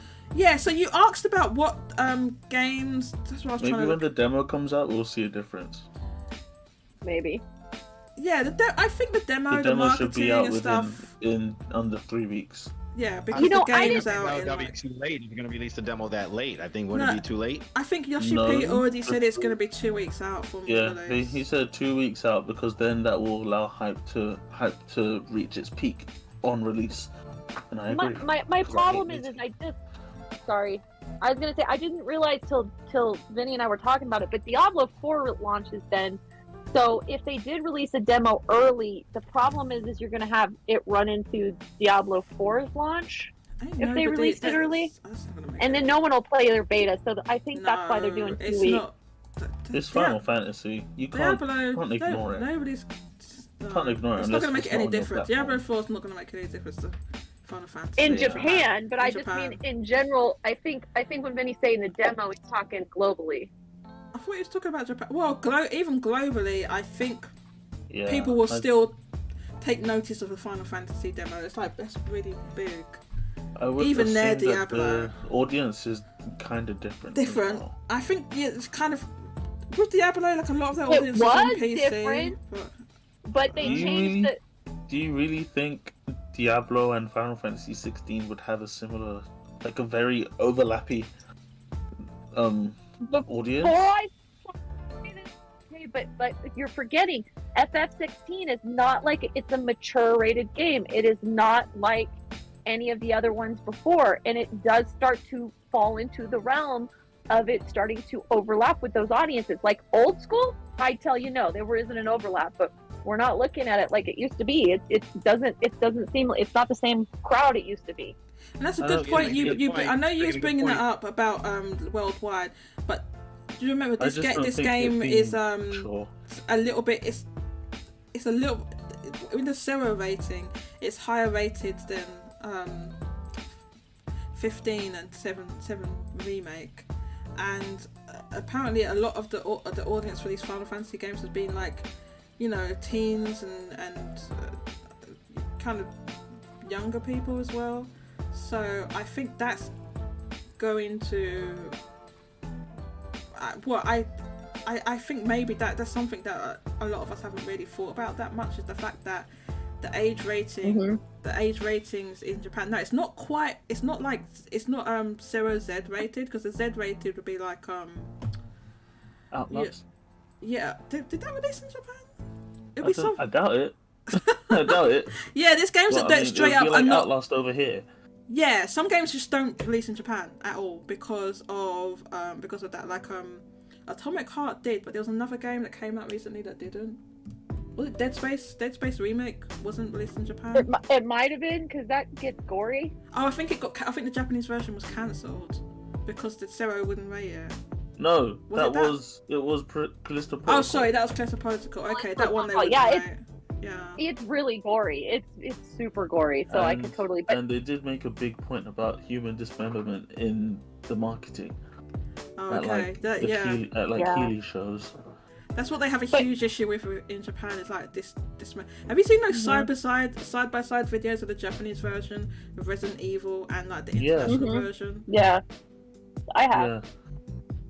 Yeah. Yeah. I remember Genki talking about it one time in a Twitter Yeah. space. It's and he put it in wild. the replies. We must have been in that same space together because I remember that. Yeah, he was talking to Chris. Oh, okay. Yeah. Yeah.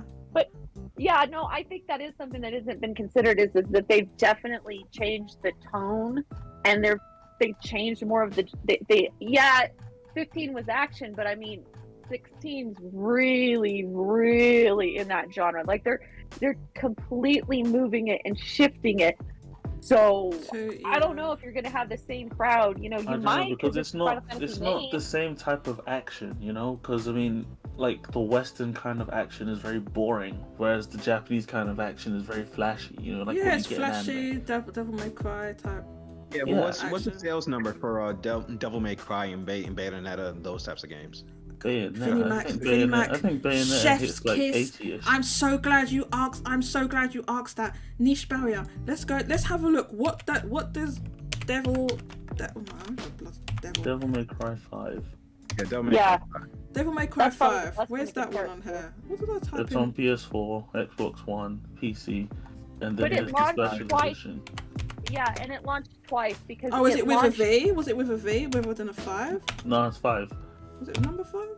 Yeah, it's Okay, there. Yeah, Here it is. DMC 5. Okay, I'm gonna look But at it the also PS4 launched release. Yeah, it got a twice. special edition. Now, I'm as so well. glad you asked this question, Vinnie Mac. Right? Because we were just talking Yes. about a certain game. And what is the measurement for a popular, successful game? Now, Devil May Cry 5 in 2019 sold 838,000 first week in Japan. So that tells you how popular games like that. And you know a game that sold more, which I've lost the thing of, Kirby's Return to Dreamland Deluxe sold more than that. Okay, and then you ask about Bayonetta, that sells even less than Yeah, Bayonetta. Bayonetta. I think I don't think that if that hit 100k, it was like 101. It didn't. Bayonetta. But I doubt it. I think Bayonetta was like the first 80 one, to maybe. 90. Oh, the first one I think it did across the 3 platforms. I mean, the 2 platforms. So the first one was 138,000 on what is this? PlayStation 3. On the 360, it was 66,000. That one. You see, now that's so much better. Oh yeah, this Switch one. This was years later. It doesn't even have the first. Yeah, one. it only came out. It only came out in Japan physically back in 2018. Yeah, we didn't get it until recently. I managed to get one from Nintendo. Me too. It came in that humongous box.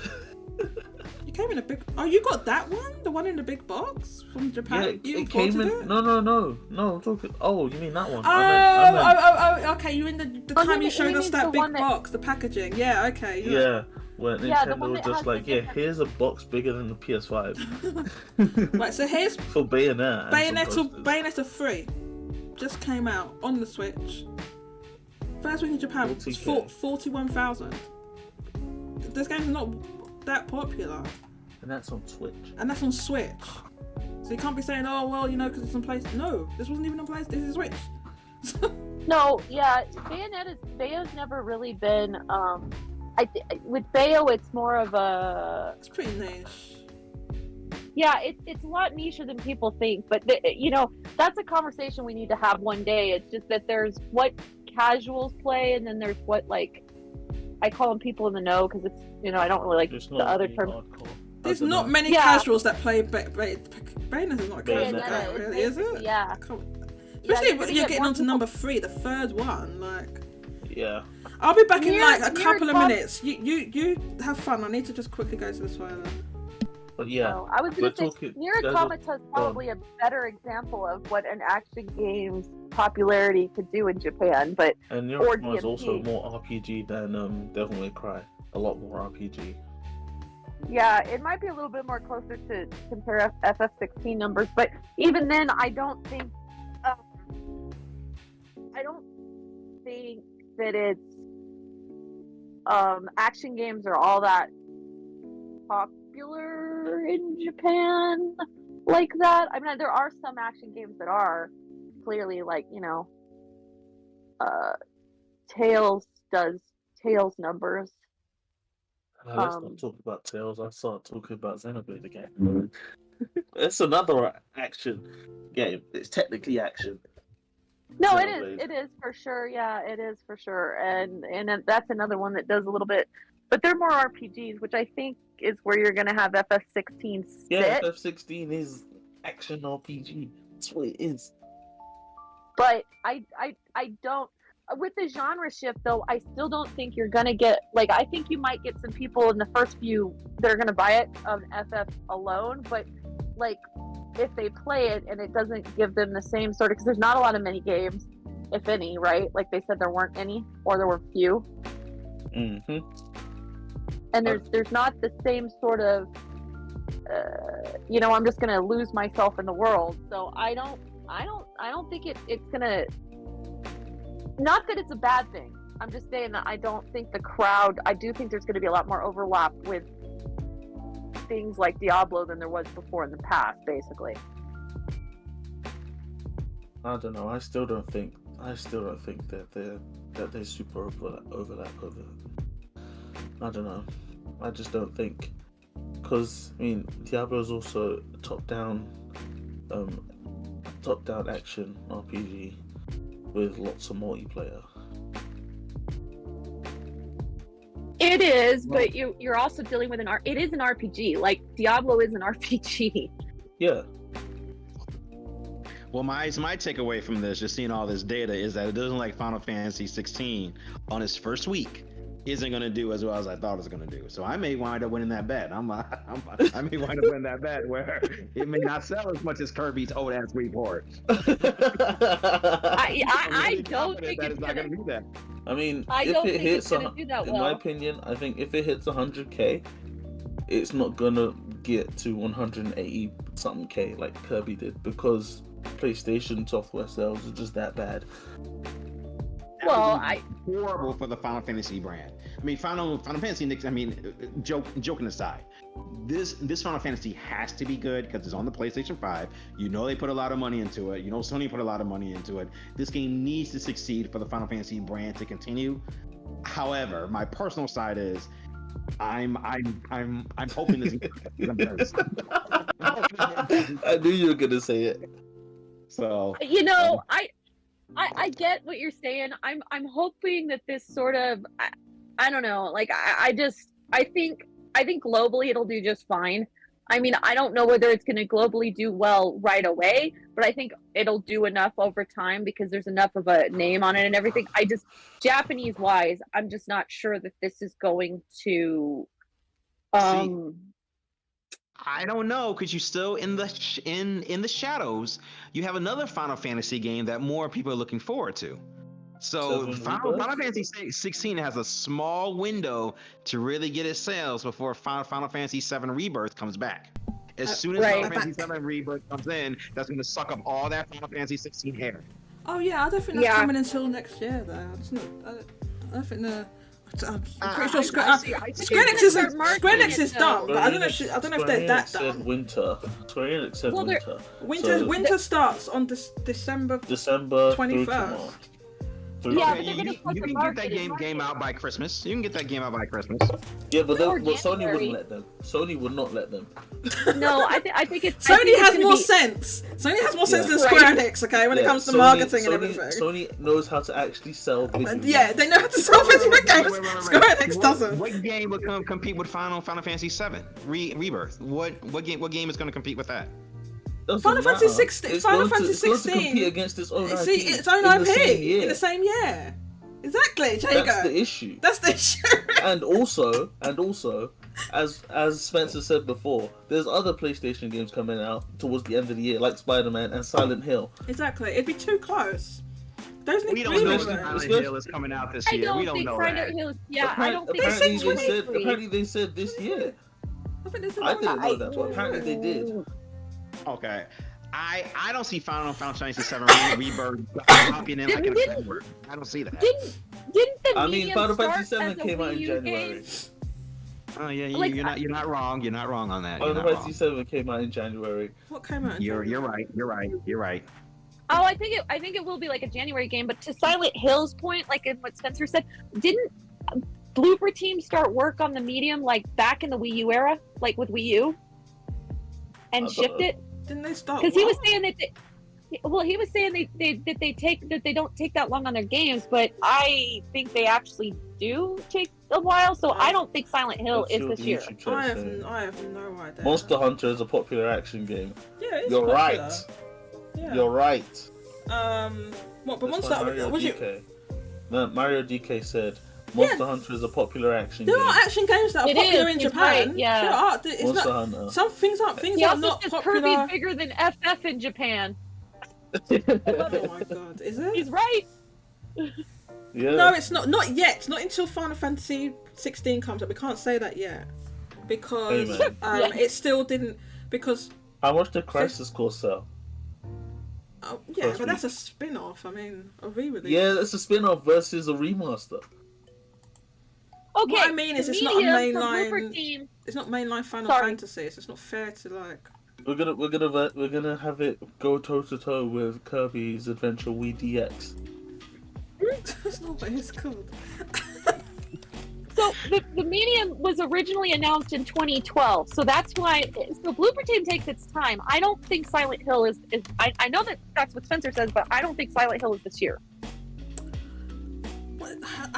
Okay. Did they say it was? Did they give a release window for? Let's see. Silent Hill release date. 54,000 on PS. Fall 2023. Apparently, based on an April 2023 statement from developer Bloober Team saying the game was technically ready, the game is officially confirmed for PS5 and PC. Well, there you go. That's And exactly they what said Spencer fall said. wasn't it? 2023. And he said that Really? last month. He said that last month. Okay, so yeah, maybe they will release it in. I think it should be released around Halloween. I agree with Spencer. That would be. But good the marketing. problem with that is and there's not an overlap, but there's not marketing because it's exclusive, so you're kind of going to be double marketing that and Spider-Man. No, because they're in And they've been two Xenoblade. different. They've been 2 different months. Don't you remember that? Well, Don't you yeah. remember in Yeah, 'cause 2020 when Spider-Man. Ghost of Tsushima and And Last of Us 2, they came out a month apart. it was a month apart. June and July. June and July. Remember that? I think it'd be Yeah. and that I think that audience would have more of an overlap than Spider-Man. That's and one- Didn't that's they very end up true. have to? Like, didn't they end up having to do that though? Well, they didn't have to release Ghost of Tsushima in July. Yeah, I don't know why they put those two right next to each other. Who They knows? didn't have to do it in but July. they did. But they did it. And also just before The Last of Us, they had Final Fantasy VII Remake in April. In April, it's true.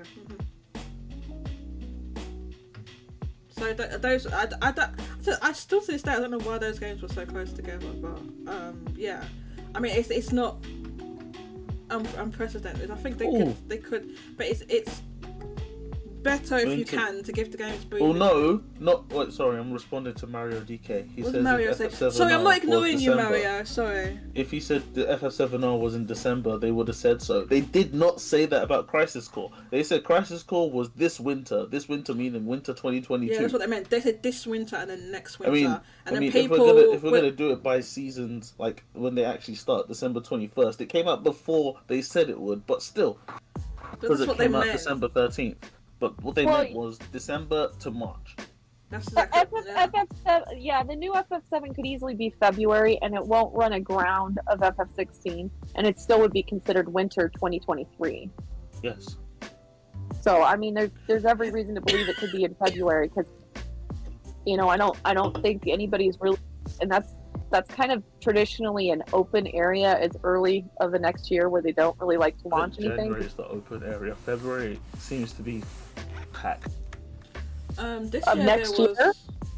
This year was. This year. Ooh. Yeah, but this year there's a ton of stuff that got delayed from last year that got stuck into this year. This year was. Sure. I have nightmares. Well, I that's mean, because if you're there's- like a nutter Yeah. and you wanted to play everything. And I did! Fire Emblem apart Engage from was Hogwarts delayed. Legacy, my brother bought it. Hogwarts Legacy was delayed.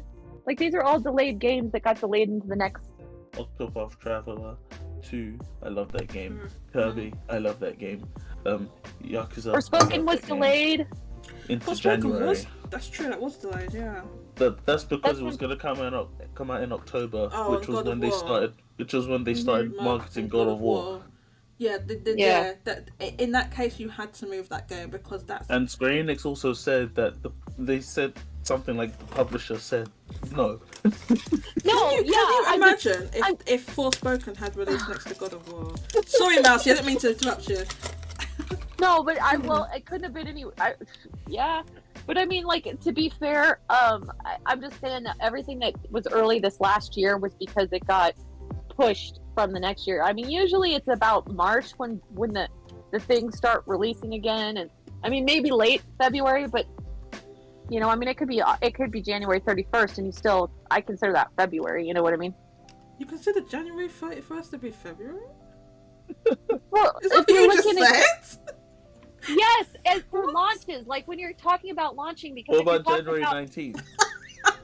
No, okay. Look at when like say the MPD. They usually don't get the last couple days in a month because they're usually going and it cuts off those last couple days. That's why I said in my head I read it when I'm talking about sales. Maybe it's an American thing.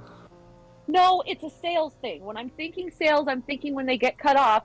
So I'm thinking of what month it actually gets put in. Like if you look at the sales that just released Okay, I from see what you Circana, mean. yeah, that's what I'm saying in my head. Now, if you were talking about like normal, Because the way you said it, you just said I can see. right, yeah. Like, it just didn't make any sense. But I'm That's saying why there was a sales. silence, and then I repeated what you said. Right, no, I get it. I just, for sales, the sales conversation in my head, I usually move them into the next, because that's when they Okay. get moved to when you count their sales. Yeah, I mean, like Media Create and Famitsu do weird stuff like that as well. They do. Because the way they count the weeks of the year is different. I can't remember how it works out now, but it's different. What, like week 1, week 2? Mhm. Yeah. Week They 1 count through they count them 52. they count them differently for some reason. Week 1 through 52. I think that's how weeks are normally counted, though. Even if Normally, but for Famitsu and Media Create, they do something weird with the sales. I can't remember how it's split up now, but they're both they're different from each other. Yeah, I and like thought Media you were Create, referencing. Because one goes on into the next year, so then one year has like 53 weeks because they count. Oh, really? Yeah, because Yeah. they count the first bit of the next year. Yeah. it's just how it falls. That's why I was trying to I think. was gonna say like yeah, because I mean like if December 30th was Monday, that's still week 52 or something, whatever. You know. Yeah, they don't like cut that. it off on this like December 31st. Oh They yeah, cut- I mean you can't do that. That'd be unfair. Well, like I think Famitsu cuts their sales off like on a Wednesday or like so it doesn't count. I can't remember. Like they don't count the direct like I think this year, for instance, the sales for say Age 2 wouldn't have shown up in like the January Circana. You'd have to be looking at them in the February one. Now, I Or don't know Flex what One. MPD stood for, but that was such an easier thing to say than Sakana. I know. I know what you mean, right? It's just so weird. I don't think, okay, it's like new management or whatever, right? Yeah, they got bought out or They got whatever. bought out. I don't know. I'm so annoyed Yeah, that we they don't get the merged. per platform charts anymore. Breakdown. Yeah. You know, I find now it's more information on what, like, say, welfare asks Matt Piscatella in like after than what the main threads actually say. It's like, oh, well, what did he answer for welfare? Oh, okay, this is useful, but like, It depends what Matt will answer. Matt doesn't answer everything, does he? Always sometimes he's vague, right? Because oh, of- intentionally. But I'm just saying, compared to the information we get now, it's just, and then trying to explain that it's a revenue-based chart. So something that could sell, you know, it's like, oh, well, Yeah, look like at how why well they this mentioned did. Switch. Like they just Yeah. mentioned Switch was number 1 in units, but number 2 in revenue, yeah, and that's why they put PS5 on top. because Switch costs less than a PlayStation 5, so Yeah. Yeah. I mean, you're looking at a device that's almost like, it's almost It's- half. So it has to sell way more than what you. It's the same thing with the games. It's like trying to explain that with like the games. Like if Nintendo releases a game and say, because they still do $40 releases, and you're looking at like Sony releasing a game and it's $70 release, it's going to need to double its sales to be above. So that's why when you look at some of these sales and you can see like a Nintendo game is above a $70 game, then you have to understand how badly that $70 game did. Which is why Fire Emblem being above Forspoken was It huge. was significant. And people were trying to tell me, no, it's in the chart. And I was like, no, it flopped like hardcore. And that's just physical too. That's just physical. Fire Emblem didn't have physical sales, digital sales. PS5, Steam. On Steam! Digital. No, it's oh my god. When that came out, I shouldn't get into it with people on Twitter. I know I shouldn't, but they were just saying such stupidness. I had to. You should just send laughing emojis as replies. Oh, I did that today when someone was telling me, "Oh no, Final Fantasy 16 has as much hype as Tears of the Kingdom." And then, I'm not joking. Where is that tweet? Look, it's right here. It's here. So what are you talking about? No, and I think at that point, I muted them or something, but it's like, it's getting as much hype as Tears. And so, what the fuck are you on about? I'm swearing. Let me swear, you stupid person. Someone said, someone else, I don't know if it was the same person, someone else said, it's all the magazines. And but it's like, yes, because it's been marketed. Of course it's in the magazines. Doesn't mean it's getting, dude, it really is. I wish Final Fantasy 16 would do better. But it's not. It's just not. No, it isn't. Maybe I'll give them the benefit of the doubt. Maybe they're talking about Famitsu Most Wanted games. You know, which doesn't equate to sales. Have you ever seen that? Pragmata is on that Most Wanted Famitsu. Do you know what else is on? Do you know what else is on that? Do you know what else? Pragmata. Do you know what else is on that list? Ushiro, that level 5 game that's been MIA for how many years? That they said they was going to bring back. It's always on the Famitsu's Most Wanted list. Damn. I have to look at those guys and I'm just like, are you kidding me? Like what? Can you tell me what the game is about? Can you tell me if it's an action game? Can you tell me if it's narrative driven? I thought Pragmata was gonna be a horror game. Really? I don't think they've announced the genre. Did you get that vibe? Yeah, it was like the space stuff, right? It was space and it had the weird thing come out the spacesuit or something like that. I think they said adventure, didn't they say action adventure? Action adventure, yeah. I remember seeing. I was like, "What Pragmata? No way, that doesn't make sense." I didn't get horror. Yeah, no, I thought it was. Yeah, I mean it's weird. I mean, I would say this that I couldn't. That trailer didn't give me a sense of that game at all. No, right? And like it's on Famitsu's Most Wanted all the time, and all I'm like, the time. But you have to remember, the people that read Famitsu are the hardcore gamers of Japan. They don't represent, like... They do not represent the market. The market at all. Because you'll see them talking about, like, games that don't... Like, Pragmata, that... Like, yeah, things like that, or just stuff... Yeah, level 5 why is that game always on the chart? I'm sure if Microsoft was more popular over there, Everwild would be on the list.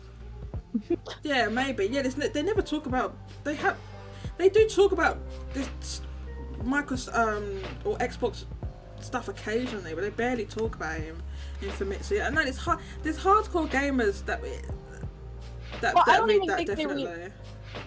I don't even think they reviewed that Famitsu even reviewed Hi-Fi Rush, and so I mean, but they reviewed like other games. I don't think so. Mm-mm. For real? I've never seen it. Yeah, but there's other ones that got reviewed that I'm like, why would you not that I'm saying why would you review this and the other? I just in general was like, why would you guys review this Where thing? would you even find Famitsu high where do they keep their reviews? I just look at Gematsu because Gematsu posts review scores. I'm on their website. I'm on the Famitsu website right now. Yeah. They have an interview. That's all I'm seeing though. With who? They have an interview with Tango. And that's it though. Tango is now like dead in Japan, basically. Like if as long as they don't never release games on PlayStation Well, again. That's what- it. No what- one's ever what- going to see their games. Like, What sorry game to did they say. what game did they ever release that did well at all? And like did Evil Within? Because I don't. No, it didn't Doubt do. it. It didn't do crazy well in Japan. No, it didn't. No, But so neither did But it had the Japan one. but it had the benefit of Tokyo being Ghostwire, on. Ghostwire Tokyo. It did, no, that flopped. But at least the Evil Within had the benefit of being on the PS4 at the high, and PS3 when they were at their height. You know. Yeah, but I mean, I to be fair, those games didn't. I mean, they didn't 60, really It was 66,000 first week on PS3. Well, for number Evil 2. Within. Yeah. It was called Cyber Oh, it's Break. 2014. It was worse. It's 2014. Check PS4 version. 54,000. So 100k. Was it This is really not on the Xbox One and 360? It's not gonna show up. It's not gonna I show don't up know, in, yeah. in the charts. 360, 2,000. It showed up in the charts. Yeah, Xbox One 3,000 in So 2014. so just over 100k, about 110ish. Yeah. And I don't think Evil Within 2 did better. I think it did worse. Oh, Mario says Famitsu pre-order points are in a heavily PlayStation-leaning audience. Famitsu pre-order what? Pre-order For the points. Famitsu, I think Most he's talking about Wanted. Famitsu Most Wanted. Oh, it is. it's The reason mostly you can tell PlayStation. it. The reason you can tell it is Is because Pragmata's there. Pragmata's there, and the chart, the most wanted chart, looks nothing like what the real sales charts look like. It's like there is, when I think about it now, there's like it's like 50% or more like PlayStation games or PlayStation only games, which Yeah. don't. The chart doesn't, like the real sales chart doesn't look anything like that. Was like The Last of Us on there? That'd be interesting. It was at the whenever it was. I think it was, yeah. Like in 2020. Oh, what about last year? Because the remake came out. I can't remember. Did that come? Yeah. I was gonna look at some of the reviews because they reviewed something that I was like, why would you guys have reviewed that game? And I was like, okay. But yeah, I honestly think that's it for Tango Gameworks in Japan.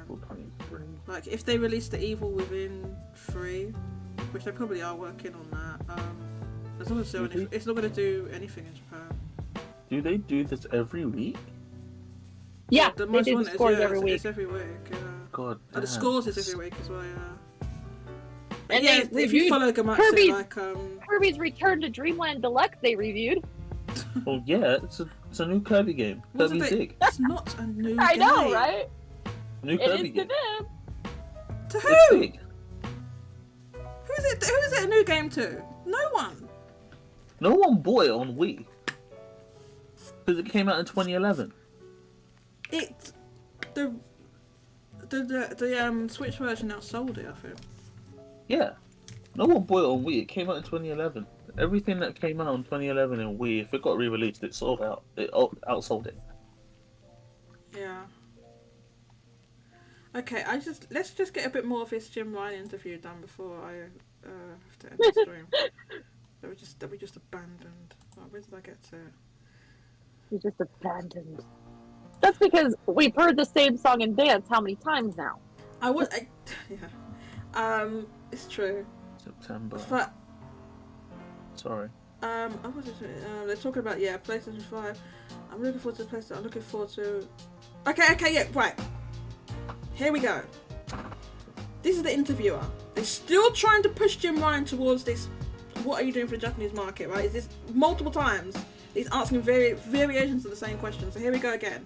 I'm really looking forward to the PS5. I'm looking forward to its translation's garbled. Its release. What titles can we expect to see released or announced for PlayStation platforms in the Japanese market in the future? Right? There's a variation of the same question. He's answered 3 times. Ryan, there are some great titles in the pipeline, not only from PlayStation Studios, but also from third-party publishers. Final Fantasy 16, which I mentioned earlier, will be released exclusively for PlayStation 5, which of course will be a highlight. And we're also excited about Stellar Blade, which is developed by a second party and published by us. Then on 19th April, we released Horizon. Oh my god, this translation is wild. Do you know what it translates to? The DLC. Scorching Seaside. Maybe that's what it's called over there, though. It probably is. It probably is. It's in English, it's Burning Shores, right? Yeah. But if you think about it, that's a synonym, basically, right? Scorching Seaside. I much prefer that. Scorching Seaside. Scorching Seaside. It sounds uncomfortable. A paid downloadable content for Horizon Forbidden West. Horizon has become an acclaimed series loved by many fans. In addition to these, Rise of the Ronin by Koei Tecmo Games and Death Stranding 2 by Kojima Productions will also be key titles for PlayStation 5. Cooperation with our partners is essential for a game to be a great success. Take Rise of the Ronin as an example.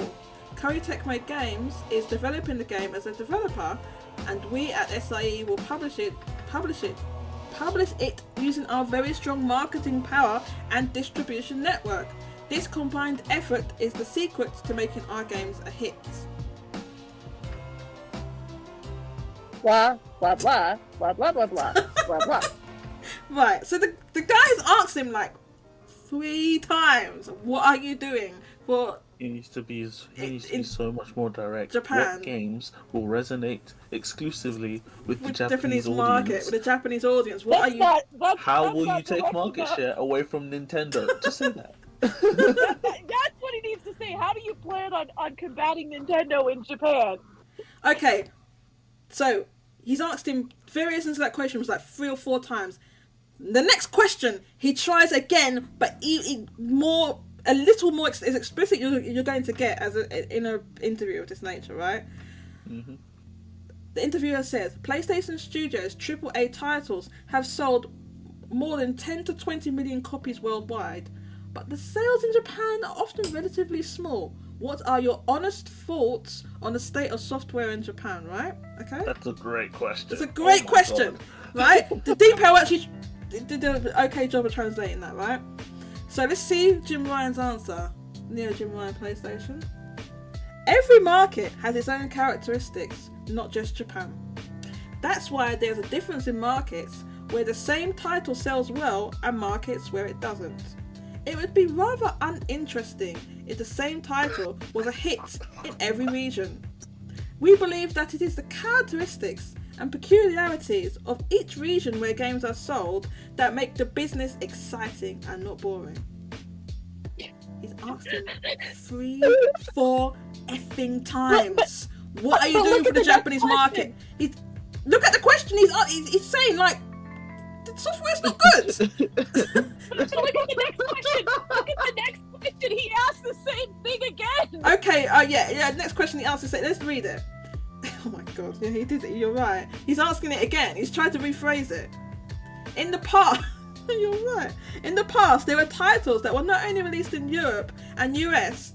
That were only released in Europe and US, but not in Japan. I think that was partly because they were not expected to sell well. But can you tell us about your intention to continue releasing games in places where sales are not as large? So, yeah, he's saying about the because the Japanese market is still very important. I'm reading it, Jago. I'm reading it. So, I'm sorry. It's just the reaction. I was just like, what? Yeah. Okay. This is what he said. Ryan, it's because the Japanese market is still very. It's still very important. There are a lot of experienced game fans and a lot of creators in Japan. It may never be a big hit compared to other regions, but it's very important to reach the Japanese community, and that's still more important than simple statistics. Oh my gosh! So he's saying like it doesn't. Than simple statistics. He's saying it doesn't matter. I'm so confused. It doesn't even make sense with the answer.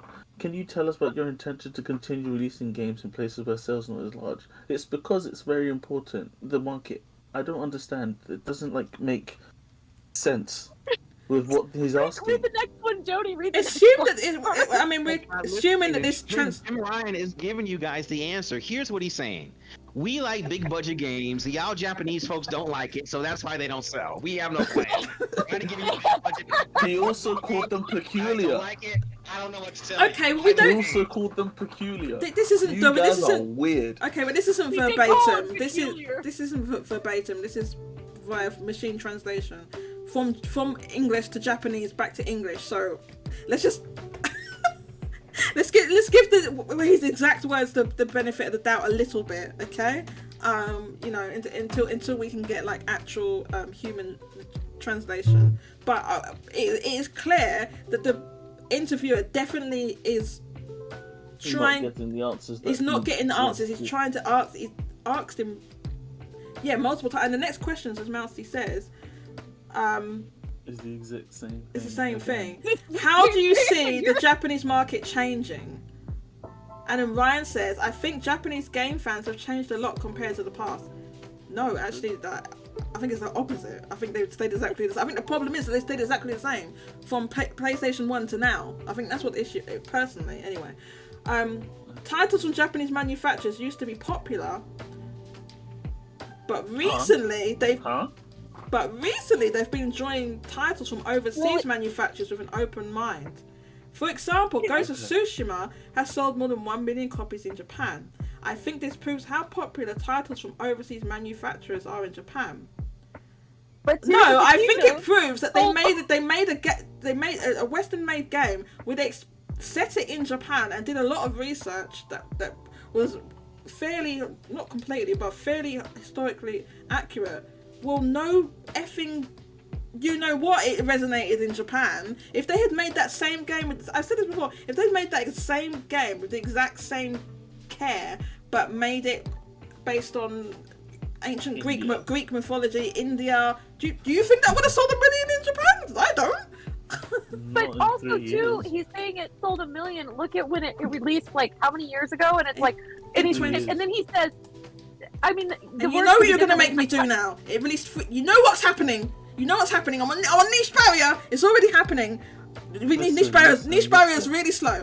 You know what's happening? Yes, that released 3 years ago in 2020. It took 3 years to sell 1 million. 1 million, and it took Kirby's old ass Wii port 3 days. has sold 426,789 physical already in 3 months. In 3 months. That's because Kirby's bigger. They're not AAA Sony first party game.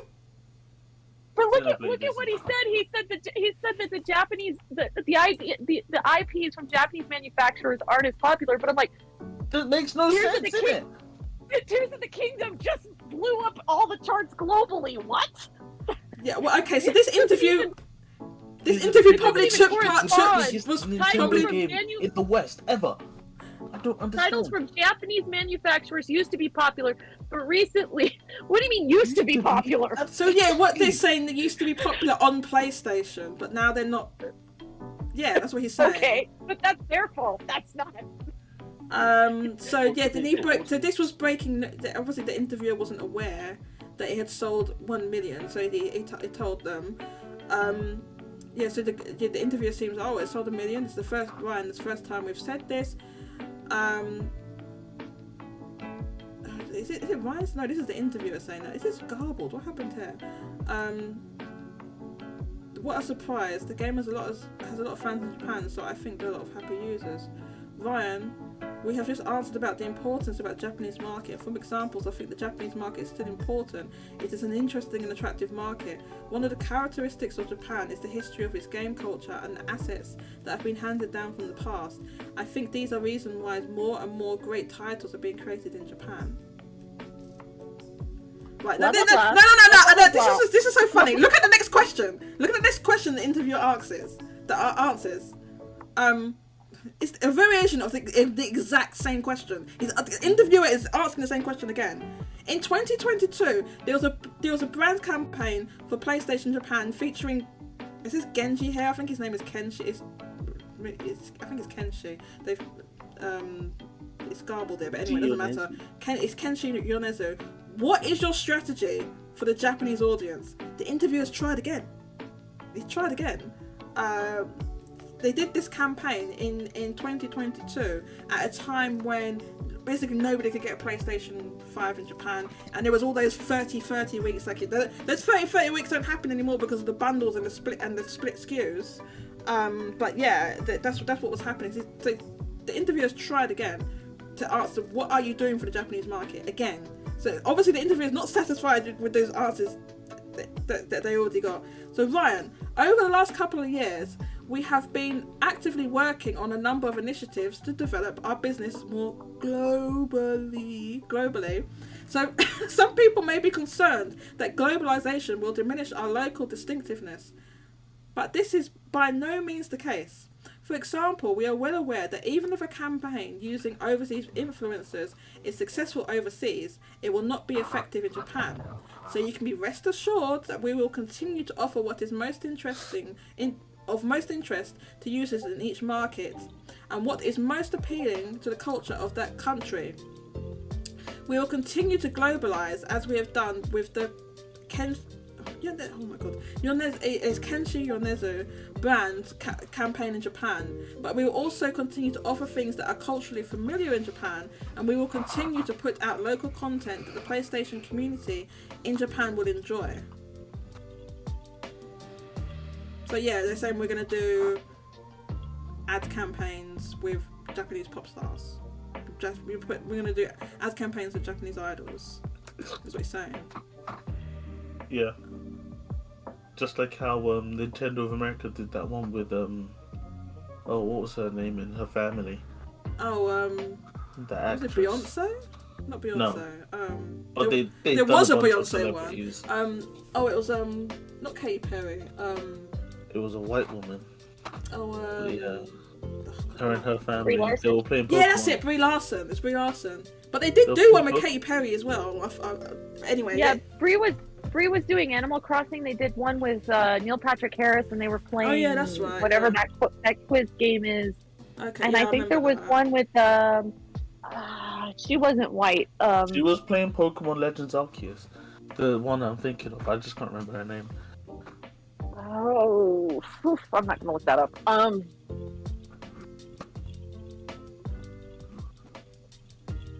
Yeah, there was an ad campaign. Is this real? Jago, is that tweet real? Yeah, they just put it out. We put the cart before the. It's funny they said that. We put the cart before the Mudstale. Where is he talking? So a Pokemon company accidentally said they're going to release Pokemon Home version, but what actually happened is it got delayed. It got delayed. The actual release date is yet to be announced. So, yeah, and we put the cart. By the way, I love Mudstale, but we put the cart before the Mudstale. No, is it Mudstale the evolution? What's the one where it looks like a little donkey? That's the one before it. Mudstale. Is it Mudstale? Mudstale's the final evolution. Oh, okay. I'm talking about the little. I like that one as well. Mudbray, that's it. Mudbray. I love Mudbray. They're from Alola. Both from Alola, yeah.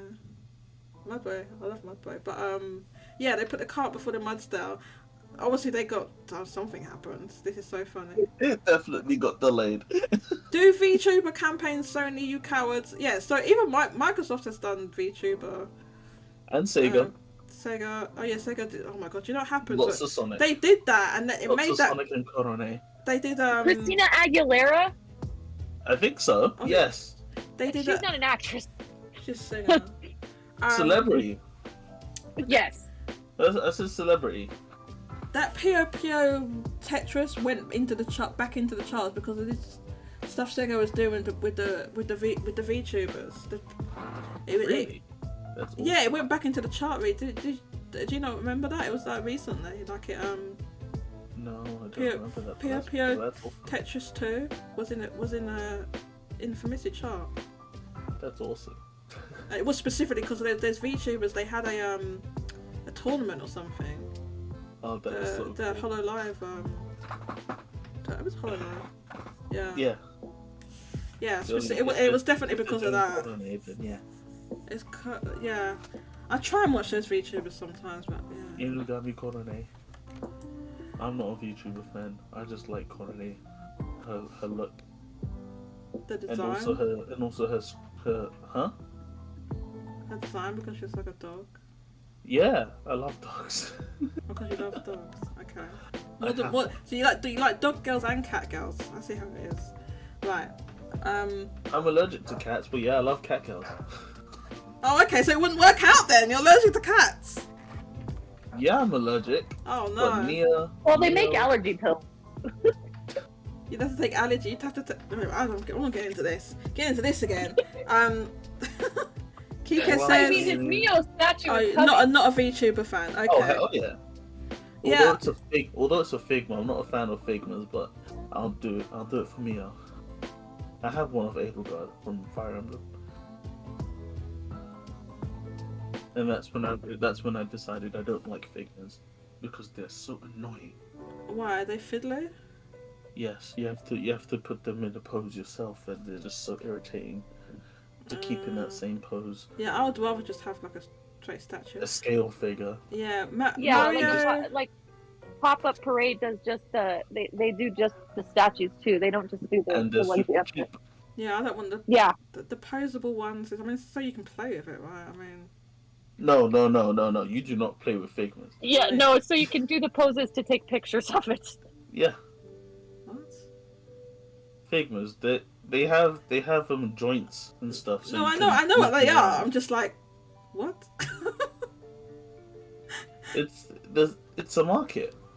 Okay. and I mean Japan's good at filling them. So you can pose them, but they're not. Yeah. You can't play with them. Well, no, you You don't want to ruin their could. value. But why would you play with something that's $100+? They didn't used to be. Because you want to play with it. I don't know. Why would it be posable when then you got? Is Anyway. Is it that expensive? I mean, I thought the meal one was like £65. Didn't you Okay, just well, buy it? again, I'm in dollars versus actually, pounds. So, Well, a pound is worth more than $1. yeah, that's what I was gonna £65 say. is not that close to 100 though. I think it is. Well, no, No, maybe because- not 100. Not anymore. Because back in 2020, I would say so, yeah, but not anymore. Right, Mario Kart D. Sorry, not Mario Kart. Mario. Mario DK. I don't know why I keep saying that. Yeah, you said like interesting. You're bringing up. To be fair, it is a machine translation. He originally said this in English. They've translated it into Japanese, and then I've machine translated it back to English. So you have to be a little bit lenient on like his exact wording, right? I will say that until we can get a human translation of this. We don't need a human translation. We know what PlayStation is doing. We know what Yep. Jim Ryan is doing. We Yep. don't need a real translation. It's not as if he says something different. Oh well, we have Paraba the Rapper coming back. That's not how. Do you know Make us in the live. last interview, the last time he was interviewed by Famitsu, the interviewer actually asked him about like Old Parappa the IP? Rapper. Yeah. I was looking for that interview. I don't have it in front of me, but yeah, basically the interviewer asked him about those old IP and I would really love those old IP to come back or something. And then Jim Ryan just skirted about it. He said something. Was it dumb. Famitsu? It was a Famitsu interview, yeah. Alright, let's see. Didn't he say something about like the old IPs don't sell well or something? No, he Yeah, didn't he say was that. he was like, who wants to play those? But yeah, he said that, but it wasn't from that interview. Oh yeah, I know. It's just if I saw that man, I would slap him. Let's say Paraba the Rapper comes back. Is that really going to sell? It may have your first adopters, but that game is going to drop off a cliff come like week 2, week 3. They I'll would tell. have to market it, which I don't think they would. I'll want to. tell you that I don't think it would sell nowadays, and I'll tell you why. Because basically, so Sony dropped all those old IP like a long time ago, right? And I want to get. There's no time today because we've been doing this stream for ages, but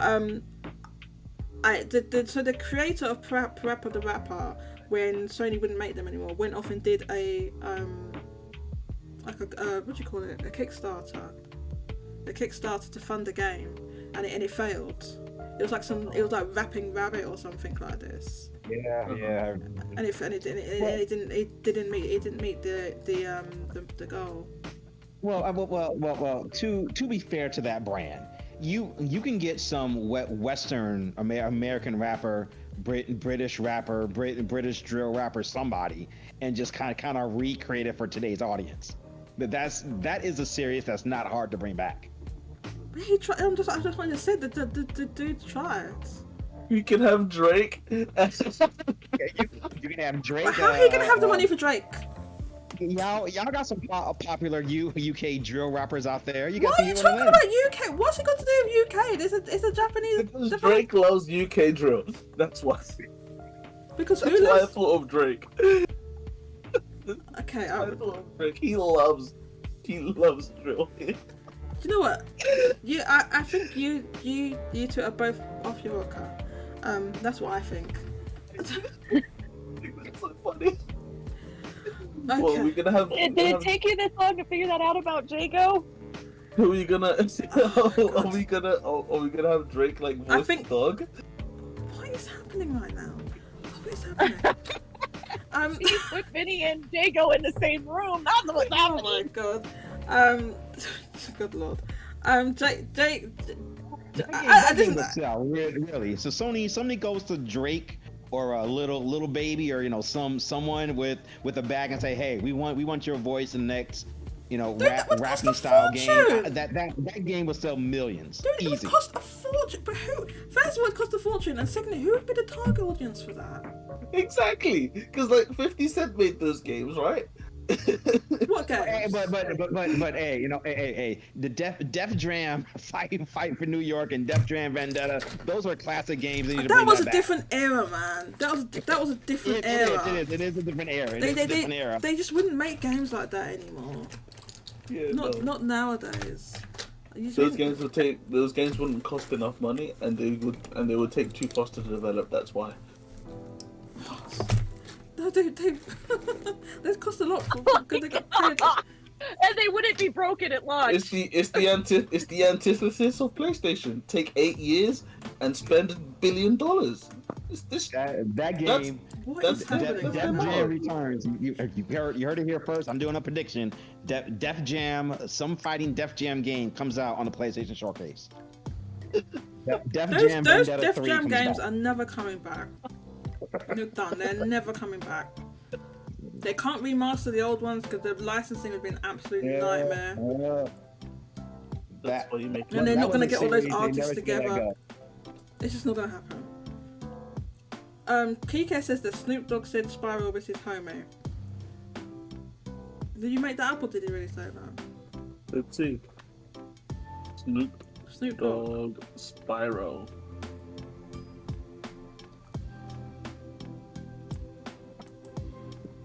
The delivery? Hey, no way. He did a Spyro trilogy? Ad? What, Snoop Dogg? Yeah. You know what? Snoop Dogg has done a lot when it comes to video games, so I would not be I surprised. said, Yeah, he's part recently of he was advertising something really weird in the UK. What was He's a it? part of Phase. Oh wait, hang on. I have to go into this. Has to go to separate things for me to open. Spyro, what up, No, baby? this is gonna get me. Wait, hang on. I've got this other thing playing. No, yeah, we don't want the stream banned or anything. So No, this shouldn't get me it's banned. an It's on advert. YouTube. It's an advert. After 2,808 miles across America, Spyro made it to Snoop's house and delivered the goods. Spit that fire one time. I told you This you had was to come the back. this You've was been the gone too long. trilogy They ready on for you. PlayStation. Oh, this is footage. This is okay. I thought this was recent. I'ma direct you in Oh yeah, the videos in 16:9 and it's in HD. I've been What a waiting for weird this. advert. I got something for you too, nephew. Come on down. Check this out. I know you gonna dig this. Step your game It's up a Spyro one time. drone. Spyro. Dude, this is such a Oh, weird you advert. fresh now. Spyro, we Called him ignited an- trilogy. called him his I'm finna go play nephew. this right now. Get out my face, man. I guess he would just take a bag for anything. He was advertising. What was he advertising in the UK recently? And he was like, he was singing these songs. He was rapping. What was that ad he did recently? And I remember seeing this ad all the time. I was like, oh, Just Eat. yeah, that's it. He was doing Just Eat. He was doing Just Eat Did ads. somebody say Just Eat. Yeah, that's it. He was doing Just Eat ads. Delivery like a G. You see? Hungry dogs gotta eat. How do you know that? I love those ads. Yeah, he did. I was like, why was it Snoop Dogg? Okay, I should say here because he wants a bag. I mean, you'd think that you wouldn't do ads for stuff, this weirdo stuff, but he probably paid a hell of a lot of money. Hell of a lot of money. But it also Spyro the right. Yeah, okay. Right. We're gonna wrap up this stream because Mousy. I guess because Mousy's in the stream, she has not been telling me off because that should be a hypocrite. But it's No, I've just been I've been back and forth with my grandma, so I haven't been looking at the clock. Oh, okay, well, good. Don't look at it. Yeah. Jody's gonna be dead tomorrow. It's Yeah, fine. I'm gonna be honest. You know that stream we did the other day. That I can't do that. I caused myself problems. Oh man, that's a shame. Yeah. I could. I felt. Was it the length of time, or was it the length that it was, or was it the time that it happened? It was a length of the time. In fact, it was it was late as well, and at 7, and it went for 5 hours. Yeah, and I was still talking. Plus, because I'm sitting in this chair, it kind of drains me. And then we were still talking afterwards because they kept Jago and was it DK? Mario. It was Mario DK. They kept talking about Xenoblade for like another hour after that. Mouse. And I'm surprised I was also asking questions about install base. Yeah, you're asking why are all you weirdos over on install base talking about sales? Why did that? I don't know. Tell me. I was. He wouldn't say. I'm joking. I was also asking about like what does install base think about PlayStation software sales? And why? Oh my God, why is there a massive disparity? It comes up every week to the point that the moderators are now like moderating. Like, yes, we know it's bad. Like, but stop talking to that. What did they say recently? Not like straw. What did they say recently, Mario? It wasn't like, is Mario still here? I don't even know. It wasn't like they just like, yeah, you keep talking about it, and like it comes up all the time. Like, oh my God, you probably haven't seen this on install base. Hang on, I'll put the lo-fi on this 1 minute. Oh yeah, there was lo-fi. Yeah, well, I guess you can't hear it, right? But anyway. Oh, I muted the stream so I don't hear myself. And hear us twice. I don't know how to get people in the thing to hear it. I don't think there is a way, or if there is a way. You'd probably just have to stream on Discord as well. The problem with doing that and is, then we can go on. But I mean, then it's an option. I don't think it necessarily matters anyway. Well, the problem with doing that is that it just uses up, like, I'll be streaming twice. If I did that, plus streaming the thing from YouTube in the first place. Anyway, so on install base, because this has been such a topic for years of people asking this question of what is going on with play. There's a whole ass thread that's been going for like the entire time install base has been here. It might have dropped down. 2021? Yes. It's also moved over from when they were part of Reset Era. It's been a thing. It's been a thing. People have been asking. It's literally, the thread is literally called the reasons for the decline of PlayStation. Yeah, where is it? Because I've been following that thread. I've read that entire thread. I've literally read the entire thing. Didn't they have not to in one lock go? It at obviously. One point? Sorry. Didn't they have to lock it at one point? No, I think it's ever been locked, but it's definitely dropped down. Oh man, where is it? You search for it? Like Control I F? think it might be in like my watched. Is it in my watched things? How do I see my watched? Yeah, no.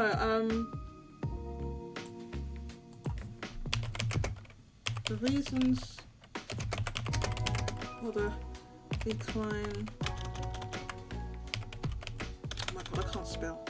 Decline of PlayStation. I'm not very good at typing, as you probably. Search for titles.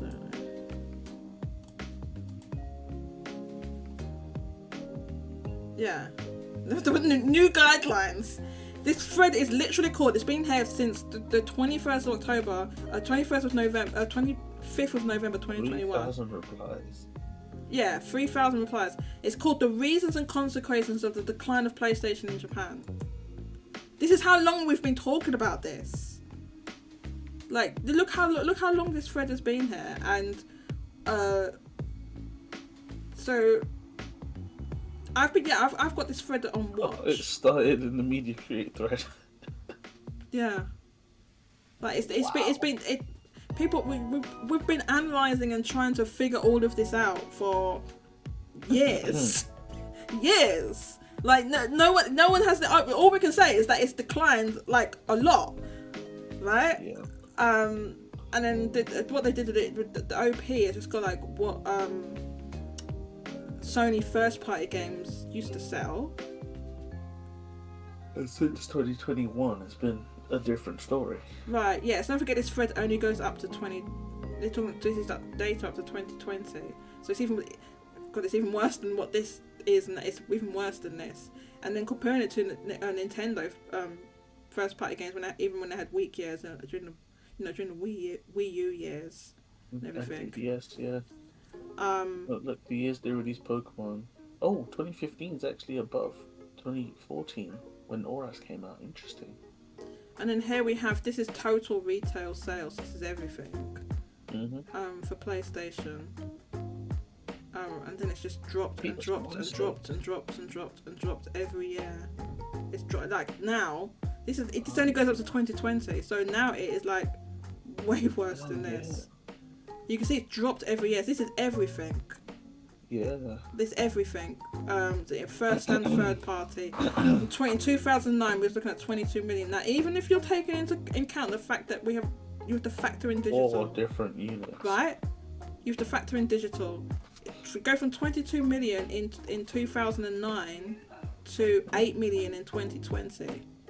That's more than just digital, a rise of digital. I mean, when did digital games really start taking off? Like this last generation. Is there like a specific year? Not a specific year, but it was like over a period of years, like last generation. Because I mean, I guess So the PlayStation digital games or just DLC? DLC started with PlayStation 3. Digital games, as I'm pretty sure PlayStation stores introduced on PSP and PS3 at the same time, right? I think so. so. I assume that's when digital game purchases on PlayStation started, and I mean I'm going to guess that the sales were obviously minuscule. At first, but, yeah, it was inconsequential. Well, it's going to be really hard to do. Okay, so it's going to be hard to do that because when Western, like even if you when they came out, like when Westerners, and I say Westerners, that's probably not a bad thing, but when like say people in the United States started to adopt digital, would it be a different time than say somebody in just the UK would have necessarily adopted digital? So it we could put out a number, but like to sit there and say like, oh, when did Japan start adopting digital? It could have been available on these stores for forever, and they just started adopting digital 5 years after everyone else. If that makes any sense. So Japan is still physical heavy, physical heavy more than a lot of other places in the world, and it still is now more physical heavy than the West. So you can imagine that it took some time, but it has gradually gone up. But that doesn't account. That's what I'm saying. Even if you took, like it's still below 50. It's less than 50% of what it was in 2009. But that was a 2020 figure. It's worse than that now. And then they compared it to Nintendo. If PlayStation games can't even break the top 30. Then. But the thing is PlayStation 3 also saw a decline comparatively too. Oh yeah. Yeah, it declined a lot from the PS2. And so then there's this chart. The chart's blinding me because it's so bright on my stuff. I'm blinding my screen down. And so you can see digital's had effect on both Nintendo and Sony, but Nintendo just has not declined as much. You can tell when Nintendo releases new hardware. True, yeah. But with this, you can't really tell when Sony does. No. It's just gone down and down. Yeah. So this thread is amazing because these are a number of well, and then there's another thread that didn't Layloch or whatever put another thread where you can't say their name either. Laylouch? No. Laylouch? Laylouch. I don't watch that. That character's from an anime. I've never seen that anime. What, from Code Geass? Yeah, that. Yeah. His name's Lelouch. Lelouch? Yeah. Is that how you pronounce it? Lelouch v Britannia. Yeah. Lelouch v Britannia. Okay, you're making it sound like, oh, it's the Lelouch v. Britannia. How do you not know that? I know. It's obvious. GCS is incredible. Anyway, that's what the mod is. That's what the mod in. I can never. I don't know how to. Because I've never seen it. I don't know how to pronounce the name. So, but yeah. So what was the thread, Mousy?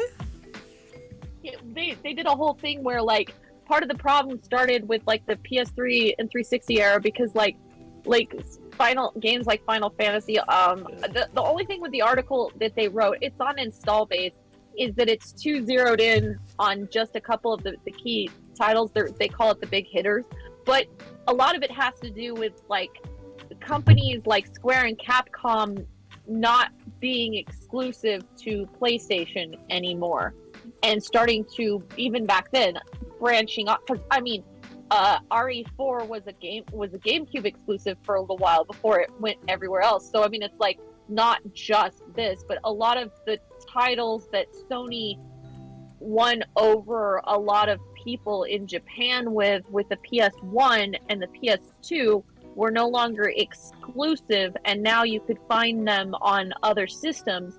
And that's the gist of it, is it sort of put a dent in what Sony's market share was in Japan, which, I mean, that still boils down to what we talked about earlier. I mean, there's not really an identity in Japan anymore, that like, and PlayStation is no longer getting games, like, unless they bend over backwards, they're not getting, you know what I mean? Like, it's not Sort of, the library that the PS2 was. I think, you know, and that's what it I read that. boils down to. I think I read the thing you're referring to. I think I read it. I see what you mean, but there's like some game. Oh my god, look at this! Microsoft Zero. Yeah, well, Final Fantasy was the one that they zeroed in on, was like, because if you think about it, the PS3 Final Fantasy, that's when Final Fantasy stopped selling. Yeah, like that's they when it did. It got. Wait, Microsoft didn't release any games then. They released Huh? games in 2020. No, On this, Xbox? no, but this isn't just first party. This is everything. This is all titles that are in the top 1,000 in Japan in the year of 2020. This isn't just first party. This is everything. And there was Microsoft had zero. Physical games. These are physical games. I should add. Okay, that makes sense. They had games that released on Xbox that were in Japan, Yeah, like the but Medium. no physical. So I'm saying, look, this is how Microsoft went from physical, like even back when they were released in 2013, 40 was still only 45 out of 1,000 that were in the chart, out of 1,000, right? But then it goes down and down and down to this. That's why, like, it's disingenuous to say that PlayStation's mostly digital in Japan, because it's still, look how many releases are still coming out on. Why would these games would not be releasing physically? Yeah, and Microsoft said in court that PlayStation has like 200 something exclusives, and I'm going to assume most of those exclusives were from Japan. Well, they count everything that's not on Xbox, yeah, as an exclusive, which is dumb. But I mean, that's because Sony wanted to exclude Nintendo. Well, that's besides this entire conversation. Yeah, I mean, I'm just saying, it makes sense. The whole thing was just to try to get, like, either that was one of those arguments that you're trying to get like, either A, count this other party, and then you have to count the other party for the other ones, or B, this is what you're doing. Yeah, so you got it, Jago. That was just a 3D chess move kind of thing. Sony wanted to exclude Nintendo because Sony was like, if Nintendo's included, we lose, full stop. Yeah, because like, right. Nintendo doesn't have COD, but we have COD, but Nintendo's doing okay. It's gonna hurt our argument if we include Nintendo. But then it ended up getting used against them. But yeah. Well, that was the whole point. They put themselves in a corner, so someone's going to use that excuse. And they use the Japanese market because that's the perfect example. Because if you exclude Nintendo, then hey, Sony PlayStation has 200 exclusives. 100%. 100% of the Japanese market. Yeah, I mean, it's like, so it's either A, you can't exclude Nintendo anymore in that argument, or B, you have to admit that they have a monopoly there. So it's take your pick. You can't win that argument. So I've But where's that That's thing? why I like thought it was PlayStation disingenuous sometimes. not to It's so include funny. Nintendo in the first place, but whatever.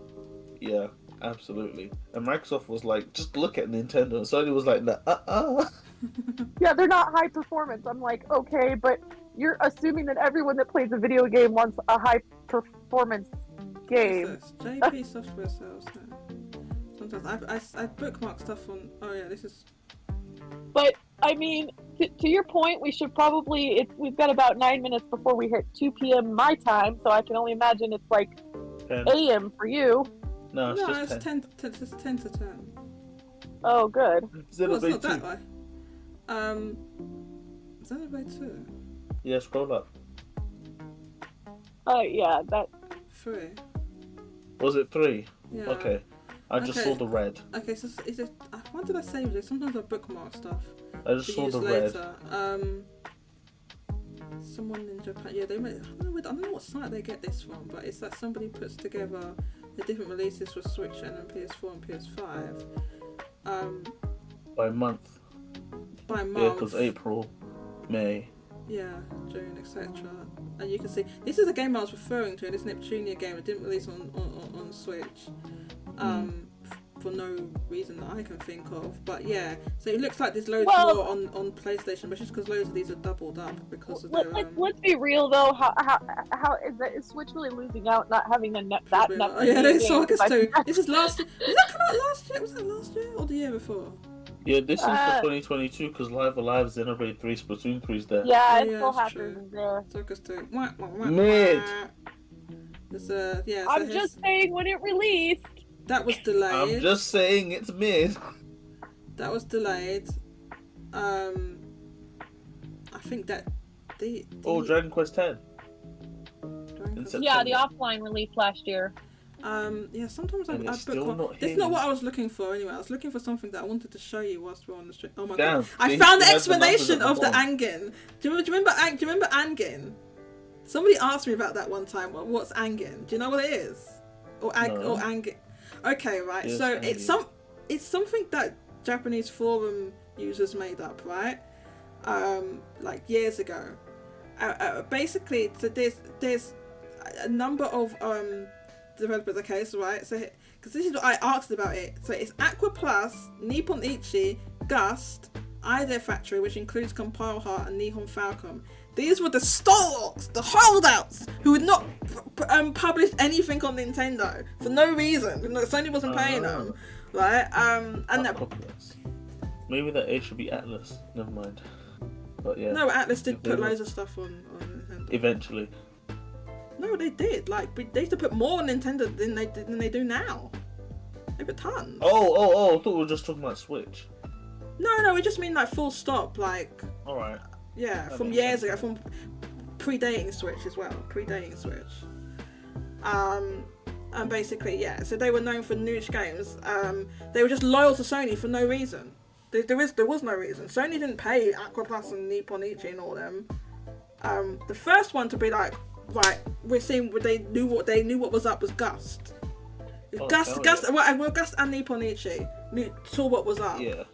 Because The- they got this guy really quickly. Yeah. The others were slow. Aqua Plus still I don't know who they are, so yeah. they made that Monaco. What's it called? They make those. Monochrome Mobius. They made Monochrome Mobius. Never I heard think of that's it. being released. I think that's being Mobius. released They in made the those West. Huawei Mono. NIS is releasing that game in the West. Who? NIS. Oh yeah, I saw they're releasing it in the West. Monochrome Mobius. But it's still they didn't let him do a Switch version though. I think There's no it's Switch still just version. Yeah. God damn, this is pretty. Well, that's fine because there is no English dub, so I'll pass on it. Yeah. Have a look at that. The game's art is beautiful. God damn. But it doesn't look like that in game. I mean, the world looks decent. Mobius, you spelled it wrong. This isn't what I was looking for anyway. What I was looking for was that chart that someone made. And I think I published it. Not published. I tweeted it on. I love this look. It's just like an extra budget. Yeah, that's what I'm saying. They're kind of. But hey, this is what I was looking for. This is what I was looking for. I was looking for the Top visual. 100 2021. Huh? No. That's what I said there. Oh, visual okay. Yeah, no. representation. Yeah, the visual representation of. Starts domination. Yes. I thought you might want to look at this or end the show. This is Oh god, can I fit it in one thing? I can do that. Okay, so what they do? Oh my god, don't do that. This person made this because at this time, back in 2022, January 2022, before Sony started making bundles and stuff like that, they were just like 30 weeks keep happening for Switch, right? I remember the last time a 30 week happened was like in the SNES era. Yeah, but then they started happening loads. So this chart, what they've put together, so you can see, the higher up the color is here, the more towards one platform it is. So the purple's 30, and then blue is 28 or 29. Green is 20, 25, 27. So you can see what's happened here.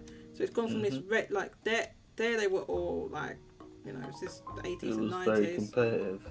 Yeah, in the and 2000s. then it moved. Look what happened here. 2017, 2018, 29. I don't know if you can see this because it's quite small. Go back to the there you go. And then at the start, at the end of 2021, and so this only goes up until because obviously this was from a couple of years ago. I saw what happened, but what's even more, what they made another chart as well as that one. Is it that one? Oh no, where's the other one? Oh, this one's really interesting. This is like all the. Oh my god, like I can't get it all in one thing. Hang on. This is like all the different platforms, right? And they've put them and color coded them, so you can see how the market transitions from one platform to another. Right, so for example, at the beginning, there's not a lot of data here. That's why it's kind of white and missed out here. But this purple here, this purple's a Super Famicom, right? That purple Super Famicom, right to here. This light blue here is the PlayStation 1. Yep. PlayStation 1, and then this dark blue here is the PS2. So you can see, so it's great. We're talking about the weeks and how many titles of the top 30 each week are leaning to what one platform or the other. So you can see literally from like 96. What, this? No, I was just looking at later on. Yeah. Okay, so DS. We're looking at that. So from 96 until 2005. In 2005, you can see it suddenly cut off there. Yeah. And there's something else. And surely you must know what that is. I'm asking DS. Yeah, it's DS. So DS here is grey. So it's DS. So that's what happens. And then it's just Switch. Right? Then look. Then this is what's really interesting, right? So it's DS, and then there's a little bit of yellow that comes in. So that's a PSP. This dark grey is a PS3, by the way. Yeah. So you can see PS3, almost nothing. Right? PSP is yellow. This lightish blue here is the Wii. It's kind of blue or turquoisey colour, right? Yeah, turquoise. And then, so 2011 is the most mixed up year of that, because the PSP was there a little bit, PS3 a tiny bit, and then orange is 3DS. The 2016, right? The blue, this blue here, this medium blue, is PS4. So you can see, can I zoom in a bit? That makes sense. And then PS4 got in a little bit. So this was literally when the PS4 was at its peak. Yeah, because PS4 started getting really good games around 2016. Right, 2016, 2017. We know it was back to back bangers. On PlayStation 4. So that's what happened. Especially in 2017. Right, so they were still, even towards the end of 2017, they were still more dominating on the chart. Right, in 2017. So this is orange is 3DS. This is blue is PlayStation 4. Yeah, I mean, even the squares where Mario Odyssey would be, it's all PlayStation. And then after that, it was over. It was over. Yeah, once Xenoblade 2 came in, it's just Switch. Uh-huh. It wasn't Xenoblade 2. Oh my god. So look, 2018, like, because obviously it only goes up to 2021 when they made it, and that was it. Yeah, and then it's just Switch. Yeah, but if you think about it overall, you haven't had. It's still just Switch. Now it's still just Switch. PlayStation hasn't really been like dominant like that in Japan since like 2005. Yeah. So that's why it's important to look at the whole market and look at all the platforms and everything. Not just the home consoles. Yeah, you have to look at it. You have to consider everything. That's why I really like this chart. Credit to who made this, Spiky Lord. Spiky Lord on install base. Credit to look at they got loads of install base bucks. There's over 2,000 install base bucks.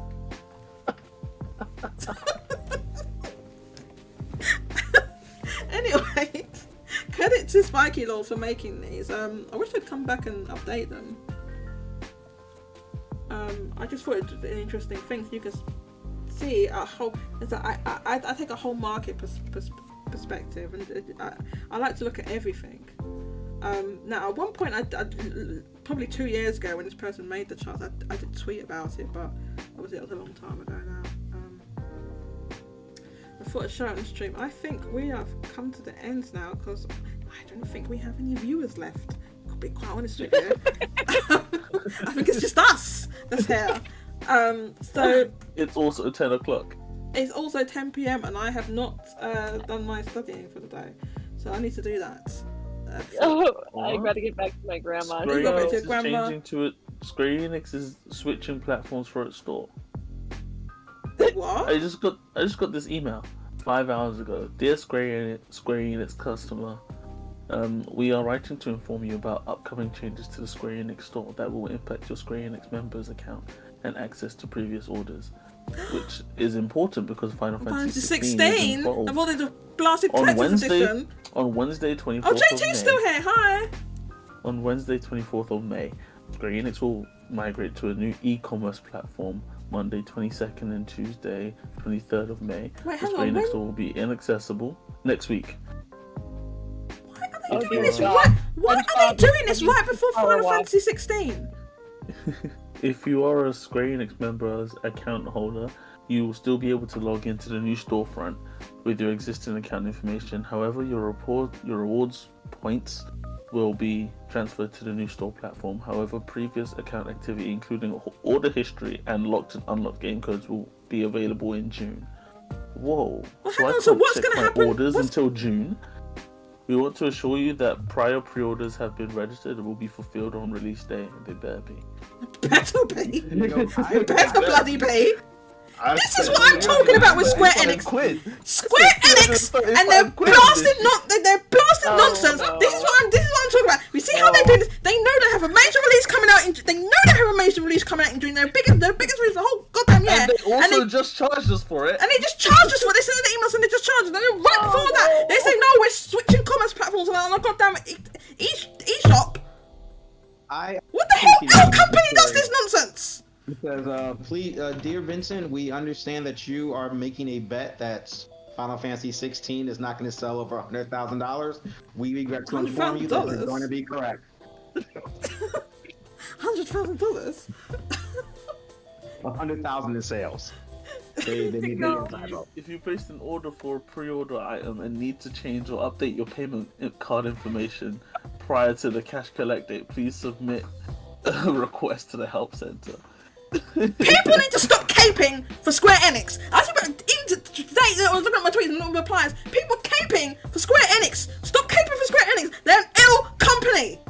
They're making L business decisions. Who switches out that e-commerce platform before your biggest blasted release in 10 years? Do it over New Year's or something. Oh, for the love of God!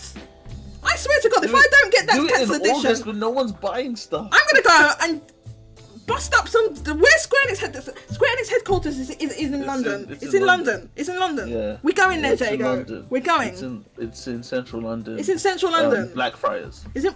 Oh my God, that's walking distance. Anyway, I'm not doxing myself now.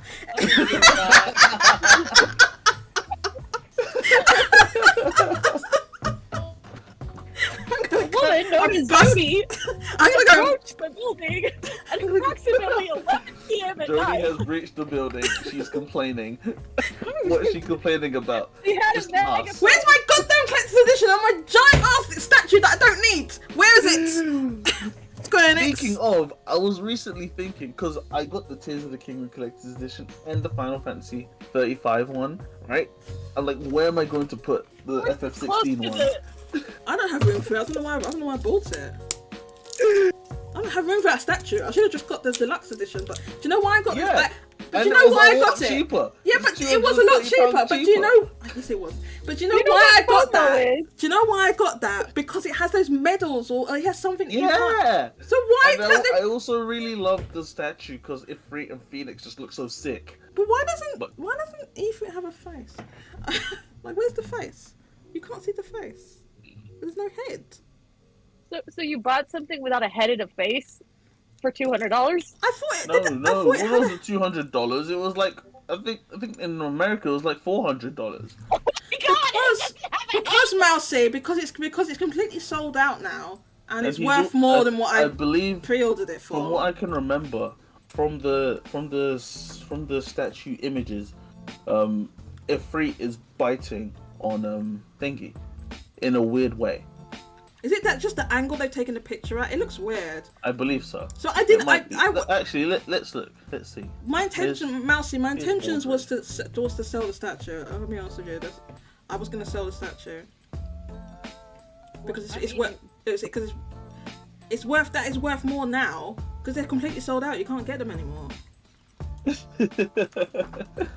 Oh, this isn't the one I saw. Oh, this is a different angle from the one I saw then. Wait, I can go on the screen and store. I don't know why. Wait, On the actual yeah, I store, it can. doesn't look like that. Go where Unix store. Better bloody get that Okay. steelbook. Do you Yeah. know? You got me started now. Wait, Do you order- know, Jago, they did not What? include the steelbook with the Octopath Traveler 2 Collector's Edition? Do you know that? Really?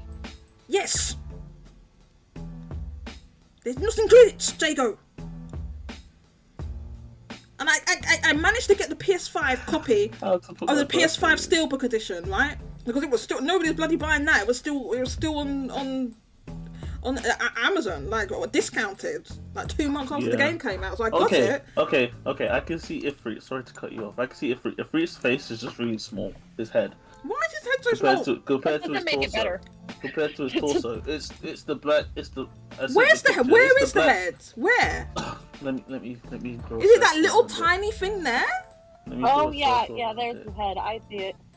But it looks like Yeah. Hold on, I'm drawing a like a circle around knob. it. It doesn't look like a head. Yep. No, it's there. It's very tiny. It's very It tiny. looks like his head's been ripped off. It's Why does it have such a tiny head? sadly there. It looks like there's no head. He has big horns. Those are the only big thing on him, Jago. He has a Everything's big but the head. torso. He has a big Yeah, everything's torso. big but the head. He has The huge head thighs. is tiny. His hands are tiny. Why is the head? Anyway, so I wasn't that keen on this statue, so I was like, I like the little. No, I still think it looks great. I'm gonna show this. I I'm still gonna show think this it on the looks great. stream. Look at what Jago did. He's like, in case I can't see where the head should be. I know where the head should be, Jago. That's not the issue. I'm saying that's where it actually is. Like you can see it. It's just really Dude, small. how is that a head? There was really no steelbook in the collector's edition or for Traveler 2. Yes, Jago. No. There's no steelbook in it. Did you buy it? No, I just got the regular. I wasn't gonna buy it initially, but then Yeah. because I didn't like the first game. I played it for 14 hours. I was like, You didn't like it. I don't I like love this that game. But I don't like this game. But then I played the demo of the first game, and I started off with Hikari, and that's the I second was just game. like sold. I was just like sold immediately. But then it was the Monday of release when I realized I hadn't pre-ordered it yet, so I went and pre-ordered it. And then it came early, so I was fine. I was playing it from Thursday. No steelbook was included with it. So if you wanted that steelbook, I still don't have the Switch steelbook. I don't like PlayStation steelbook. I've been looking. Yeah, but I got one. The form factor's weird. The format's a little weird, but I got it because for collecting purposes, and it was discounted. It was a steelbook edition discounted on Amazon, so of course I got it. But the yeah. only steelbooks I do have for PlayStation are Near Replicant and Persona 5 and Persona 5 Royal. Yeah, I have Persona 5 Royal on PlayStation. I had to. I have because Fire Atlas Emblem. Because Atlas is so annoying. I have to buy Persona 5 twice because they don't give us the thingy. The what is it called? The standard edition case. So now my game only comes in the steelbook, and I don't like having my games in the steelbook. Bandai Namco did the same thing in February with Tales of Symphonia. I hate them. Yes. Do you know what? It's still, I hate it when they do that. Regular release for it. I hate it when they do that. Why do they put the Persona 5 Royal? Where is the goddamn plastic case? Why is it just inside the steelbook? You're supposed to give me both of them. Mm-hmm. This is an American thing. For the Switch They release, only give you the blasted steelbook, but in the UK usually you get them both. Yep. No. I got both with Persona 5. They sent me and Soul Hackers both have the plastic case and the steelbook. What? What? I didn't. Case. I didn't for the. Because you didn't buy that stupid, worthless one more edition from the Atlas West. I did. I used the computer bag as a bag. Oh my god! Did you? When I bought that, it only came with a steelbook though. And you paid all those. I do not want to talk about how much that stupid Atlas West store charged me. Yes, I paid those stupid fees. That's the only reason why I didn't. Yes, I paid it. I was like, the most I will do is a little bit of delivery, nothing more. But that delivery is not even little. It's like £80. You did. It wasn't £80. It wasn't £80. For normal things, there is. It wasn't £80. No, I used to frequent their website. Just look at it for longingly, like just wanting like, stuff. If only I lived in like the most expensive part of California. No, because they charge. So that's the other thing. It doesn't matter. So if you're in the United States, the shipping is the same, even if you're like right next to them. Like, I don't know why. The shipping. Oh yeah, it's not rated for. I mean, the distance. Yeah, there's not. I don't think the Sega Europe store charges us like this. No, it's just. I looked at the Sonic Toaster. Looked at the Sonic Toaster back when they looked at the what? The Sonic Toaster. What? You're saying it like that's a normal thing that I should know what that is. You're saying that like I want to know what that is. Because Sega has this Sonic live stream that they would do weekly, and their marketing team would ask them, "Oh, what merchandise would you guys want?" And the chat just names the most random things. And they made and one of them was a toaster, and they made a Sonic toaster. Did people buy it? And then they did a rerun of it. I didn't buy it. Oh, I guess they did buy it. They did a rerun. Yeah, they did a rerun of it. The Sonic toaster looks so awesome. There's an Xbox refrigerator. I'm not surprised. Okay. Yeah, but toaster looks awesome. Yeah, that's also dumb. There's an Xbox refrigerator, but I mean, like, they've had to do three reprints of it. It's that popular. I heard that refrigerator doesn't even really work as a refrigerator or something like that, or you can't leave it plugged in for a long time, or something like that. I don't know about that, but you can only put like 4 cans of a drink in it. What? So because I've actually physically seen it, so it's like what are you gonna put in it? 4 drinks? I guess so. How do I close this thing now and get the next one? Just ask Spencer. He has one. Oh, actually, it makes toasted. Yeah, that's kind of cool. Yeah. I wouldn't be happy if my bread came out looking like that, though. Oh, yeah! I remember that. Yeah. Yeah, I do actually remember that. This burnt bit on my goddamn toast. Listen. Just cover it with some cheese. I'm sure you won't even notice. Then what's the point in having a Sonic face on there if you put the cheese Because it'll on be on top? both sides. but it'll still be burnt. Yeah, but you won't even notice because the cheese will overpower it. When does Oh, cheese God, overpower 22 burnt again. toast? It doesn't. I don't know. I don't have burnt toast. This stream has been going on for too long. So- This But I know stream cheese has been is- going on for too Okay, long. I need to go. This is a 5-hour stream. 5-hour stream. Right after I said I'm never doing that again. Thank you for everyone that came. Again. No, it's Jago, and his. Well, at least it wasn't Cat Girls this time. Oh, God, my don't god! touch Just me. You remember guys, you guys Remember always that. start it though, okay? You guys make it bigger than it actually because they're is. 9 months old. Jago. No, Nia is not 9 months old, and neither is Mio, and neither is Niall. I don't. None of them are. No. I don't bloody care. You Talking know what? about that You should play Neko. That, Xenoblade. Just I play will play Xenoblade Xenoblade. Oh and my then god! play I just said, Xenoblade I can't and play. then Play Taste of the Kingdom. 10. I can't play all these goddamn games at the same time. 100-hour games, 100-hour plus games at the goddamn same time, Jago. Okay. If you play Xenoblade, you will forget about that visual novel. What visual novel? Exactly.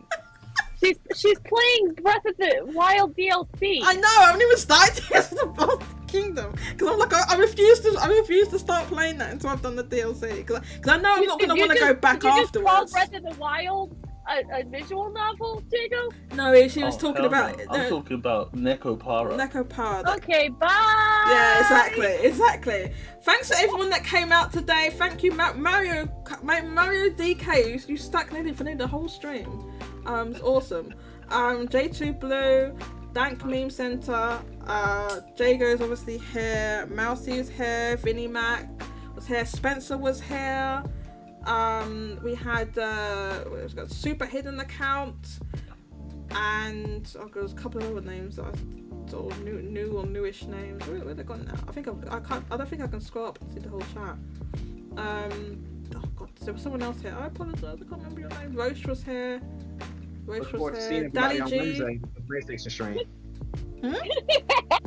Oh, next week. What did he say? PlayStation. Oh. You want to have a stream next week? Just you. No, I'm not doing it if it's just me. I'm not doing it if it's just me. PlayStation. For the showcase. Well, I guess you could get Jago to go with you. I'm not Oh, doing listen. I can complain about PlayStation all day, every day for the rest of my life. I've been complaining about PlayStation consistently since 2016. What happened in 2016? Everything. They ruined my life. What? Oh God. Okay, on that note, we should probably hang up. Yeah, 1 sec. I'm just okay. I still buy all their. Who else was here? There was one other person. Katana Riku came through. I don't know. I'm never gonna be able to remember everybody's name. I apologize. Alex Wolf, and maybe that was it. But thank you for everyone that came out today. And Super hidden account. Super hidden account. Thank you. Your account's so hidden. I don't know who you are. It's that hidden. It's a good name. And next week I'll think about it. I'm not sure if I'm gonna do that stream. I'll think about it because I've got Sonic Eyes. Okay. Sonic All right. Eyes? Okay. Bye. Bye. Take care. See you. Okay. Oh, God, I've got to put the ending screen on. You meant to remind me, Jago. Sorry. Is the stream still on?